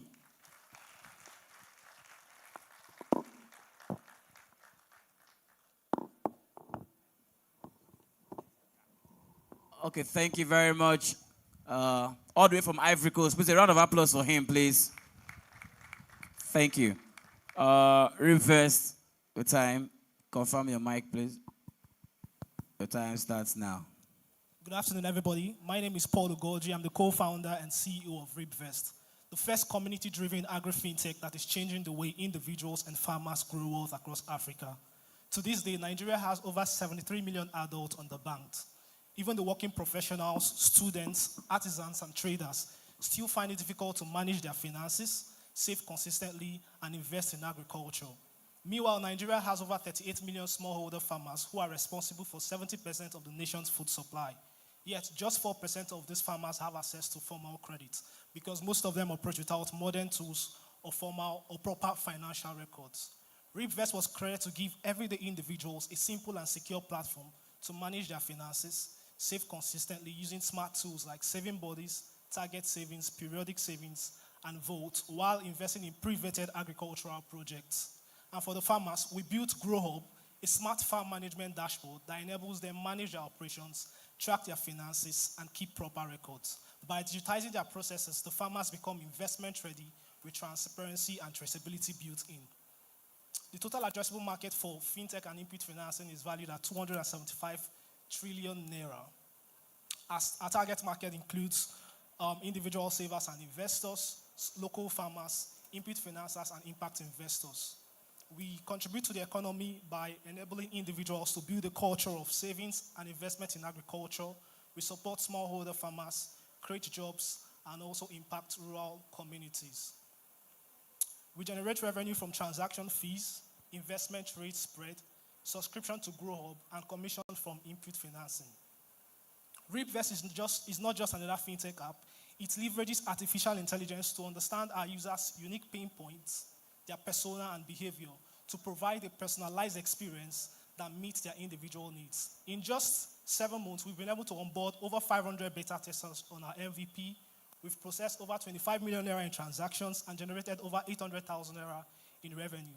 We've partnered with 2 fintech banks for wallet creation and automated savings. We've trained over 1,500 smallholder farmers on the use of modern tools and modern farm practices. We've also built a ledger system and a WhatsApp chat to capture the non-tech savvy users.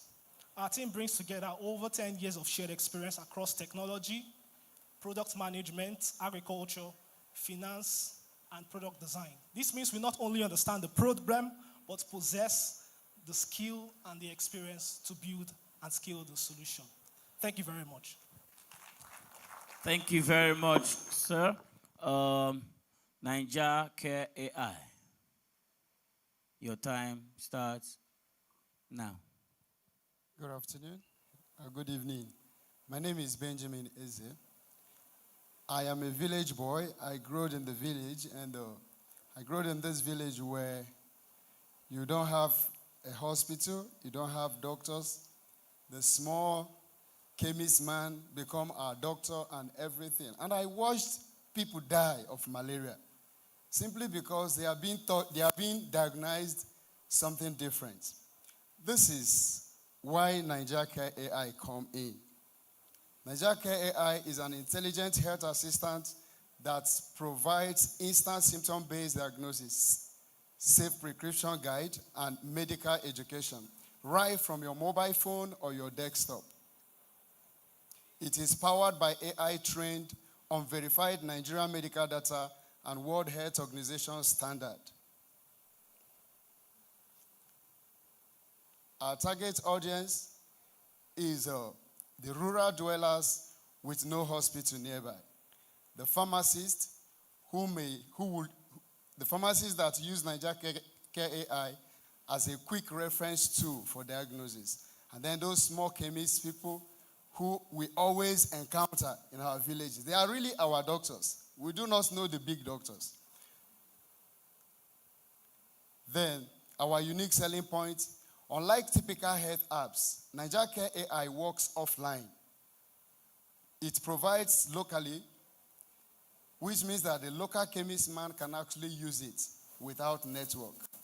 So, Niger Care AI works offline, provides locally contextual diagnosis, and connects users to verified medical practitioners for follow-up.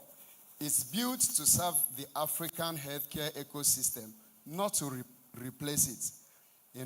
In my team, our team is made up of me, myself, Benjamin Eze. I'm a software designer, developer, and then Peter Matthew is our health worker who is the brain behind every health stuff here in Niger Care AI, and Eze Root, who is the evaluator of the app, our critics, and then Judith Omaka, who actually is our designer and the tester of the app. Our traction. As of the time this slide was created, over 900 test users have interacted with Niger Care AI demo. We have partnered with local pharmacists in Abuja and in some villages in Abuja and are currently integrating AWS infrastructure. We actually thank them for doing this. The revenue model. Our model is hybrid. There are free basic assets for individuals and premium AI and premium API for clinics, pharmacies, and telemedicine startups. Additional income stream will come from medical advert placement in the app and a verified Time consultant. Up. Thank you. Time up. Thank you, please. A round of applause for him. Thank you. Creator Rem, your time starts now. Hello, good afternoon. My name is Augustine Modo, and I'm the CEO of Creator Rem. So I'm sure that 80% of youth here have one digital skills or the other. But the challenge comes when there is no platform that is specifically built for Africans that could capture all of these skills and give you as a youth or young Nigerian or African opportunity to tap into the digital global economy. Platforms like Upwork, Fiverr have issues with onboarding processing, limited visibility. Most Africans tend to take the lowest pay within the platform. And that is why we are building Creatorem.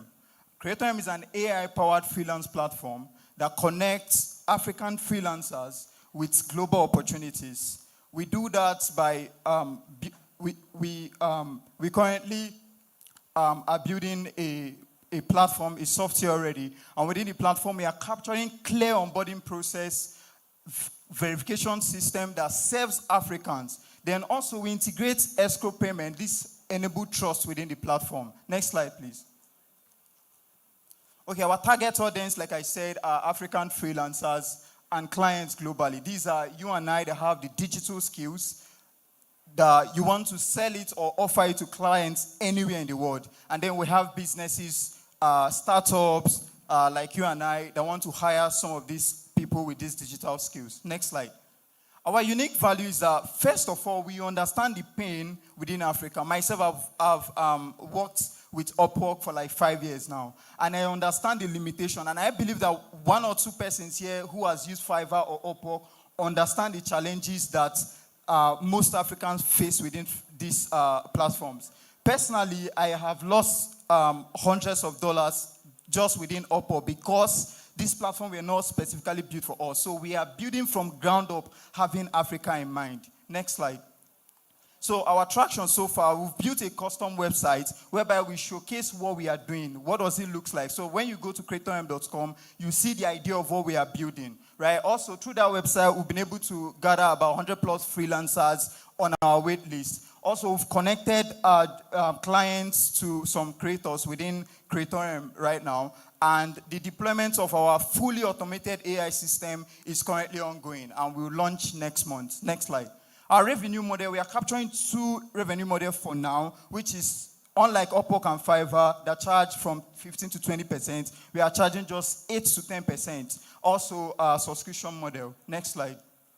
Economic impact. By 2030, about $37 billion will be the worth of the freelance economy in Africa. And this is why we see numerous opportunities here and want to tap into it. So Creatorem help young African and globally competitive income. We are not exporting people out of the continent. Thank you very much. Thank you very much. No, you're not exporting people. Thank you very much. Thank you, thank you, thank you. Okay. Nexus Botics. Good afternoon, everyone. My name is Kenneth Dawikai, and I'm the founder of Nexus Botics. I would like to tell you about Nkechi. Nkechi is a young professional working in Lagos. One afternoon, she was extremely hungry and she just wanted to eat. She quickly picked up her phone and ordered food. When the food came in, it was utterly messed up and she was frustrated. She quickly reached to the support. 1 hour later, no response. 3 hours later, no response. By the time that they had responded, she was extremely disappointed. She left a bad review and so on about to order from them. Now, this brand that they did not just lose Nkechi, they lost a brand warrior who would have brought in 10 more customers using Nkechi's words of mouth. Now, Nkechi's story is not unique. Across Africa, 9 out of 10 customers abandon their online purchase because the customer service does not provide clear enough information or instant response. And according to the Guardian newspaper, this is costing African businesses over $60 million in annual revenue yearly. The average reply time for businesses on social media is over 12 hours, while customers want a response under 10 minutes. And the result is more frustrated customers like Nkechi. That's why we have built Nexus Botics. Nexus Botics is an AI-powered customer service and sales agent. And this is what Nexus Botics does. We provide instant response. Our AI provides instant response on your website and social media. Also, we understand that most of the current competitors do not provide inclusivity for Africa. So African businesses and customers now have access to communicate with their customers in language like Swahili and Zulu. Also, we have provided on-the-voice support for customers on the move.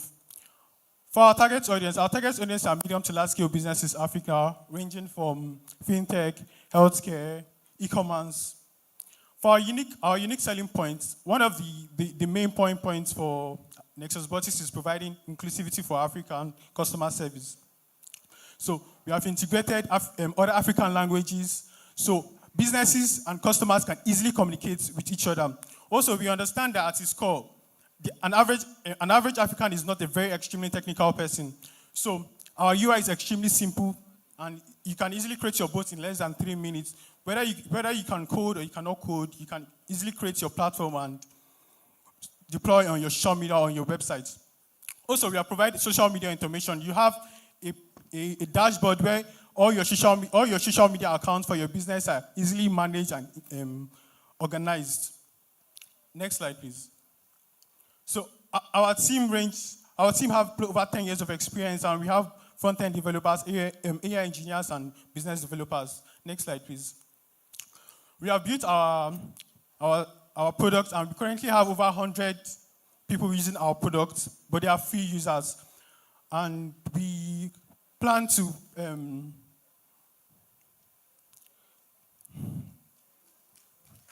Thank you very much. When you keep planning. Okay, thank you.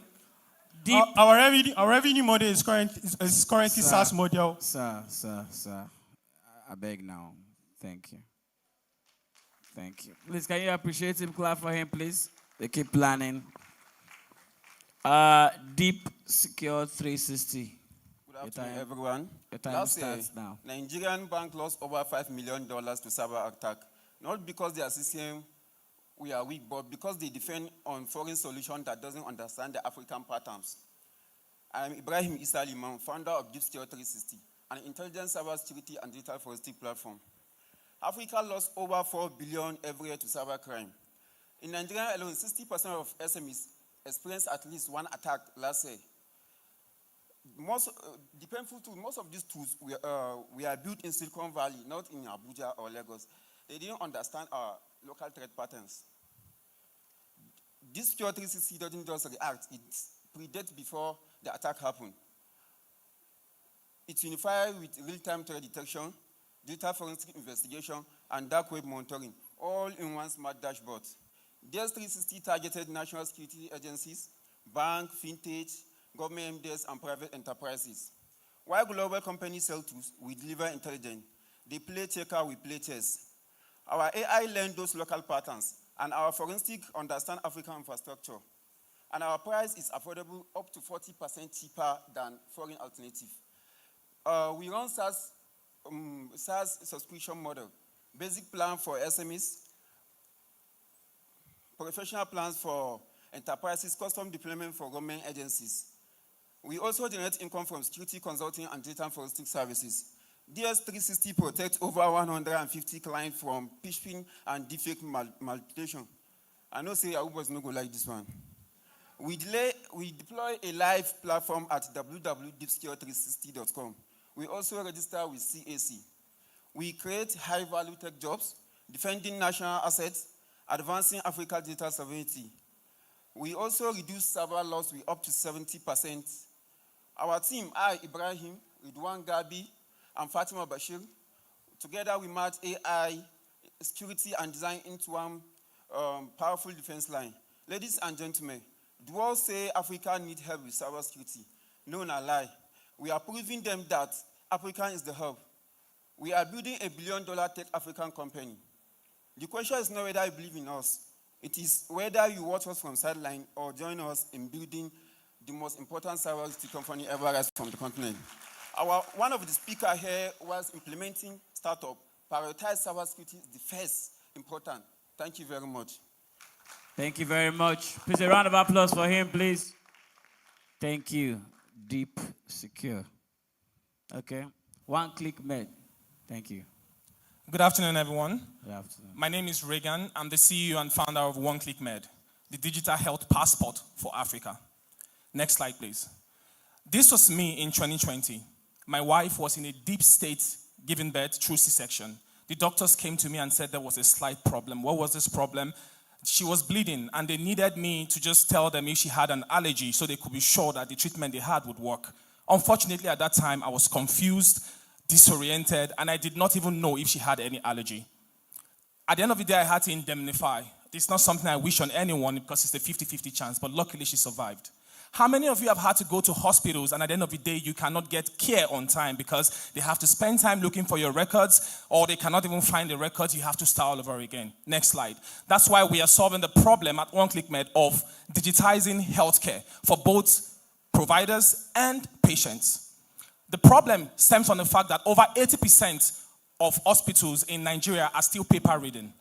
Not only that, it is easily not accessible and it cannot be transferred from one hospital to the other. Our solution, next slide, is One Click Med, which is a suite of both mobile application for patients and a provider setup, which is what we call the digital health system for hospitals. Think of it as your boat application that has the driver and the passenger. This is novel in itself because most hospitals currently use EHRs, but they do not allow it to interface with your mobile device so that when you move from one point to the other, you can share your health record with the next doctor easily. And that's what we do at One Click Med. Of course, we do it using APIs and the right standards. This is what the digital health system looks like, enabling hospitals to already scan already existing records and convert them into digital records and keep them in their system. Next slide. While you as a patient, every time you visit and you're leaving, your health records can easily be synchronized to your phone, be it your prescription, your lab test, whatever it is. Next slide.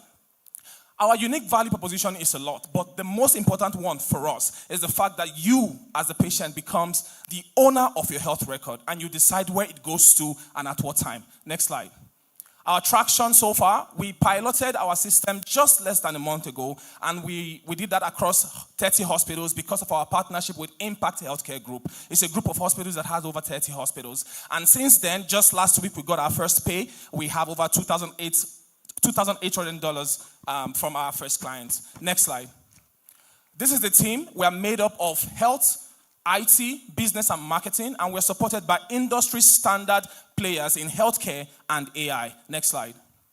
So how do we make money?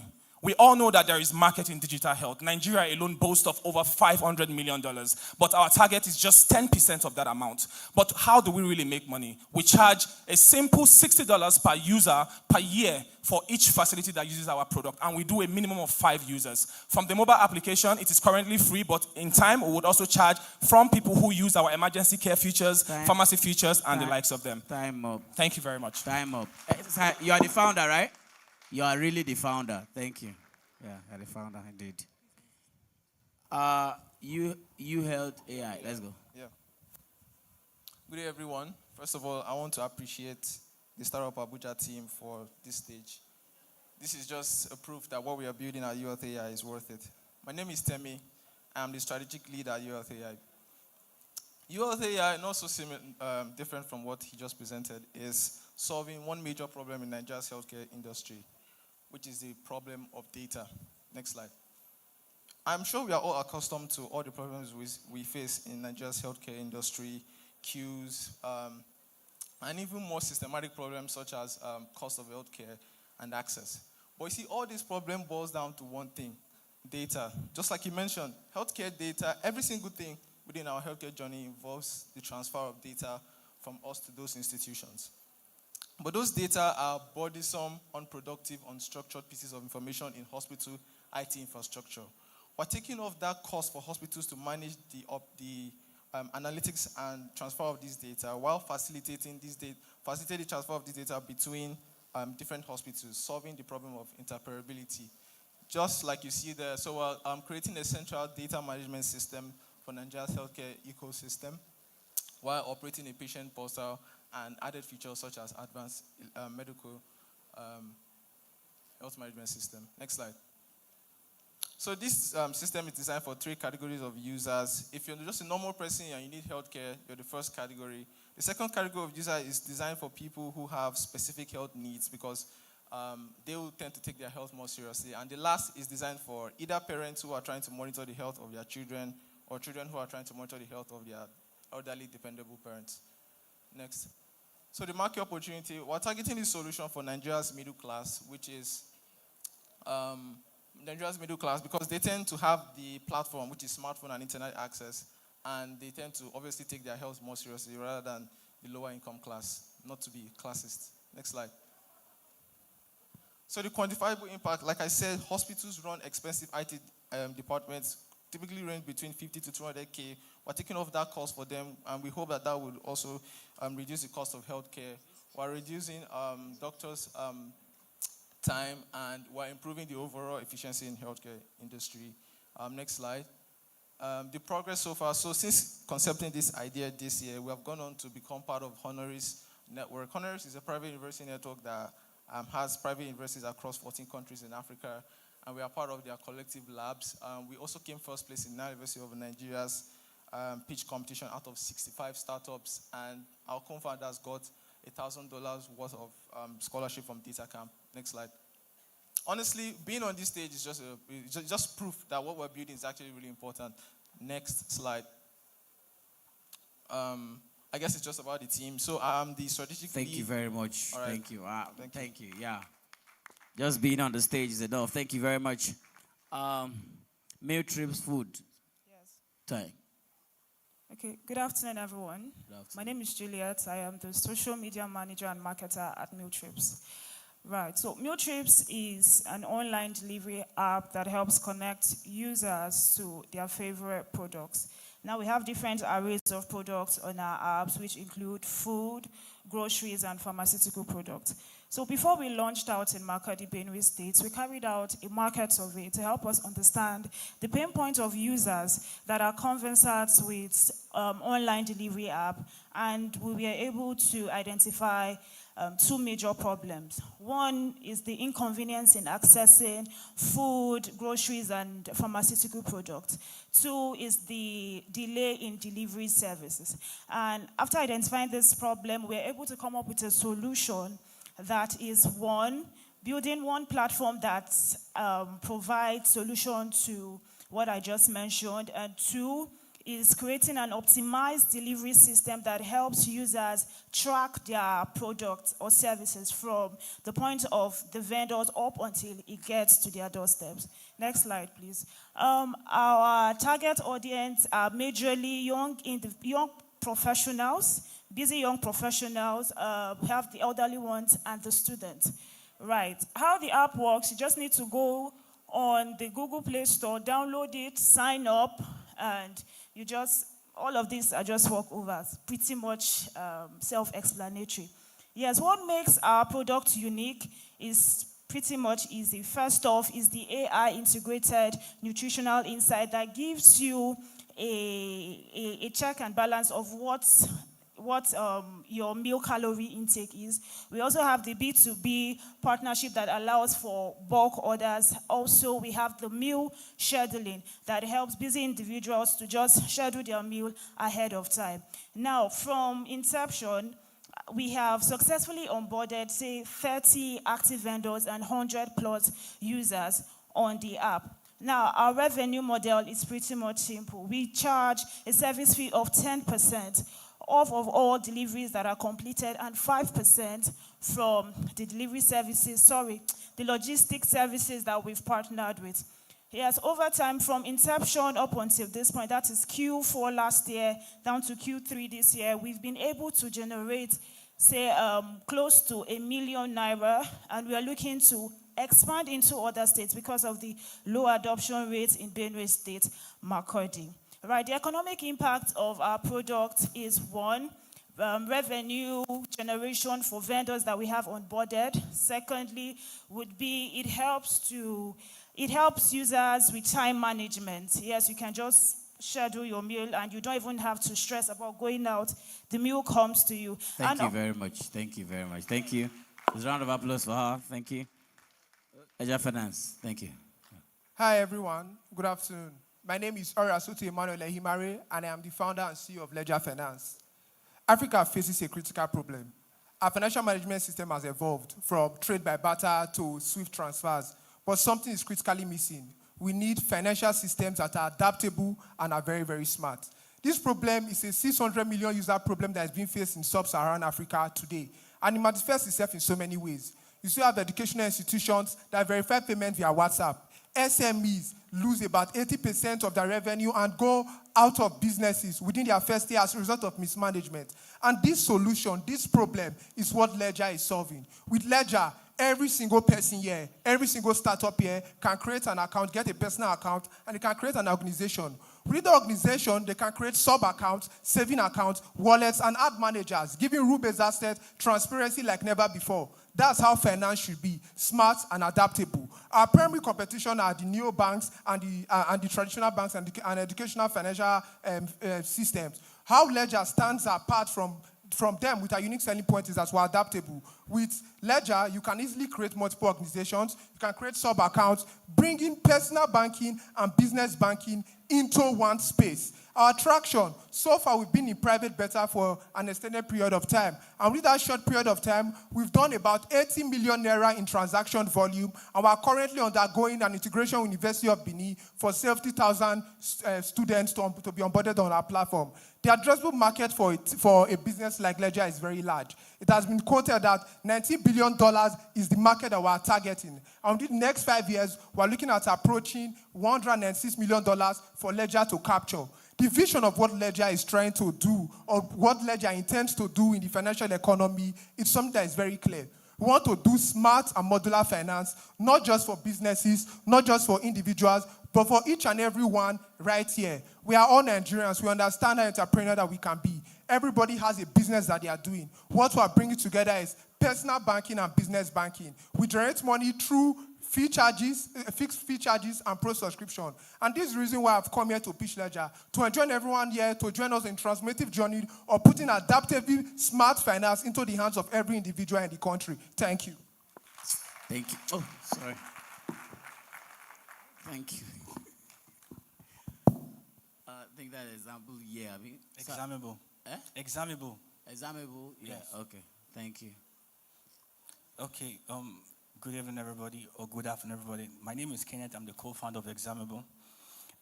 Examinable is an all-in-one AI study partner. Our goal is to make learning personalized, affordable. Can I have a goal? Yes. Next slide. Okay. Examinable is an all-in-one AI study partner. Our goal is to make learning personalized, affordable, and accessible. For this presentation, I'm going to be using the popular JAM, that's UTME, as a case study. Just to show up, a number of us here have written JAM, most definitely. Okay. Okay, you wrote JAM twice. Let's see. No, you're not dumb. You just probably are looking for medicine or engineering. You wrote JAM 3 times. Let's see. Okay, some hands. You wrote JAM 4 times. Ah, perfect. You wrote JAM 5 times. Let me see. Oh, 1 hand. You wrote JAM 6 times. What about 7 times? Wow, perfect. You're my brother. I wrote JAM 7 times as well. Not because I'm dumb. In fact, my 4th JAM I scored 245. My 5th JAM I scored 252. My 6th JAM I scored 272. And my 7th I scored 282. For real. For real. Now, this is all number. For real. Now, study has shown that in 2013, not up to 1 million, less than 1 million wrote JAM. Guess how many scored above 300? In 2013. 0. In 2014, up to 1 million 2 wrote JAM. Guess how many scored above 300? 0. In 2015, close to 1 million 2 wrote JAM. Guess how many scored above 300? Just 40. Now, go to the next slide. Yes, last year alone, there's this year, 2025, over 1.9 million students took JAM, yet less than 1%. Less than 1% of the 1.9 million, that's like 70,000 plus, scored above 300. Now, what does the example do for you? Quickly go, next slide. Example, as I said, is an AI study partner. Imagine a partner that gives you a study plan, and this plan is personalized. Doesn't just tell you what to study, where to study, or how to study. Instead, it tells you this is your weakness, this is your strength. Study here. You've all been there. Probably we're having a strike right now after 3 months of strike, and the school calls us back. And when you enter the class before, the teacher said tomorrow we're having a test. And nothing is as merciful to the heart as when the lecturers be like, okay, you know what? For the test you're having tomorrow, just study reproduction and cell biology. That's where the test will come from. Now, that's what the example does for you. By the time you take the first test, it sees your weakness and knows your strength and tells you this is where you should study. Or you're studying mathematics. Why study the whole book? Why study the whole past question? We can just focus on just sword and trigonometry. When you take the fourth test, it detects sound environment. It detects your face. It even knows when you guess. So imagine you writing 50 questions, and out of the 50 questions, you pass 40. And the AI tells you, guy, out of that 40, you guess 20. Only 20 you correct. Time up.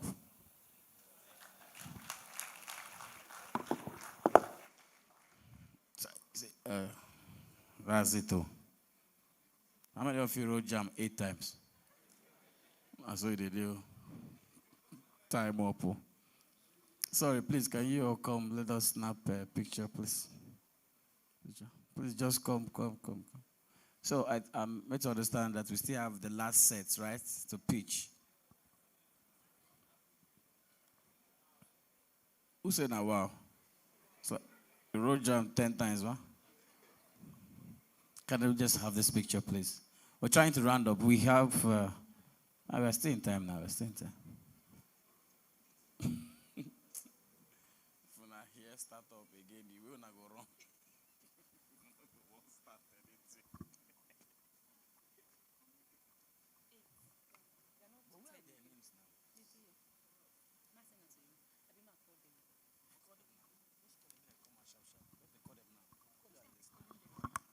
Okay, so the next set of startups for the pitching, please, as you hear your name, just come off stage.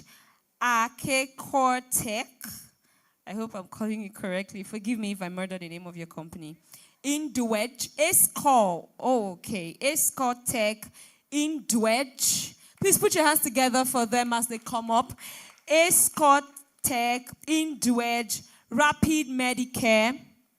Kudura Innovations, that's lightbulb.study, Venal AI,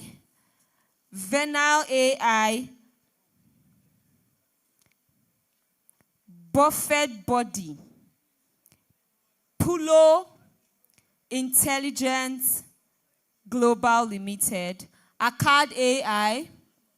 Please put your hands together for them as they come up. I'm going to still call again. Escore Tech, that's number 1, the first person, Escore Tech. Indwedge, number 2.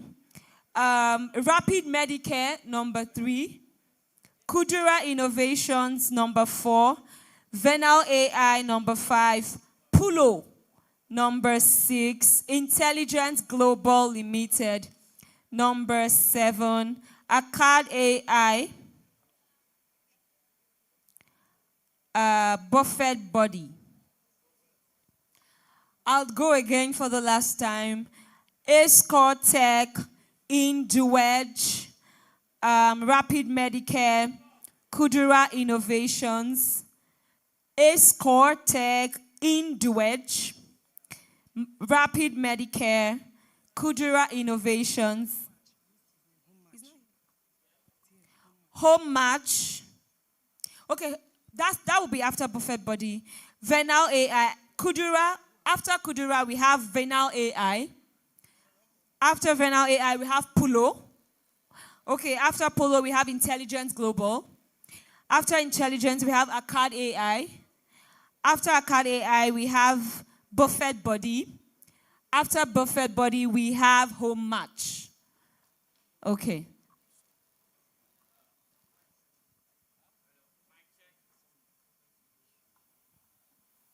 Hello? Okay. So the first is where's my timekeeper?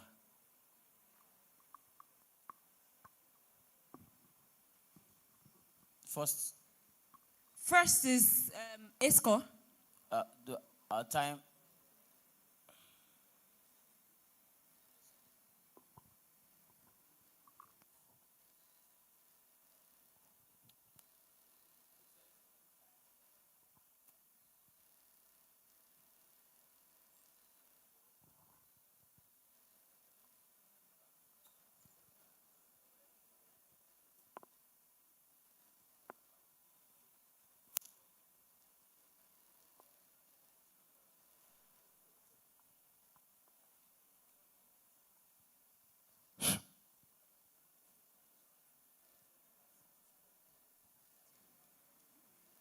Okay, Isco, your time starts now. Good afternoon, everybody. The problem of electricity in Africa cannot be overemphasized. With over 600 million homes in Africa lacking access to electricity, and businesses in Nigeria losing about $29 billion annually because of irreliable electricity. But just imagine an Africa where we actually indigenously manufacture the very solution we use to solve this very problem. Imagine an Africa where hardware manufacturing is actually possible. This is why we founded ASCORE. We founded ASCORE to solve the problem of electricity by indigenously manufacturing AI-powered clean energy solutions for African homes and businesses. We have a product called the ASCORE Power Cell. This is locally manufactured, an all-in-one device that houses your inverter system, your lithium-ion battery system, and your charge controller all into a single unit. It doesn't just stop there. It also comes with an AI mobile app that allows you to monitor, control, and optimize your energy from anywhere in the world with just a click of a button. This is how the system works. It pairs with your mobile app, connects to your home or your infrastructure like your solar storage facility or your solar heat control facility, and then you simply control the device and monitor it from your mobile app. We are targeting just 10% of businesses in Nigeria, hitting a market size of over $19.2 billion, and currently, our business model is pretty simple. We partner with financial institutions and we give our product with zero upfront cost. You can purchase the product with as little as $50 a month or 50,000 naira a month. We've done over $3.2 million in pipeline deals in just the past 9 months, and we've grown our manufacturing capacity from 8 kilowatt hour to over 320 kilowatt hour in the space of 9 months. What sets ASCORE apart is the compact nature of the system. You don't need any other device connected to the system, just the ASCORE power cell and your solar panels, and that's all you need to power your home. It comes in 3 different sizes: 3.5 kVA, 5 kilowatt hour, 5 kVA, 10 kilowatt hour, and 10 kVA, 15 kilowatt hour. And the AI nature of the system that forecasts weather forecast, giving you real-time information on what your energy is going to look like tomorrow, the day after that, and even the next 7 days. You can collect that data, collect your energy consumption data, connect your energy saving data, and it will give you real-time notification on how to manage your energy. Our team is backed by some of the best Nigerians from across the globe with experiences across engineering, sales, marketing, hardware production, software engineering, and more. We are projecting to power over 104 businesses in the next 5 years, cut over 1 million tons of CO2 in the atmosphere, and power over 10,000 green economy jobs. We are looking for $150,000 to do over $1.3 million in revenue in the next 12 months, power 104,000 jobs, and generate over $400 million in revenue in the next 5 years. Thank you very much. A round of applause for him, please. That's amazing. Thank you. Thank you. Next. Yeah. Hello. Good afternoon, everyone. Okay. Yes. My name is Omoyeni Temitope, and I am the co-founder at HinduEdge. HinduEdge is a platform, an EdTech platform, that is tackling the problem of unemployment among recent graduates in Africa.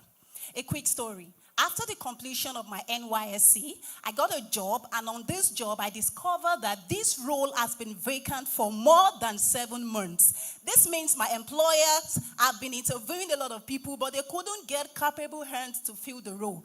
This story is the same for every employers. They have a lot of roles that are yet to be filled because they couldn't get qualified and competent people to do the job. And whereas the recent graduates are there, struggling to land their first job. And so many of them are settling for jobs that does not even require a degree. What a waste in going to school.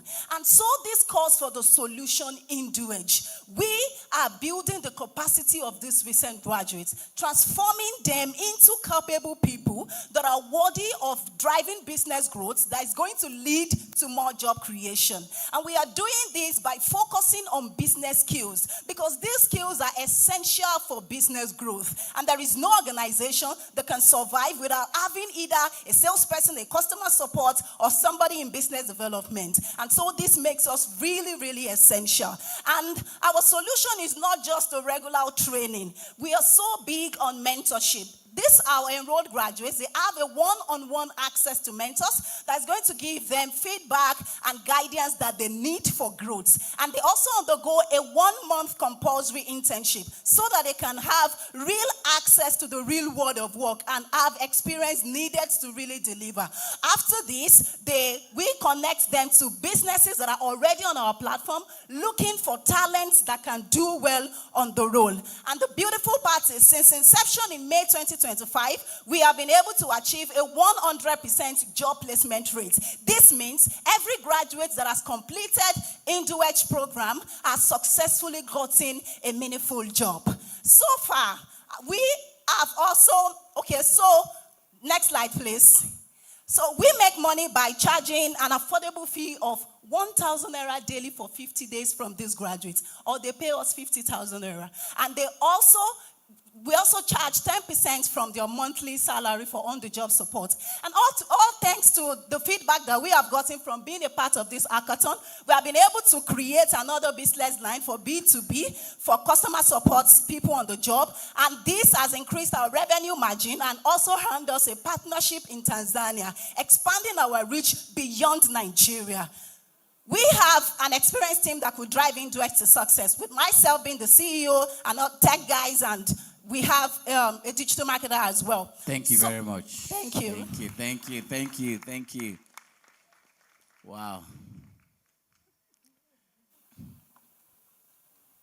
Yeah, yo. Good afternoon, everyone. I'm Dr. Ekele Augustine, founder of Rapid Medicare. In 2020, during my clinical rotation in stroke ward, I met Dele, a father of 6, who could not afford 45,000 naira for brain CT scan. 4 days later, Dele was left with complete stroke. Dele's story is not unique. Over 200 million Nigerians are not covered by health insurance, leading to skipped or delayed care. 92% informal workforce in Nigeria, such as the small business owners, are totally cut off from health insurance coverage. Similarly, 80% primary healthcare centers in Nigeria are not functioning, leading to delayed or restricted access to healthcare, especially those who live in underserved areas. Rapid Medicare uses, next slide, Rapid Medicare uses AI, digital pharmacy, telemedicine, and electronic medical record to solve this problem. How? A patient log into our platform, enter their symptoms. The AI analyzes this symptom real time and bring out a valuable doctor specific to this symptom presented for them to book appointment, either virtual appointment or for physical visit. During the course of this appointment, the doctor enters all the details on the electronic medical record, and this is securely stored in the cloud and can be pulled by any doctor in any location when they grant them access. For the pharmacy, when the doctor clicks add prescription, he is taken to the list of available pharmacies. He chooses pharmacies that is closest to the patient for him to send his prescription to fulfill drug orders. In addition, when they want to make payments, the doctor requests for this patient to make payment either for the consultation or treatment.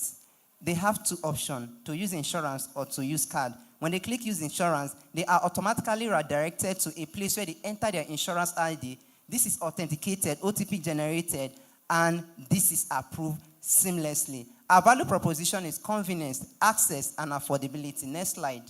Our total available market. Next slide. Our impact. Continue. Continue. Our go-to-market strategy. Continue, please. Our business model is pay as you go and subscription for the insurance. Next slide. This is our competitive advantage. We remove out-of-pocket expenses on healthcare. One, we are a one-stop shop platform for all your healthcare needs. Continue. This attraction, in just 3 months, we generated a GMV of $194K and provided a service of 21,000 in those period of time. Next slide. This is the funding we are raising, and this is what we have raised. 4 million naira is what we are raising, and we have raised 2.8 million naira. Next slide. No, this is our team. Thank you. Thank you. That's the last slide. Thank you very much. Thank you very much. Okay, next. Your time starts now. My people, I agree to. While the world is moving faster than ever, with AI transforming how we live and learn, many African tertiary institutions are still stuck decades behind. Students queue at banks just to make payments, walk from office to for a simple receipt. Scripts go missing, records get misplaced. Semi-automated systems open doors for frustration, bribery, and corruption. Then students say, last, school na scam. But the truth is, school itself isn't the scam. It's the outdated systems that make learning feel impossible. My name is Clinton Mbono, founder and CEO of Kudura Innovations, and we built Lightbulb to solve this problem. Lightbulb is a hybrid edtech and school management platform powered by AI, built to help tertiary institutions modernize and help students learn smarter. With Lightbulb, we take students from queuing to pay to seamless mobile payments, from waiting on cyber cafes or notice boards for their results to instant academic transcript, from manually submitting paper documents to automated verification and uploads, and eventually manually calculating their CGPAs to having a real-time academic meter that shows their performance. For learning, we have built an AI mentor that transforms your study materials into short, engaging lessons with visual hooks, audio explanations, and interactive quizzes that keep you motivated and focused. We are not just solving an admin problem. We are building the future of learning one student at a time. Ever since our launch, we've onboarded over 5,000 students, transcribed over 10,000 study materials into 183,000 minutes of audio lessons, and the opportunity is massive. With over 200 million students across Africa, Nigeria alone has about 2.1 students across tertiary institutions, and this is our first target market. Our model is simple. Students subscribe monthly and yearly for our personalized learning AI, and institution partner with us for our full student information lifecycle management suite. Our team brings over 2 decades of software engineering, AI, and entrepreneurship experience, from Daniel to Diamond and to my humble self, with over 15 years of experience in entrepreneurship and software development. We are guided by Professor Gio Ogwejofo and Dr. Bianca Mbono, ensuring that we are building AI learning that fits the African context. Our mission is simple. We want to future-proof tertiary institutions so that students just focus on learning and not bureaucracy, meeting professors here and there for their script. And we are powered by community care and growth. So join us as we build personalized, inclusive, and judgment-free learning. Thank you so much, because if last school na scam, now Lightbulb be the solution. Nice one. Wow. No, this side. Thank you, sir. Okay, your time starts now. Good afternoon, everyone. My name is Esther Oluwabumi Olalude, the founder and chief executive officer of Venue AI, where we integrate sustainability and technology to provide menstrual wellness for all. Many communities in Nigeria lack access to accurate information and accurate sexual wellness information, and this leads to bad decisions being made by girls and women, which could affect them in the long term. In addition to that, a lot of girls and women lack access to sanitary pads and other menstrual products. And even when these menstrual products are accessible and affordable, they are made of 90% plastic and they cause extensive environmental harm. Next slide, please. We are solving this problem using the Venue AI, an integrated menstrual health platform that can help in low connectivity areas. We feature symptom and period tracking. We also feature pad orders, an interactive chatbot, and a forum. We do all this on one simple platform that is also has a USSD feature so that it can help in low connectivity areas. Our users primarily include girls and women of reproductive age and menstruation age. We also serve the partners of these girls and women who want to be supportive to their partners, and also public healthcare providers who want to use the educational content on our application to advise people in their localities. Next slide, please. We operate on a freemium model where we have a standard model, a standard version that is free, and also an advanced version that costs 2,000 naira per month that gives advanced features. We encourage health literacy, we enhance healthcare savings, we encourage production, job creation, and we also collect data for impact. So far, we have been able to onboard more than 1,700 users. We have gotten grants and support from several international organizations, and we have gotten positive feedback on our application. Next slide, please. Our team is a diverse, multi-skilled team who have come together to solve the problem of period poverty and lack of menstrual knowledge in Nigeria, and we bring Venue AI to you. Thank you. Wow. Thank you. Wow. Yes, you still have time, but you finish before time. Okay. Okay, sir. Your time starts now, sir. Good evening, everyone. My name is Olabode Olayinka Martins. I'm co-founder and the CEO at Pulo. What is Pulo? Pulo is your all-in-one travel platform that enables you to travel seamlessly and make all your booking on one platform. So we realized early enough in Pulo that travel and tourism is actually very fragmented. How that you have to go on 2-3 different applications before you make your trip possible. Hence, we decided to build a solution that has 3 different features. The ability to book a Pulo assistant, the ability to book a ride, and the ability to book an accommodation. The ability to book a Pulo assistant. The Pulo assistant feature is that feature whereby you get to book a service provider whose sole responsibility is to help you experience your location in the best way possible. Then the stay feature is that feature where you get to book the Airbnb type of accommodation, where to stay and where to lay your head during your time at a particular destination. And then we have the ride feature. The ride feature is that feature where you get to, book your normal ride hailing solution. 70% of our users are travelers and tourists, while the other 30% are long-term and business individuals, right? This is the screen.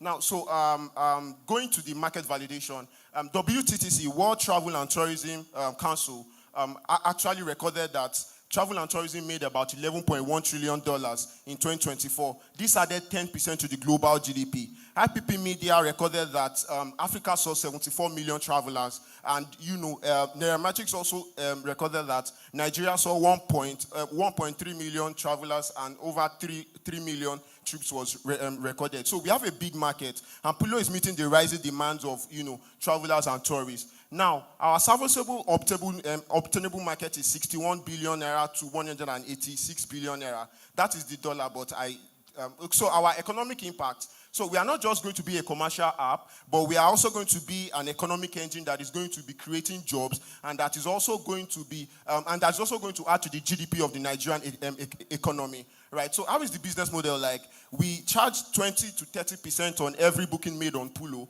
and then there's going to be the subscription model whereby for you to access Pulora, which is an AI agent, whereby you get to speak or chat with to make your booking actually. So our adoption strategy is global and annual event. So we are looking to be one of the top partners of Startup Abuja next year. So we'll be able to service you better and actually be your travel solution actually. So what is our attraction? We have over 300 people already signed up on our wait list, and we also have an MVP that is running and being tested in Lagos. But our version 1 is being built and will be ready in January. Next slide, please. All right, so this is the team. That is, so this is the team. The team consists of individuals who are engineers and business leads that have experience in, entrepreneurship. Next slide, please. Thank so you. This is our ask. Thank you very much. Thank you. Please, a round of applause for him. Thank you. Sir, your time starts now. Hi. Good afternoon, everybody. Nigeria faces a reading crisis. There's a widespread poor reading culture among Nigerian youths. A research study showed that 30 million Nigerians have graduated from high school with poor reading skills.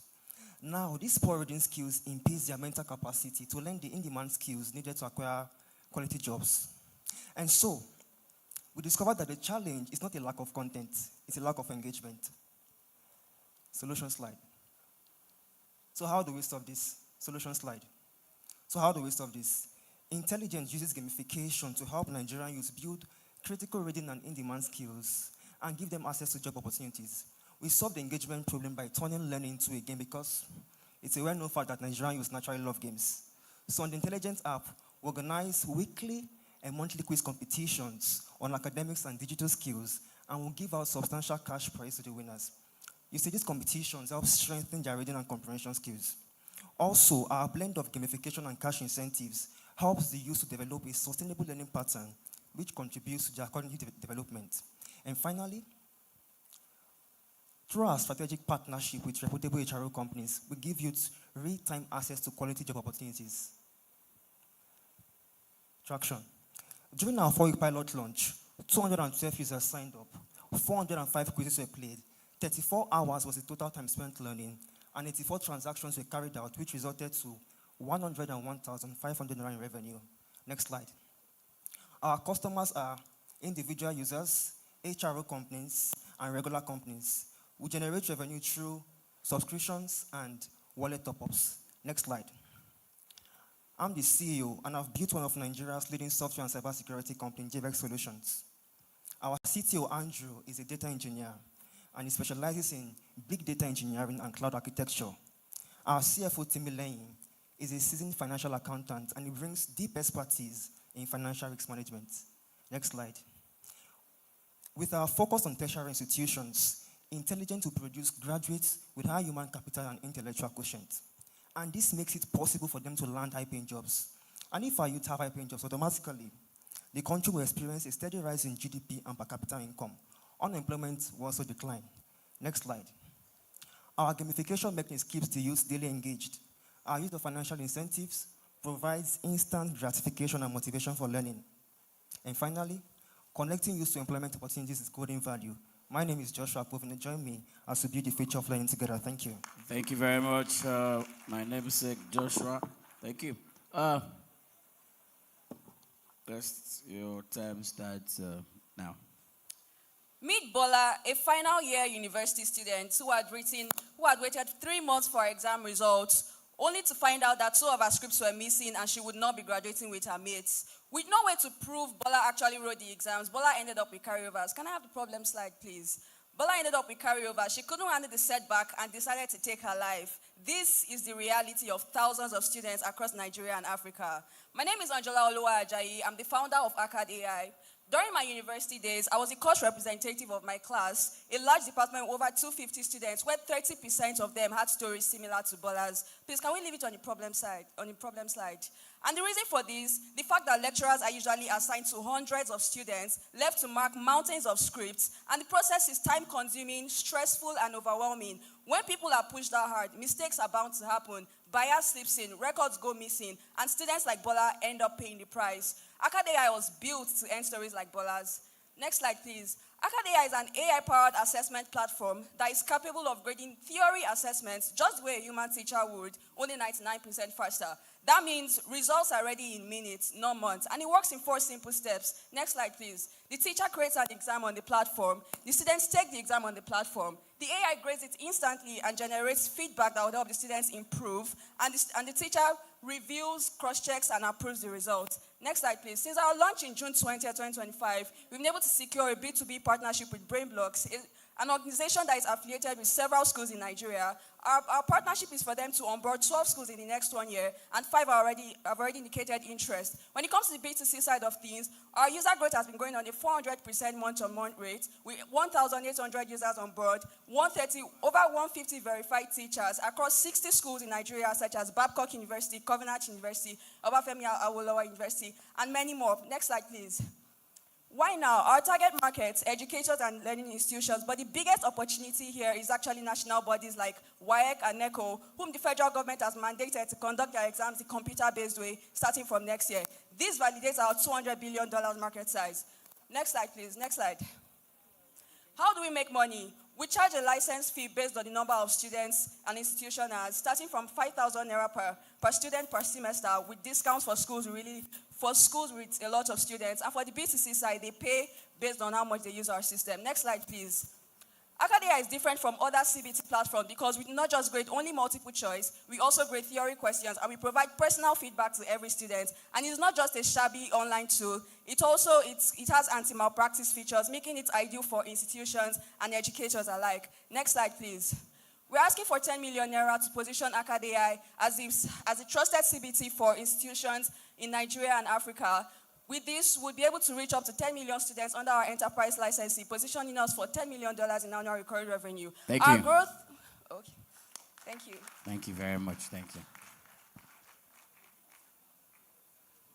Okay, so yeah, your time starts now. Good day, everyone.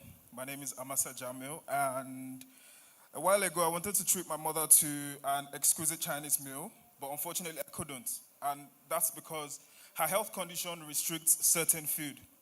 And then I realized that millions of people worldwide, globally, face the same restriction of food, either involuntarily due to health issues, just like my mother's, or voluntarily due to personal goals, just like myself, who is trying to build muscle.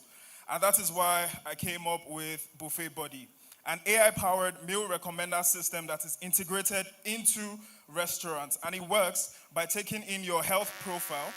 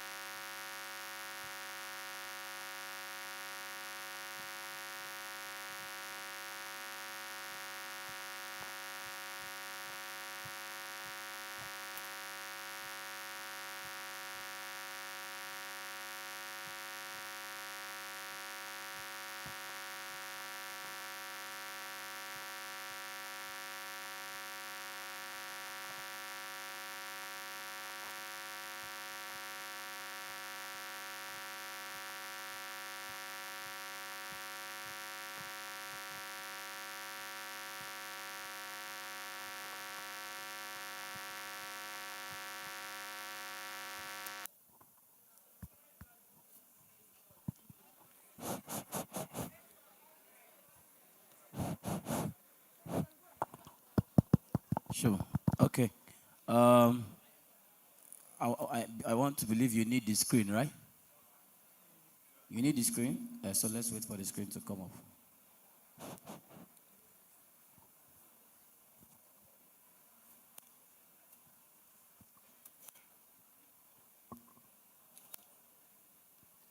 Are you good? It's not mine.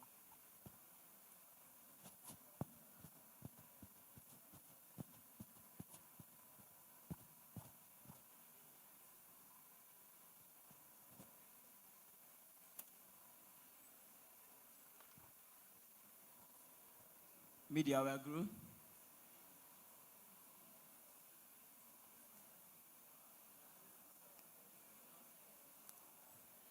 Media, can we go?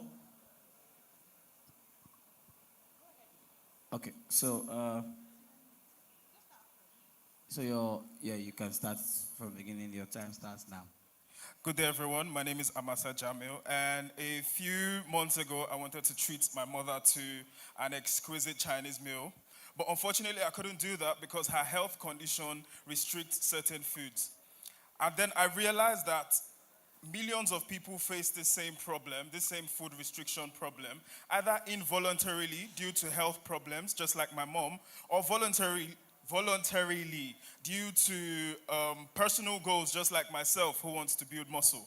And that is why I invented Buffet Buddy, an AI-powered meal recommender system that is integrated into restaurants. It works by taking in your health profile, which includes your health condition, your age, and your dietary goals and the likes.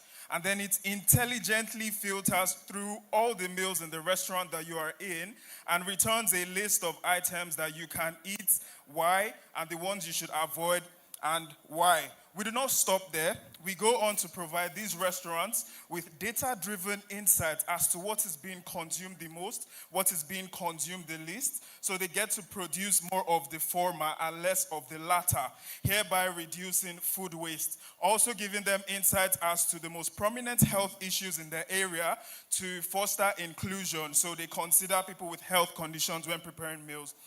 For our business, our product is a B2B2C, so our direct customers are the restaurants, hotels, and pretty much everywhere food is served. And our end consumers are diners, such as yourself and mine, such as yourself and me. And what makes us unique is that our AI model is culturally aware.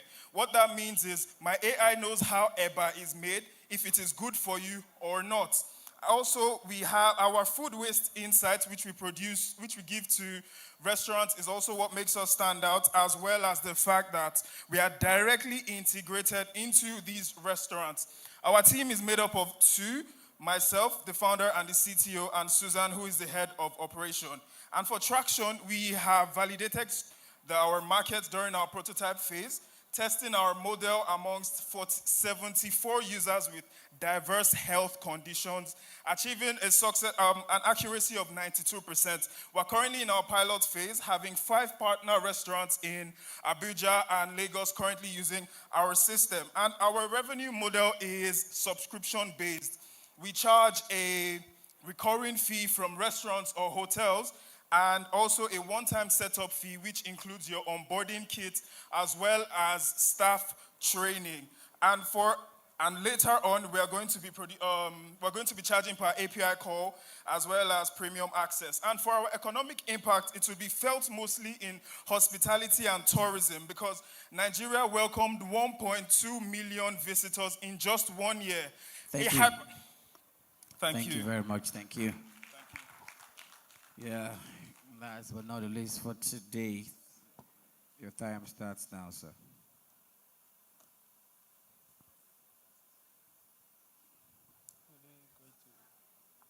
Sir, your time starts now, sir.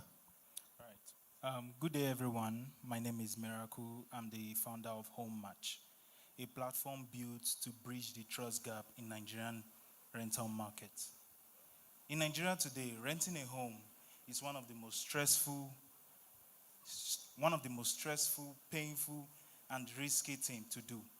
Well, tenants actually have to deal with high cost of inspection fee, fake listing, fake agent, while landlords, on the other hand, has to deal with unpaid rent and tenant that leaves without actually paying his due rent. That is what we are here to solve. In Home Match, we are a digital rental platform. We are a digital rental platform that connects verified tenants and landlords, managing the entire rent process securely. Tenant finds verified homes, apply, pay rent securely, all online from their devices. Landlords enjoy peace of mind because Home Match collects rent on their behalf, verify tenants, and handle all the legal paperwork. Who we serve and economic impact. Home Match serves both sides of the rental market. For tenants, we make it simple to find verified homes and pay rent confidently, no scams, no threats. For landlords, we guarantee timely rent payment, verified tenants, and complete property management. By doing this, Home Match is formalizing rent payment, building trust, and creating jobs for field agents, lawyers, and artisans. Nigerian rental market is valued at over 8 trillion naira, and we are positioning to manage a fair share of that transparently and digitally. So far, we have built our MVP, onboarded 5 landlords through our physical form, and we are prepared to launch here in Abuja. We have also conducted a survey where we asked over 100 people about their rental experience, and most of them actually said that it has been bad. And we asked them, if a platform like Home Match is to be available, would you be able to use it? And they said, yes, sign me up, because as long as it's stress-free, I wouldn't mind using it. So how does Home Match earn revenue? Home Match earns a 10% commission from every successful rent collected through our platform. As we grow, we also integrate a verified artisan network where we connect tenants to verified service providers and also earn commission from those small jobs. What makes Home Match different is that we don't just list homes. We manage the full rental relationships. We verify both sides, handle rent collection, back every lease with legal support. Landlord gets peace of mind, and tenant get exactly what they pay for, a safe and verified home. At Home Match, our goal is simple: to make renting in Nigeria safe, transparent, and stress-free. Thank you. Okay, so can we have a group photograph? Thank you. I was actually going to say that, so in all this speech, nobody's talking about rent, how to solve the problem of tenants. I was going to say it. I was just telling them now, if they finish and nobody says it, I was going to say it, and thank God you did that. Okay, so can we have that? Can we have that group photograph? Thank you. So we have a QR code okay, it's up there. So this is for feedback. So you want to give us your feedback on the whole conference. So just scan this and get to us. And then we have from Finland. Can we have that video for Finland embassy? We already, yes, we're shutting down. It's obvious from our voice that we're shutting down. Okay, can we have that video?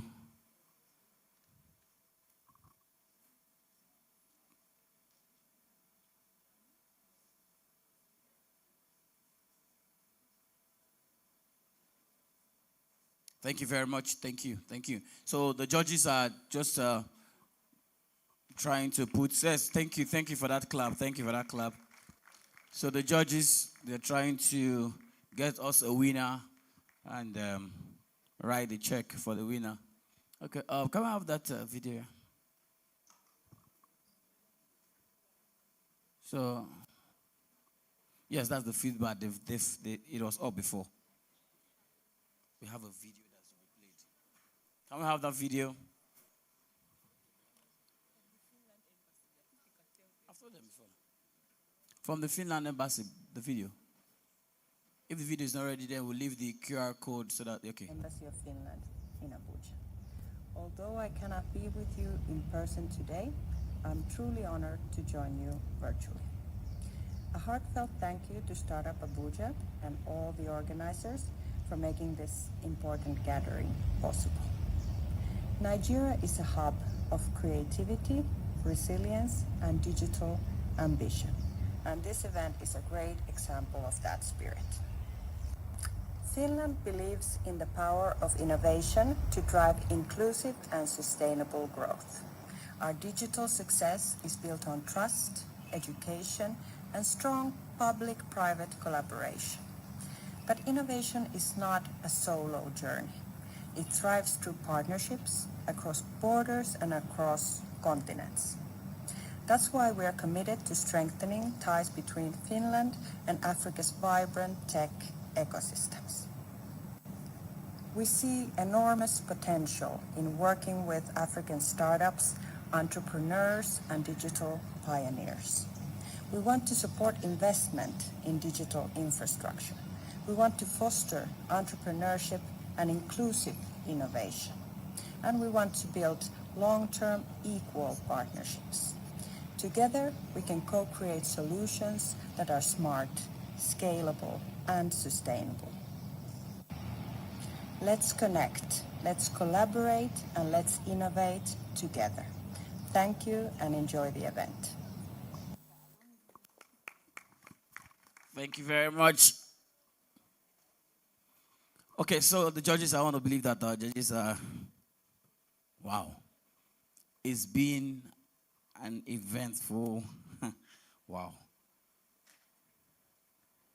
Thank you all for the time, especially those that came very early. Let's know how many minutes we are expecting. We're already rounding up.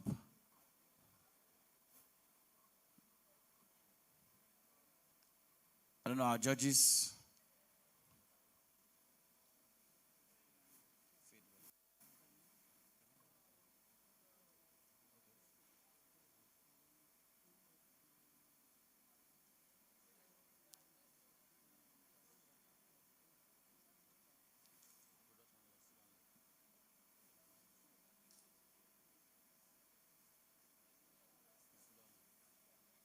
Okay, please, this QR code is still very, very important. We need to hear your feedback. We have one of our sponsors, Food Online. Can we hear from Food Online while we are waiting for our judges to just give us the name of the winners? Food Online, please. Actually, we actually need food offline right now, but let's just have Food Online. Okay. Yeah, I know why that clap is going down. Food Online.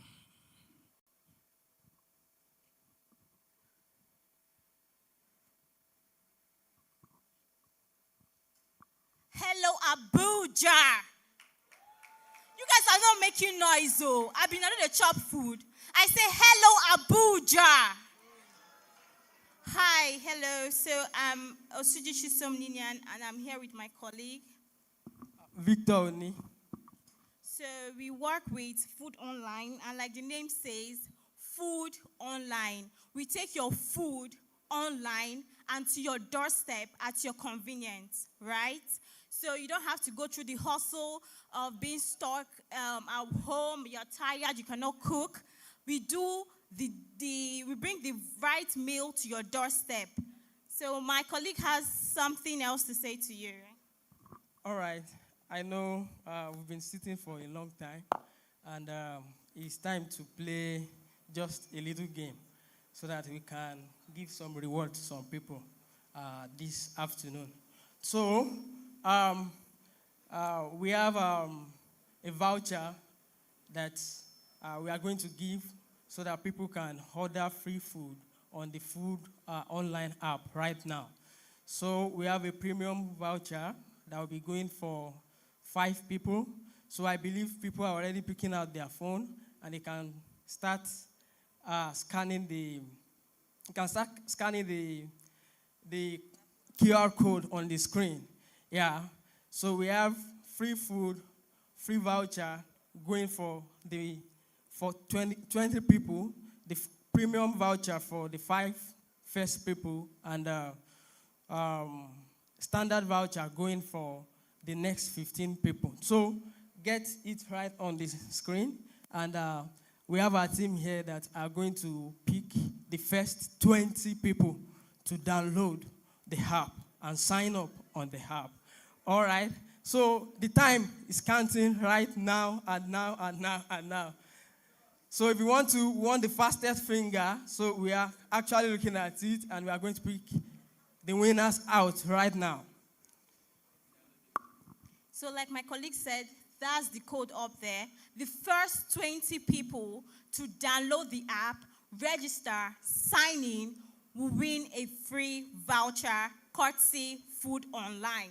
So our team is here. We're going to be getting the first 20 people. The first 5, they are getting premium vouchers. The rest 15, they're getting standard vouchers. So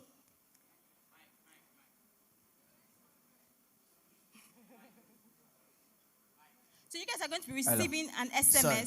Please, how do you know the first 20 people to download the app? How will you know? We know. You know the first 20 people? Yes. Yes, from the back end, we know. So the first 20, you guys are going to be receiving an SMS very soon. And if you do receive an SMS, you can make a video while making your order or enjoying your free voucher and tag Food Online. So he said they have made him to download the app outside already. So, okay, so the people that they have made to download the app outside already. Because they have made him to download the app outside. So bro, now, so do you have another phone? Okay, so you're going to be receiving an SMS on your phone. You can create a video when you're enjoying your free voucher and tag us on your social media platform. Yes, it's just at Food Online. HQ. So please enjoy yourself. And don't forget, please and please and please scan it, refer your friends. There's a referral code. You can refer your friends and you have a chance to win more vouchers, okay? Thank you so much and enjoy your meal. Thank you.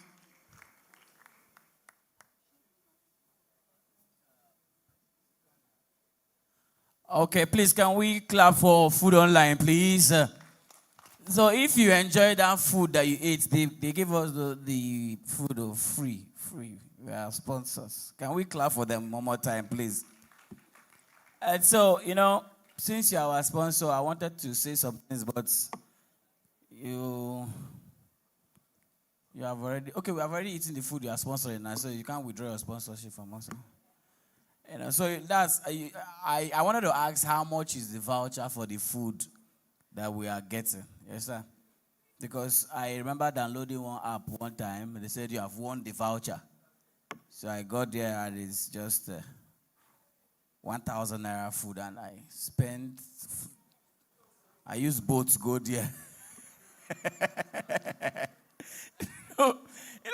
So I wanted to ask that question, how much is the voucher, you understand? But I trust Food Online. It's massive. That's a Google Online. Let's know how much is the voucher. This country is very, very beautiful. It's a very amazing country. So, but Food Online, we trust you guys. So we know. So those that downloaded the app, anybody downloaded the app, right? Go, you downloaded the app, right? Hunger, who use? That's a shot. Yeah. Whiskey fan, they got hungry.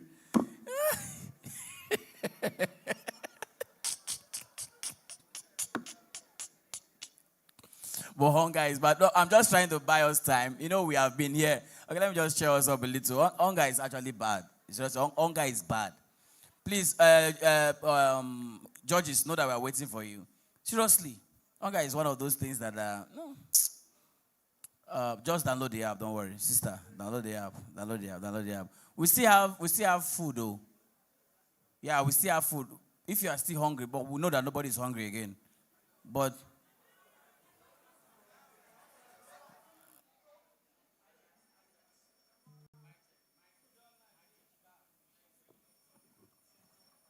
Okay. Funny enough, Aja, you know you have not. You only took water. Funny thing is that you have not contributed in this full conference, but this time, full time, you just protested. Aja, don't worry. Food will come. We still have food. Don't worry. We have food. It's just that the food, you know, it's a tech program, so the food is not here. It's online.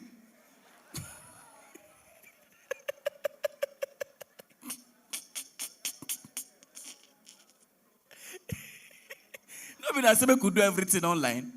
The food is not here. It's online. You say? You're there here physically. That's where we are going to. AI. You're not supposed to be here. You're not supposed to come here. So we are getting there. Just like what you were saying. Are we there yet? Or we're gonna get there. Eh? Now we say, may you come here.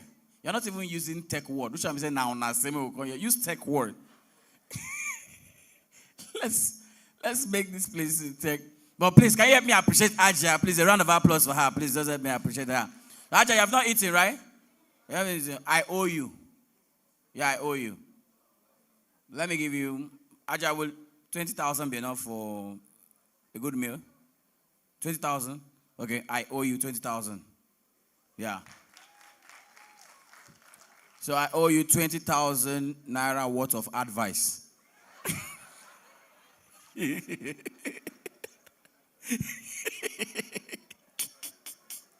go collect advice, tire. You know, all you had in this conference is free, right? Imagine if you are now to pay. All this one is free when I start. So 20,000 naira worth of advice I'll give to you. Don't worry, I owe you. But do you know that mothers are very special, right? If there's any is there any mother here, not lady, mother, can you wave? Mother, can you wave? Your mother? Not unwanted pregnancy, like mother.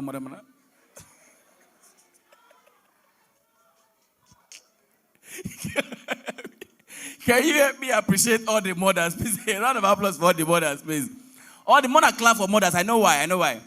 Now, do you know why I say you should clap for the mothers, right? See, I was opportune to sit with my wife in the labor room 5 years ago, right? When she pushed my son from 12 to 12 the next day. Yeah. From 12 in the night, that's 12 p.m. to 12, all right? To 12 noon now, 12 noon the next day. And then the baby was not coming out, so I had to go for CS. And then they brought out the child. What am I trying to say?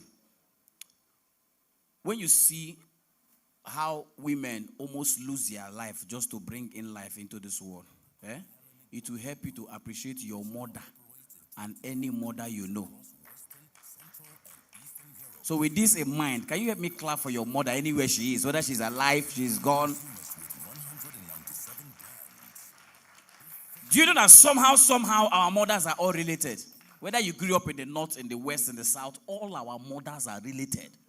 Maybe not the mothers of this present age, but those days, all our mothers are related. I prove it to you. If your mother ever went out for an event, maybe a burial, because you can't say tech event. Don't think your mother consign tech event. Maybe burial, birthday, wedding, wakekeeping, and came back home with a takeaway in her pack, something like Coke, like rice. She came back with a takeaway. Fathers know they do, and fathers they chop them outside. Your mother came back with a takeaway. Can you wave? Can you wave? Can you wave? Can you wave? You see now? You see? Wave where? Wave where? Respect your mother. Wave. You see? That's it. That's just one. No. Number two. Visitor comes visiting you guys. Your mama dey here. Visitor dey here. You come dey there. They come.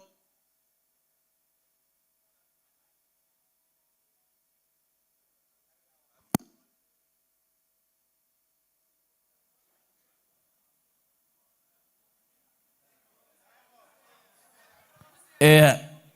Make I use AI, man. Wow, we are not there yet. So that your mom is here, visitor is here, you are here, and then they give the visitor chin-chin. Every mother did this one. Your mother is able to communicate to you, telling you, don't touch this chin-chin. In fact, go inside. But she did not open her mouth to talk. She just used her eyes and you understood everything she said. Can you wave? Can you wave? Can you wave? Can you wave? Can you wave? Yeah. Back then, if my mother just look at you and do like this, that is stand up. So you will stand up and your eyes will be in her eyes. If the eyes go up, down, that is get out. But you know that there are some very wicked visitors.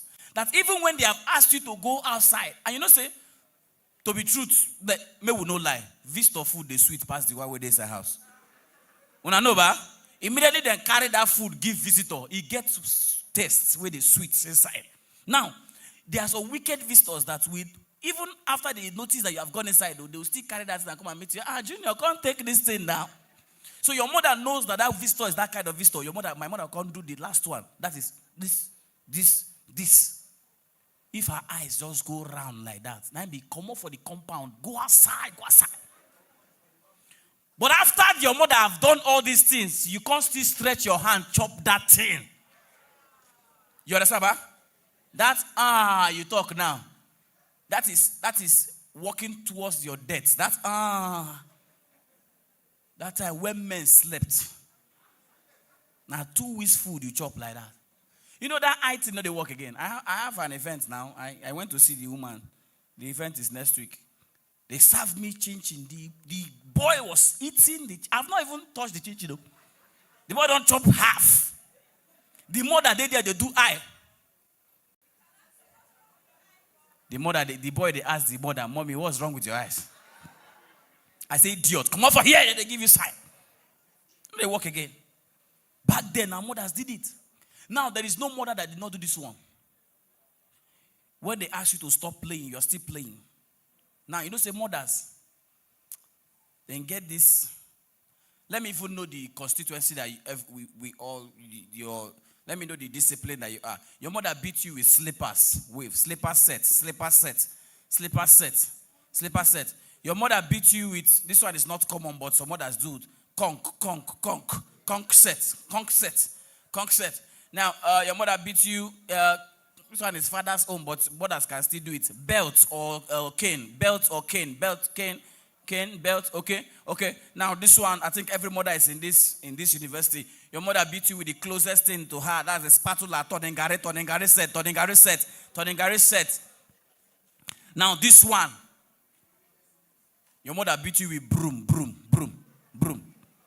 Now, this one, most of them, they APC now. But guy, you just the wave says, your mother beat you with everything. Are you a vagabond? Your mother beat you. Everything just the wave. Who you be safe in this body? You disturb your mother. So now, your mother wants to tell you to stop. You see they do that thing. Now your mother can't beat you. You know, say when the beating pain the child, the cry comes from within. Something like this.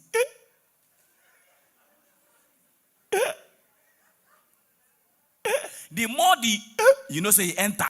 Now when the cry don't they come out, reach your esophagus, your mother can say, if I hear, you go here. Can you hear me appreciate your mother, please? Appreciate mothers. But if I ask this question now, between man and woman, who they enjoy life past? You see now? You see? From this side that they hear man. Let's check it. When you give birth to twins, please, judges are waiting for you. When you give birth to twins, boy and girl, which one go first grow past the other one? When they enter primary school, who will give pocket money pass? February 14th, Valentine's Day, who will get gift pass? Who talk that in there? Every time now girls they receive gifts pass. No, they stop to buy singlet and boxers. Now, when they 21, 22, 23, 24, they won't marry. Between the girl and the boy, go first marry. Then become grandfathers, grandmothers. So then go carry about a high target, Hollandese, Peruvian hair, Mongolian hair, Brazilian hair, color 1, color 2, color 3, bone straight hair. And who they go carry only aromatic snap.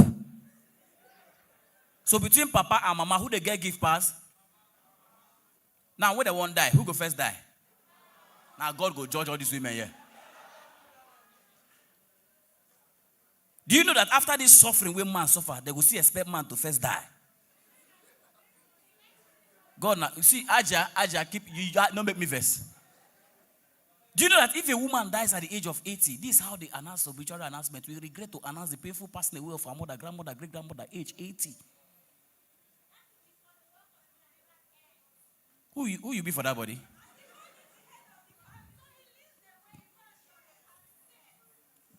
This person no fit win pitch. Oh. See, I said there. Hope so that you don't represent the deep thing. Oh. Now AI. Oh. That's how they announce the death of a mother. But let a man die with gratitude to God for life well spent. We announce the glorious exit of our father and friend, age 40. If you are a man, clap for yourself. Would they try? Would they try? Would they try? All the sweet song for this life, now mothers get them. Sweet mother. If you are able here, nemo, nemo. That's it. The only song they sang for father. Na papa no deo. Waiting papa, waiting no. Waiting papa do. And do you know that somehow inside this hall now women now like themselves more? I prove it to you. If there is any lady sitting close to a lady, just watch when I go discover that women now like themselves the more. Even inside this thing, men don't really like themselves. Let's prove it. There is a lady sitting side by side to a lady in this hall. Can you do these two things for me? Look at yourselves. Tell that next lady, you are looking beautiful. Now, look at that same lady. Now, give her a kiss here. You are looking beautiful. Do it. Good. That's for the ladies. Now, if there's any guy sitting close to any guy,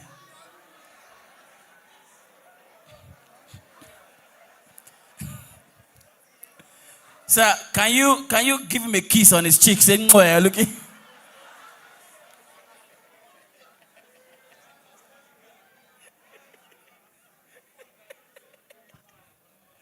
Why can't we kiss ourselves?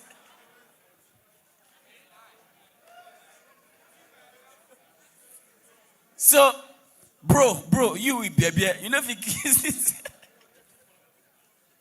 you know if you kiss this guy. No, that's it. Women love themselves the more, but we just stay here like that. We need to wake up, men. We need to wake up. So I kiss this guy.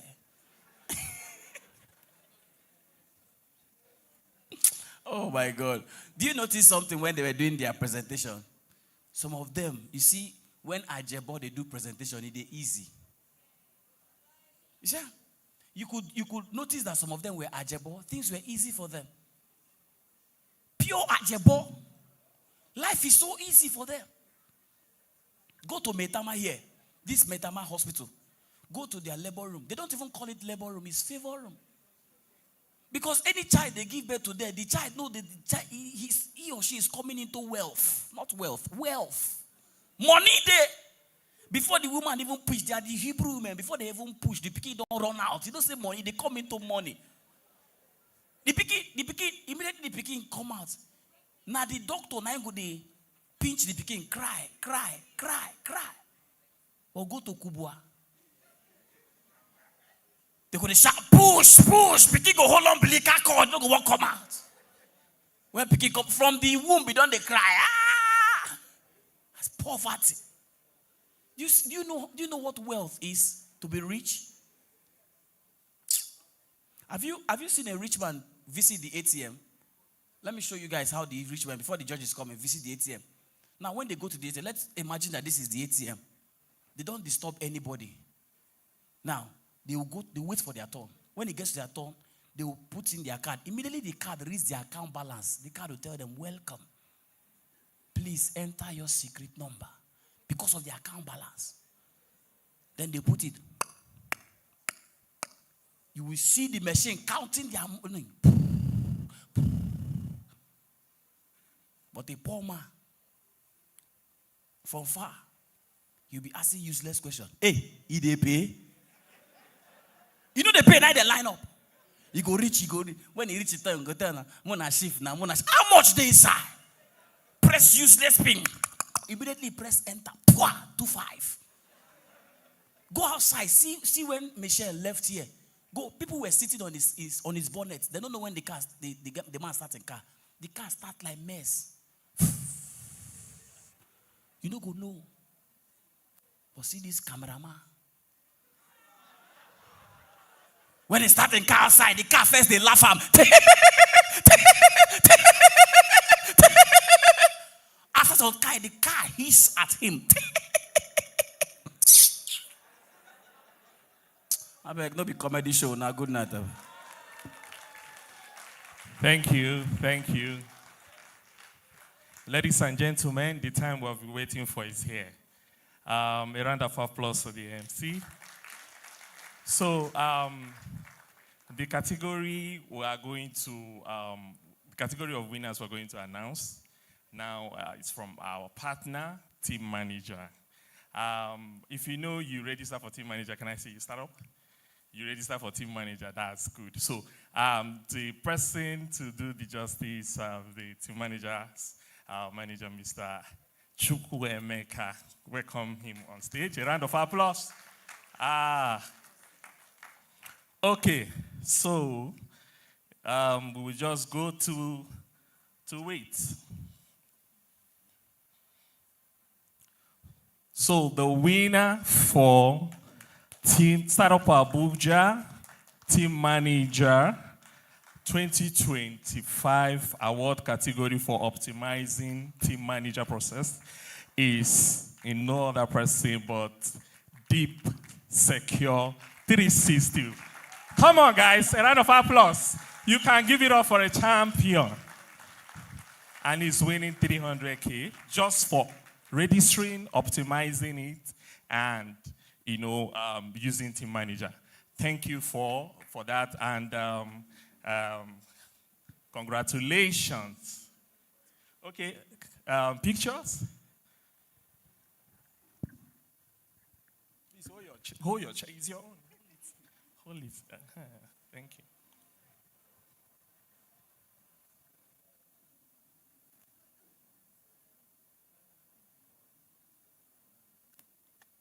Thank you. A round of applause. You can go with it. Okay. Just hold on. We'll take picture together. So the second category goes to. I beg your pardon. Sorry.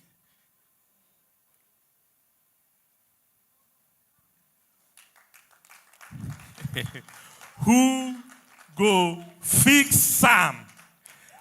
A round of applause for Who Go Fix Sam. They came second in using Team Manager and optimizing it. Congratulations to you. Make it snappy, please. Thank you. Congratulations to you.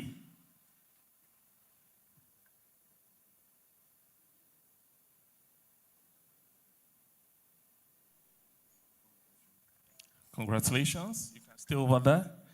And the third category. Enic Investment Limited. A round of applause. A round of applause for Enic Investment Limited. Thank you. Thank you. You can make it snappy.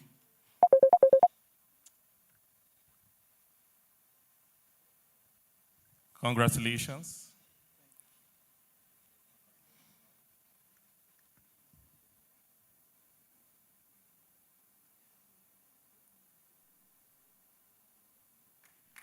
A big congratulations. So let's have just a round of photograph.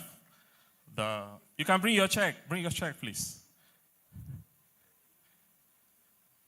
So we have the first. Yeah.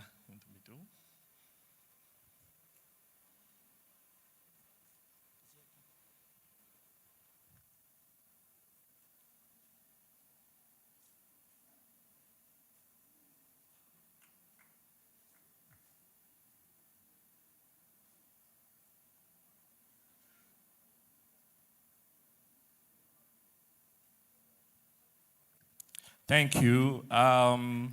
MC, Please, I will welcome you to the stage while the big result is on the way. Thank you.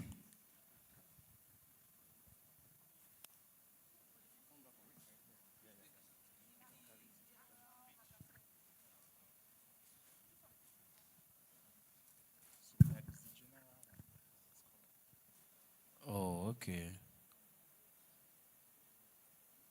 Okay. Okay, you collect them from them. This is one collector for them. I think APC don't do pass like this. Yeah, collect them. Collect your check. Yes. Okay, maybe they are hoping that they will still win the big one, so no point to collect the small one. Who go fix them? Who you want leave them for? Come fix them. Don't worry, if you doesn't mean you still win something big. Let's go. Judges, how long do we have to wait for this? How long, please? We have to wait because some people are already praying that they win this money. And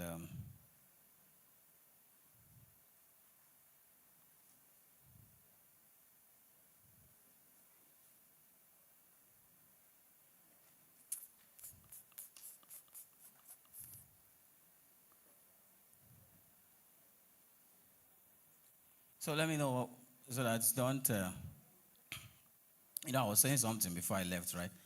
I was saying something about having the ajebos, right? I was saying something. Wait, the white man is gone. Oh, I needed him. Any other white man around? Okay, yeah, still around. So, and guy, if you raise that hand there, oh, don't do that. Don't do that now. Now, this, you say you've been in this country for 7 years. You're brown. Now, still white now. All of us, all of Nana, we go for this. So, you've been in the country for 7 years, right? We're not really, you've been in Abuja for 7 years, or so no, you have not. You are still foreign. If you don't reach like 10 years, you are one of us. You are still, for now, you are still Ajebo. You understand? You see, Ajebo life is very easy. A lot of you here don't understand what it means to be Ajebo. While we were growing up, they had adverts for Ajebo and Bako. For those that know this advert I'm about to sing right now, they are Ajebo. You see a very beautiful girl come up to do this pitch. Nitrisi, my favorite drink, my only drink, another name for vitamin C, and more satisfying.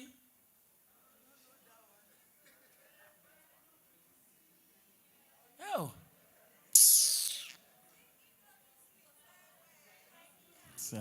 You're a disgrace. Yeah.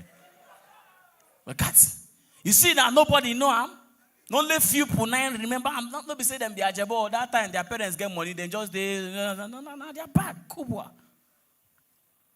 Look at only few people. But if I sing this next one now, Bako advert, everybody know I'm cowbell. Rubbish. Cowbell our milk.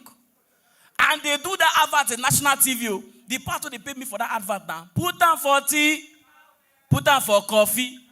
Put down for Akamo. How do you mention Akamo in national TV? Akamo. You couldn't even say put down for custard. Akamo.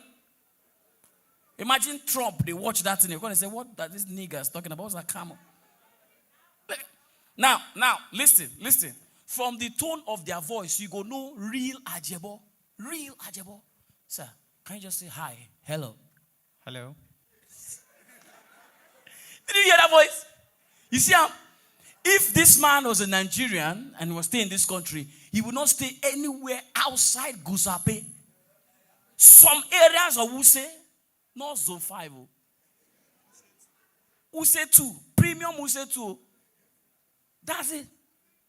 Asokoro, not Asokoro 2. Metama. You live in Otako? Jabi, not a spoiler now. You should be Jabi back again. No, now, God, calm down now. They spoil the thing now. They hype you, they make yourself that. Who goes you there? And they try to help the guy. See the spoiler. Which one be Jabi Park? No. Don't say that. Don't say that. That was off camera. Now, you heard his voice, right? You heard his voice. Sir, when I say hello, say hi. Hello. Hi.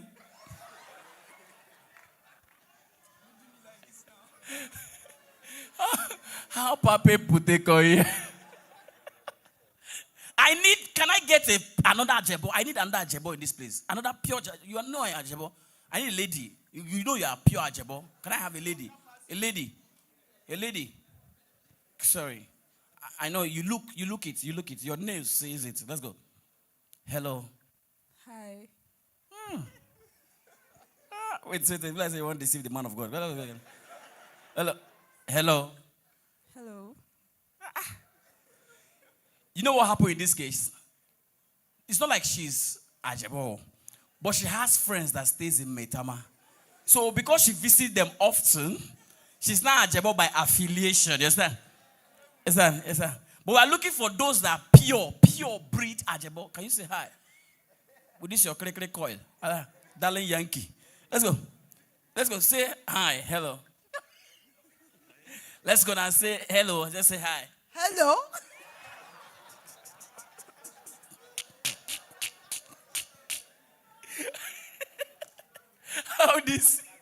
How this in we get take on here? How you take off from Newi? Now night's boss take on here. Now the high was too deep. High. Now peace mass take off here. Jesus. It's a very thick. Hey. Bro. Just say hi. Hi. That's it. Zuba came. No, seriously. You see from their voice, you will know. Ajebo and Bako, from their voice, you will know. Look at it. Sir, you know we are the same. No, I'm Ajebo now. Okay, you guys have not seen my former picture. My throwback. You don't see my throwback? No, go online now. It's MC Miti, MITI. That's my handle. You guys know now. Just check my. Okay, you see my throwback? Don't look at it at night, too. Listen, see, for even the nursery rhymes we sang back then, you will know whether you attended Ajebo school or you attended Bako school. Don't worry. You understand what I mean now? Let me open it so that you see. You know, we said just pitch. Pitch here. Some people could not pitch. Oh. I saw one sister from Lost Choosing. Come pitch. Yeah. I was preaching instead of to pitch. They say pitch, you are preaching. Okay, listen. If your school fees was expensive back then, you attended expensive school, your nursery rhyme, maybe let's say from 200,000 naira school fees. No, not now that school fees is something else. But then if you are paying 200,000, that means you are really, you understand? If you pay 200,000 naira school fees, you will know this song. Few people will know it. Who sat and washed when sleeping on?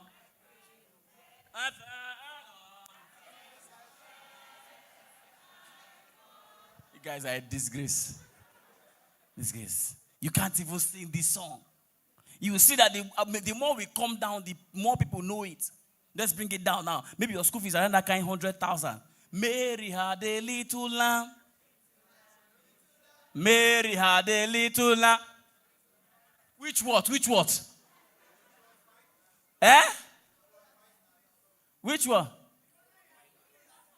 Baba. From that far now, your mouth to the corner. I tell me, you dey test mouth odor, but see mouth odor is bad though. I'll come back to mouth odor. You just reminded me of something. I don't know why. You just threw my mind to something, but I'll come back to that. School fees only come down now 50,000. Row your boat.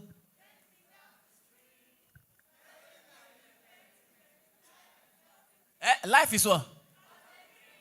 I bought a dream. School fees don't cheap. 20,000 naira. We are HA. See them.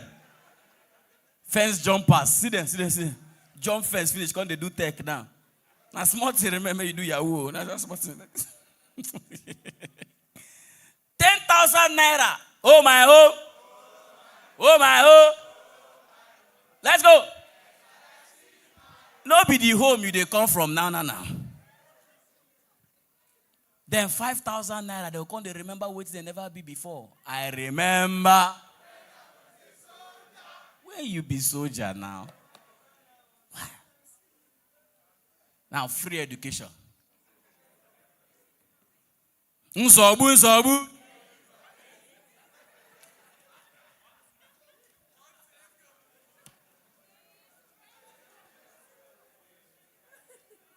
Abi if you are in the north, Damaliyo.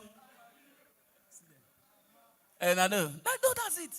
You see how you are happy, excited because your life story they talk about now. That man where they there, you see the way as he just spoke, I perceive. You know, there's a kind of mouth odor you perceive. You know that there's onions inside. Oh, you don't know?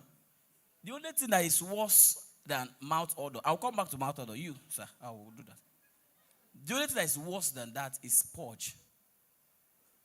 Now listen to me, sir. I don't know whether this is Pakistan, sir. I don't know, sir. You people know about purge in Pakistan. Purge.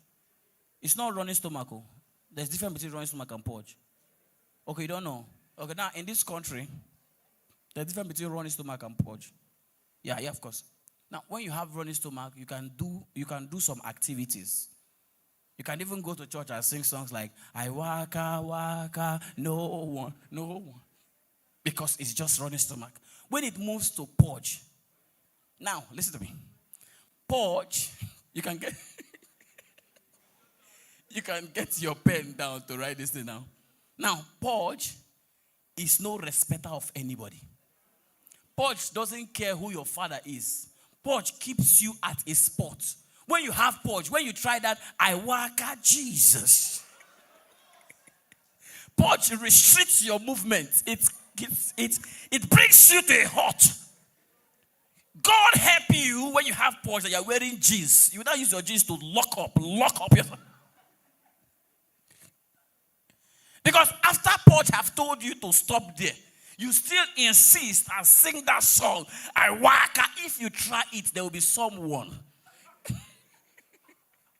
You know that's what I say. I waka, no one. If you try it, there will be someone. Purge is bad. The worst place purge can hold you in this town, Abuja, when you're not driving, is central area. Are we good? We've got it now.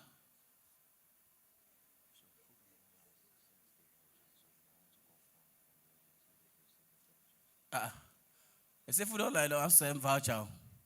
Anybody receive voucher? No. And you know talk. Greedy people. Come, you have received voucher. Wave. Let's count. Let's confirm. Food online said they have sent voucher. 1, 2, let's go. 3, 4, 5, 6, 7, 8. Wow, that's nice. You too, 9. Guy, talk true. You get voucher. You get ba? Okay. You go need that more. I bet where I be there for that joke, sir. The worst place purge can hold you in central area. No bush anywhere. But let me give you tips, just in case you're not driving and it holds you in central area. This is what you do. I remember that time when I wasn't driving. He hold me one time for central area. Purge. Serious one. The pure breed purge. As if they were singing for me. Elu muloko, ala muloko. Nowhere to enter. I saw one Sterling Bank. I entered inside. Now, you know, because you cannot carry purge and enter inside bank and just go straight to the restroom, you don't for your hand. So you have to do other activities for them to feel that you did not just come to use their restroom. So when I entered, they saw me. The guy came to me and said, MC, do you want to deposit or withdraw? I said, I came to deposit. No be deposit account deposit. And I didn't even have an account with them. That was my first time of entering Sterling Bank. So, of course, they gave me deposit slip. I couldn't write, but the port was already down. So I couldn't write anymore. So I called him. I said, come, where's your restroom? He said, upstairs. And I went upstairs, helped myself. The question now, how do I come down, walk out without depositing? Because that guy don't already look me as in helper. Say something will come out from me. But thank God. God gives idea. Yeah. One idea just dropped. I came down. I called the guy. I said, come. Is this Sterling Bank? He said, yes. I said, my God. I was looking for Stanbic IBTC. The man said, when you go outside, go left. I said, that's it. That's how I left. So just in case you are in that kind of predicament, if you just come down, just use it. You see bank, fast food. Where else? Let's go. Where else? Petrol station. Don't purge very well. You have deposited many things in different petrol stations. That's it. Now let me go back to that brother. I need, so I don't know. Can you come? I know you want to come. Come. Guy has been wanting to come since. No, just come this way. Come. Now, listen to something about mouth odor, right? Now, listen. Bro, what else, sir? What's your name, sir? Albert Faith. Albert. Okay, now, something about mouth odor is that, like I went to a church, and they saw me from the door and said, Smithy, you sing, right? I was like, okay, I tried. It's okay. Come. We have soprano, alto, but we don't have tenor. Can you help us back up tenor? And they had just 2 mics, so I had to share mic with either the soprano or the alto lady. Now, when you are sharing mic with someone, this is how it goes. Praise the Lord. No, now, sorry now. It's a joke now. Why are you making it real? No, calm down now. I didn't say you should talk. Now, immediately you talk, you can't make it like I live inside the joke. No. Now, this is how you share mic. So that whatever this guy has, he gives to you. And whatever you have, you give to him. You understand? This is it. Yes, sir. Say hello first. Hello. Okay, thank you very much. Hope the guy no pitch you. He pitch? Okay, he pitch next year. Okay. I will not be there.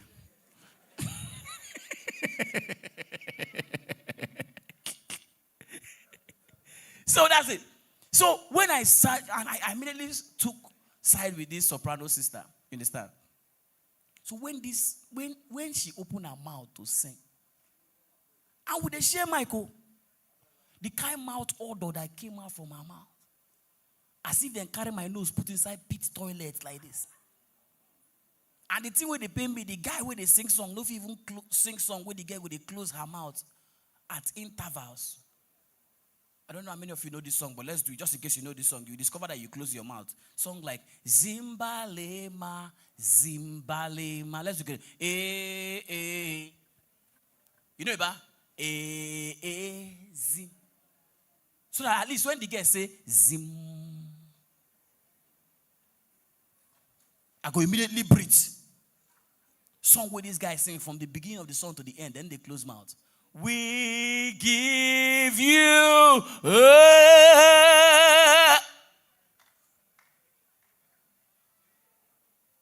So, bro, and the guy say they talk to another person. No, don't say the by the closed nose. Guys, calm down. Ladies and gentlemen, let me go around now, as I've told, let's just get feedback of people here before the judges come in. Just give us what you've gotten from this conference in the next 10 minutes, 5-10 minutes, and then the judges will be around. I just got that now. So let's go. I take this row, I take this row, and I take this row. So, okay, on this row, there's someone here. Not you now. Hello, Abuja.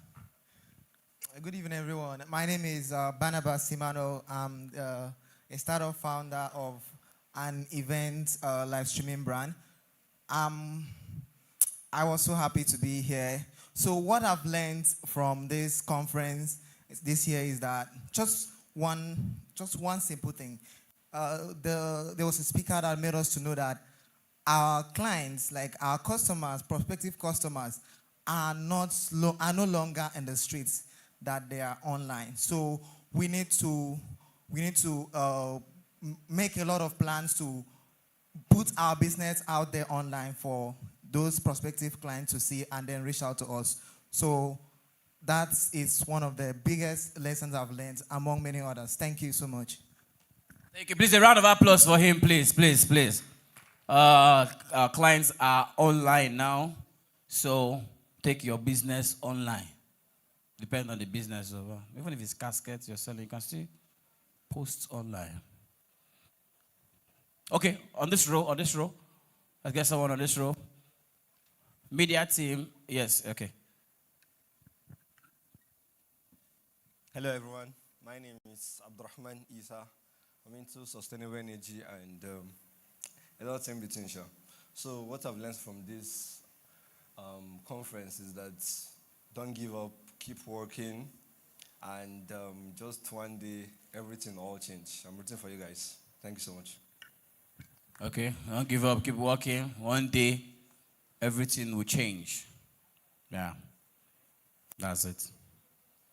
Everything will change. Everything must change. It's definite. Everything must change. Just keep working. Everything must change. Yeah, could change positive, could change negative. You die. Just that must change. Yeah, good. Two people. Okay, let's go with this young man. They were coming. And Good evening, everyone. My name is Busari Rakib, and I'm in EdTech. So from this program, I've learned that you need to join a community of like-minded people. And if you're a startup founder, you need to join hubs and accelerator early so that it will guarantee your success.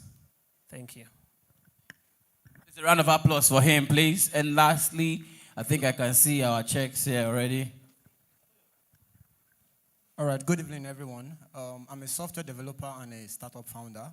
For today's program, I think the take-home for me is while building solutions, we should use tools that are affordable, scalable, and also tools that are open source, nothing complex. Yeah. Thank you, please. A round of applause for him, please. A round of applause for him. Thank you all, thank you all, thank you all, thank you all. I think my own take-home from all this is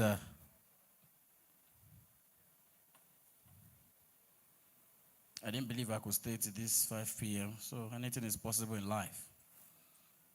That's my take home, right? Didn't know I could stay without food, yes, sir? So anything is possible.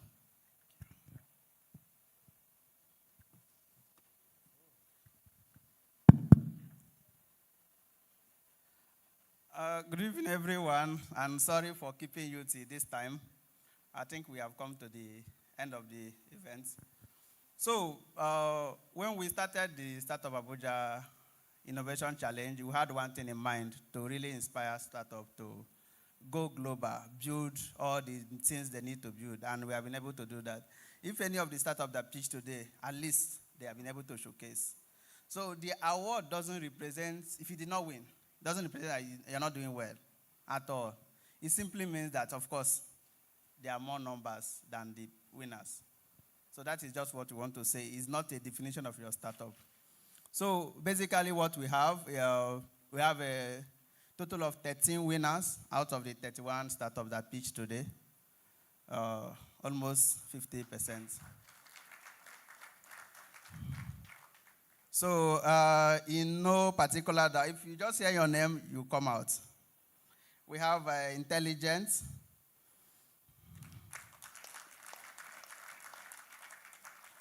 We have solve. Venin AI. A-Score. Rip Vest. Home Match, Ledger Finance, Nition,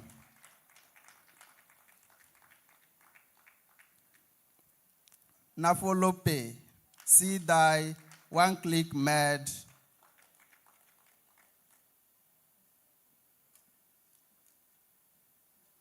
Are they up to 13?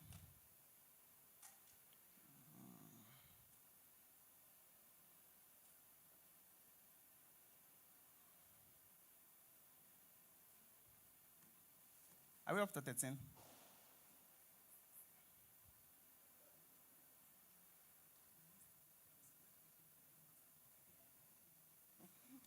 Okay, and Abokina.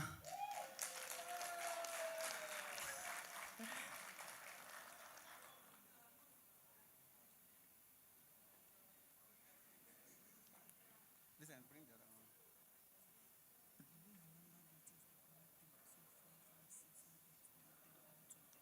one. Okay. Okay. So on the 13th position, we have intelligence.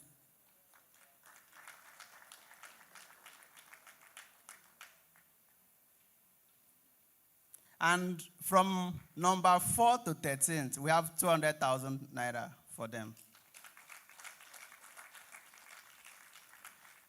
We can just call finish, then after we take pictures. Then we have solve, number 12.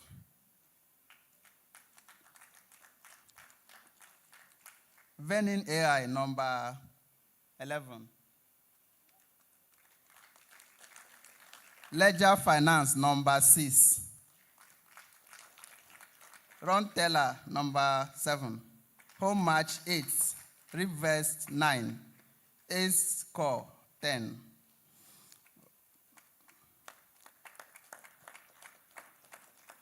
I know people will be wondering who is the winner at this point.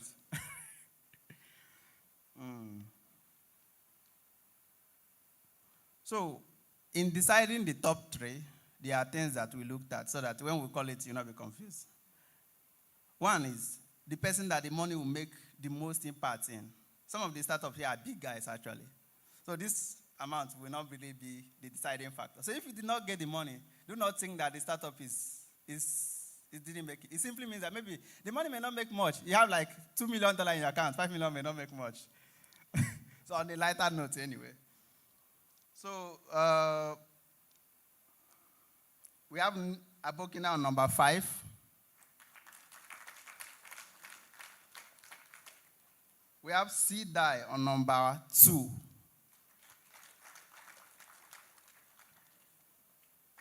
We have Nafoli Pay on number 3. And then the winner for the competition is One Click Med.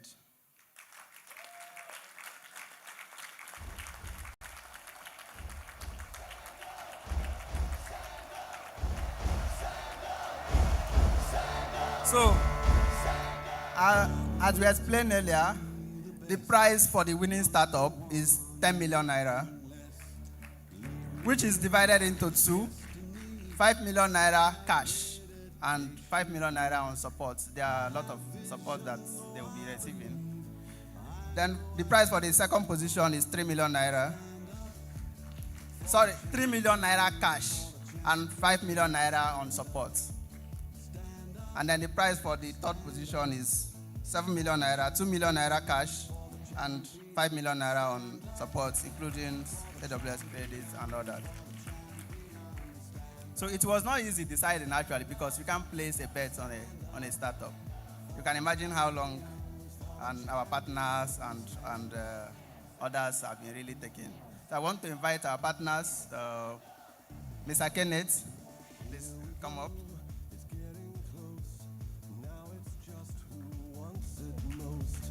It's just life, that's how it is. Cause we have and weaknesses. Oh, I have vision, oh, can't you see? I'm on the move, make way for me. So stand up for the champions, for the champions. Stand up. We are inviting Mr. Kenneth to help present the... Yes. To help us present the... Please go.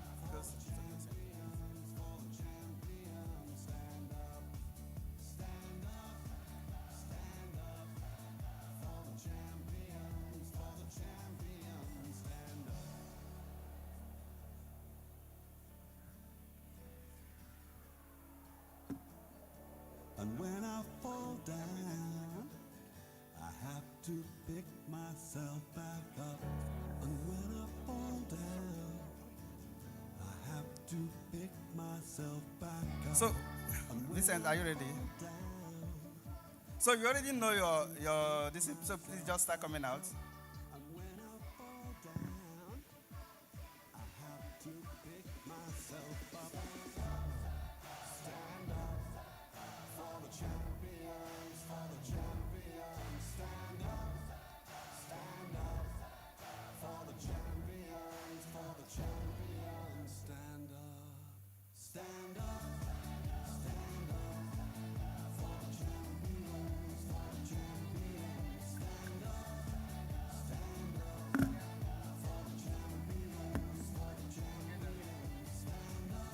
Listen.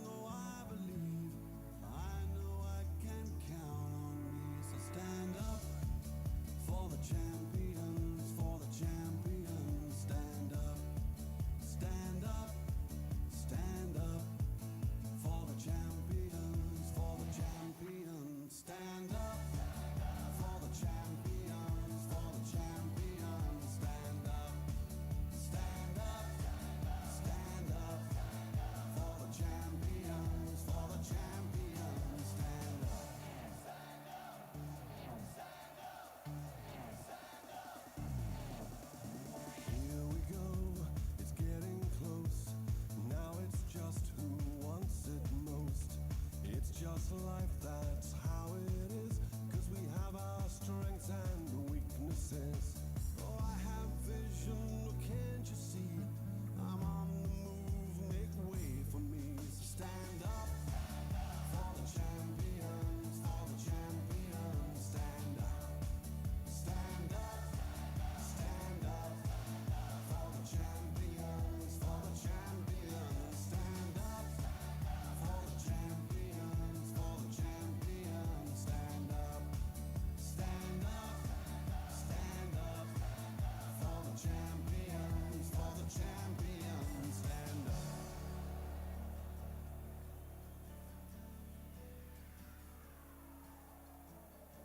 And when I fall down, I have to pick myself back up.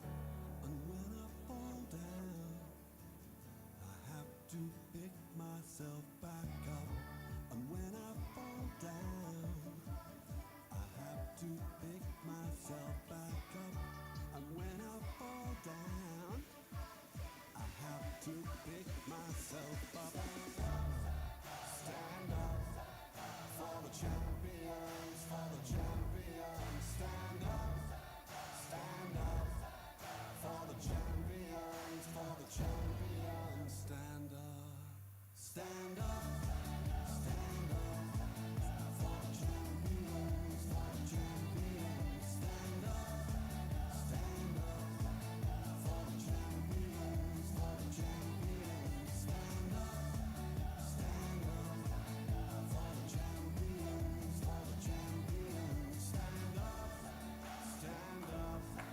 for the champions, for the champions. Stand up for the champions, for the champions.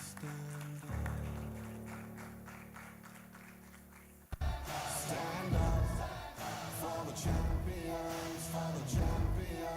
Stand up for the champions, for the champions. Stand up, stand up, stand up for the champions, for the champions. Stand up for the champions, for the champions. Stand up. So we know that one thing about startup is also the ability to recognize. And some people with these certificates, they will turn their startup around. They say they have won big something. And it is actually big something. So we also prepared a certificate of this award for each of the startups so they can hang in their office to remind themselves that they came and conquered out of 5,000 other startups. So we are just going to present certificates. No more picture, but after everything, everybody will take pictures together. So, Vincent, can you distribute certificates? Destiny. I have waited patiently. I have vision, though I believe.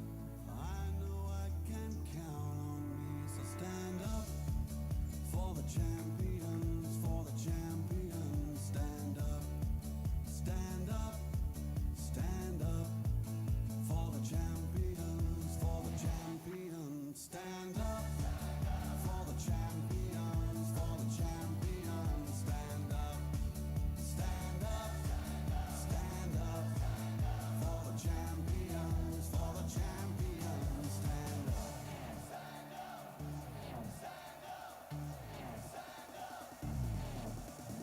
Here we go, it's getting close.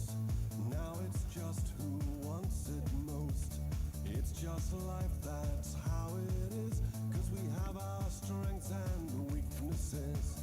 Oh, I have vision, oh, can't you see? I'm on the move, make way for me. So stand up for the champions, for the champions. Stand up, stand up, stand up for the champions, for the champions. Stand up for the champions, for the champions. Stand up, stand up, stand up for the champions, for the champions. Stand up.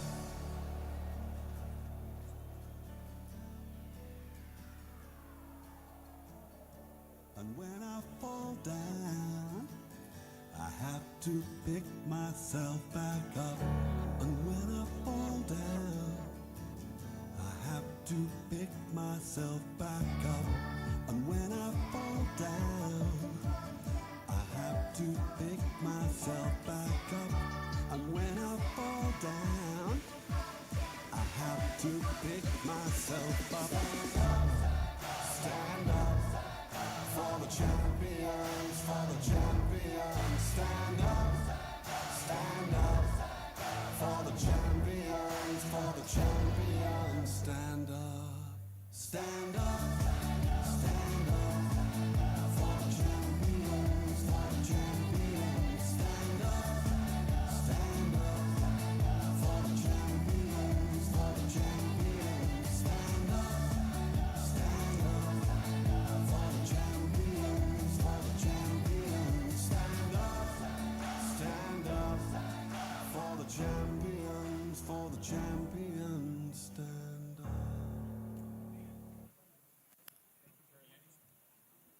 Ladies and gentlemen, thank you for your time. Thank you for your patience. We sincerely apologize for keeping you this at this point. We want to deeply appreciate all the startup on behalf of Startup Abuja team and management. Okay, we now have presentation.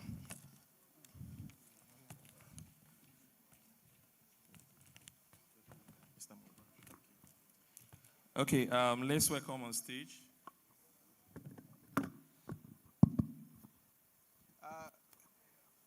When we started hosting the Startup Abuja conference, somebody have always been with us from the beginning. You have partnered with us. You have gone for meetings with us.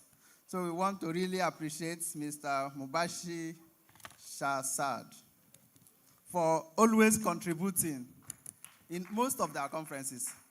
You have been part of us from the very beginning. Thank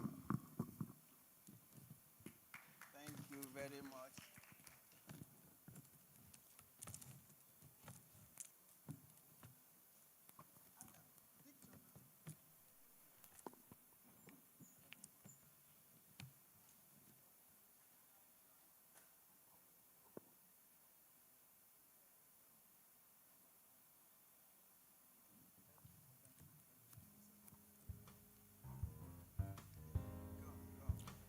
Okay, the next appreciation goes to Miss Lillian Okonkwo. You agree with me, she did well during the panel section. Please, let's have her come up.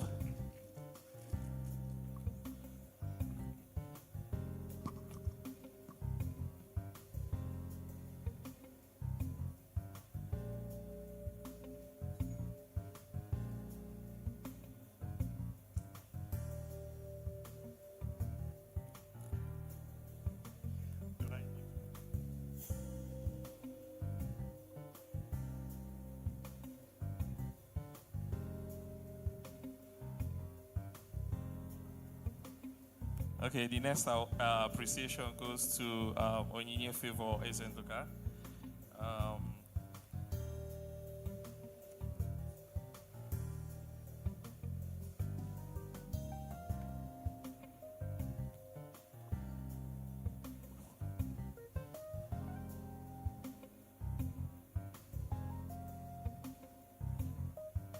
And the next one, Mrs. Blessing Nelson, our able MC.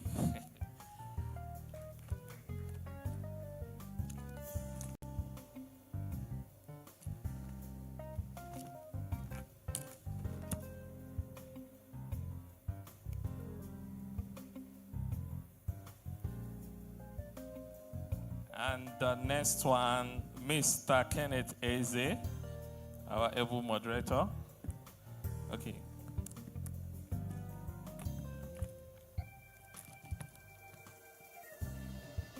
Okay, he's not here. We'll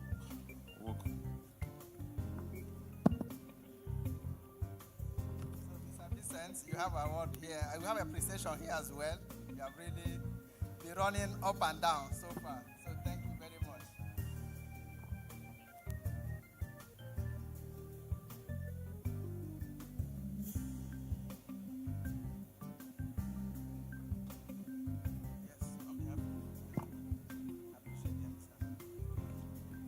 Okay, ladies and gentlemen, I just want us to know that we really appreciate you. We appreciate our MCs, we appreciate our speakers, all the founders that came from far and near. I mean, we appreciate you. We thank you. And our partners, we appreciate you. On behalf of Startup Abuja and the team, we want to wish you safe trip to your destination. Startup Abuja Conference 2025/Innovation Challenge and Hackathon Challenge has come to an end. Thank you. Good night.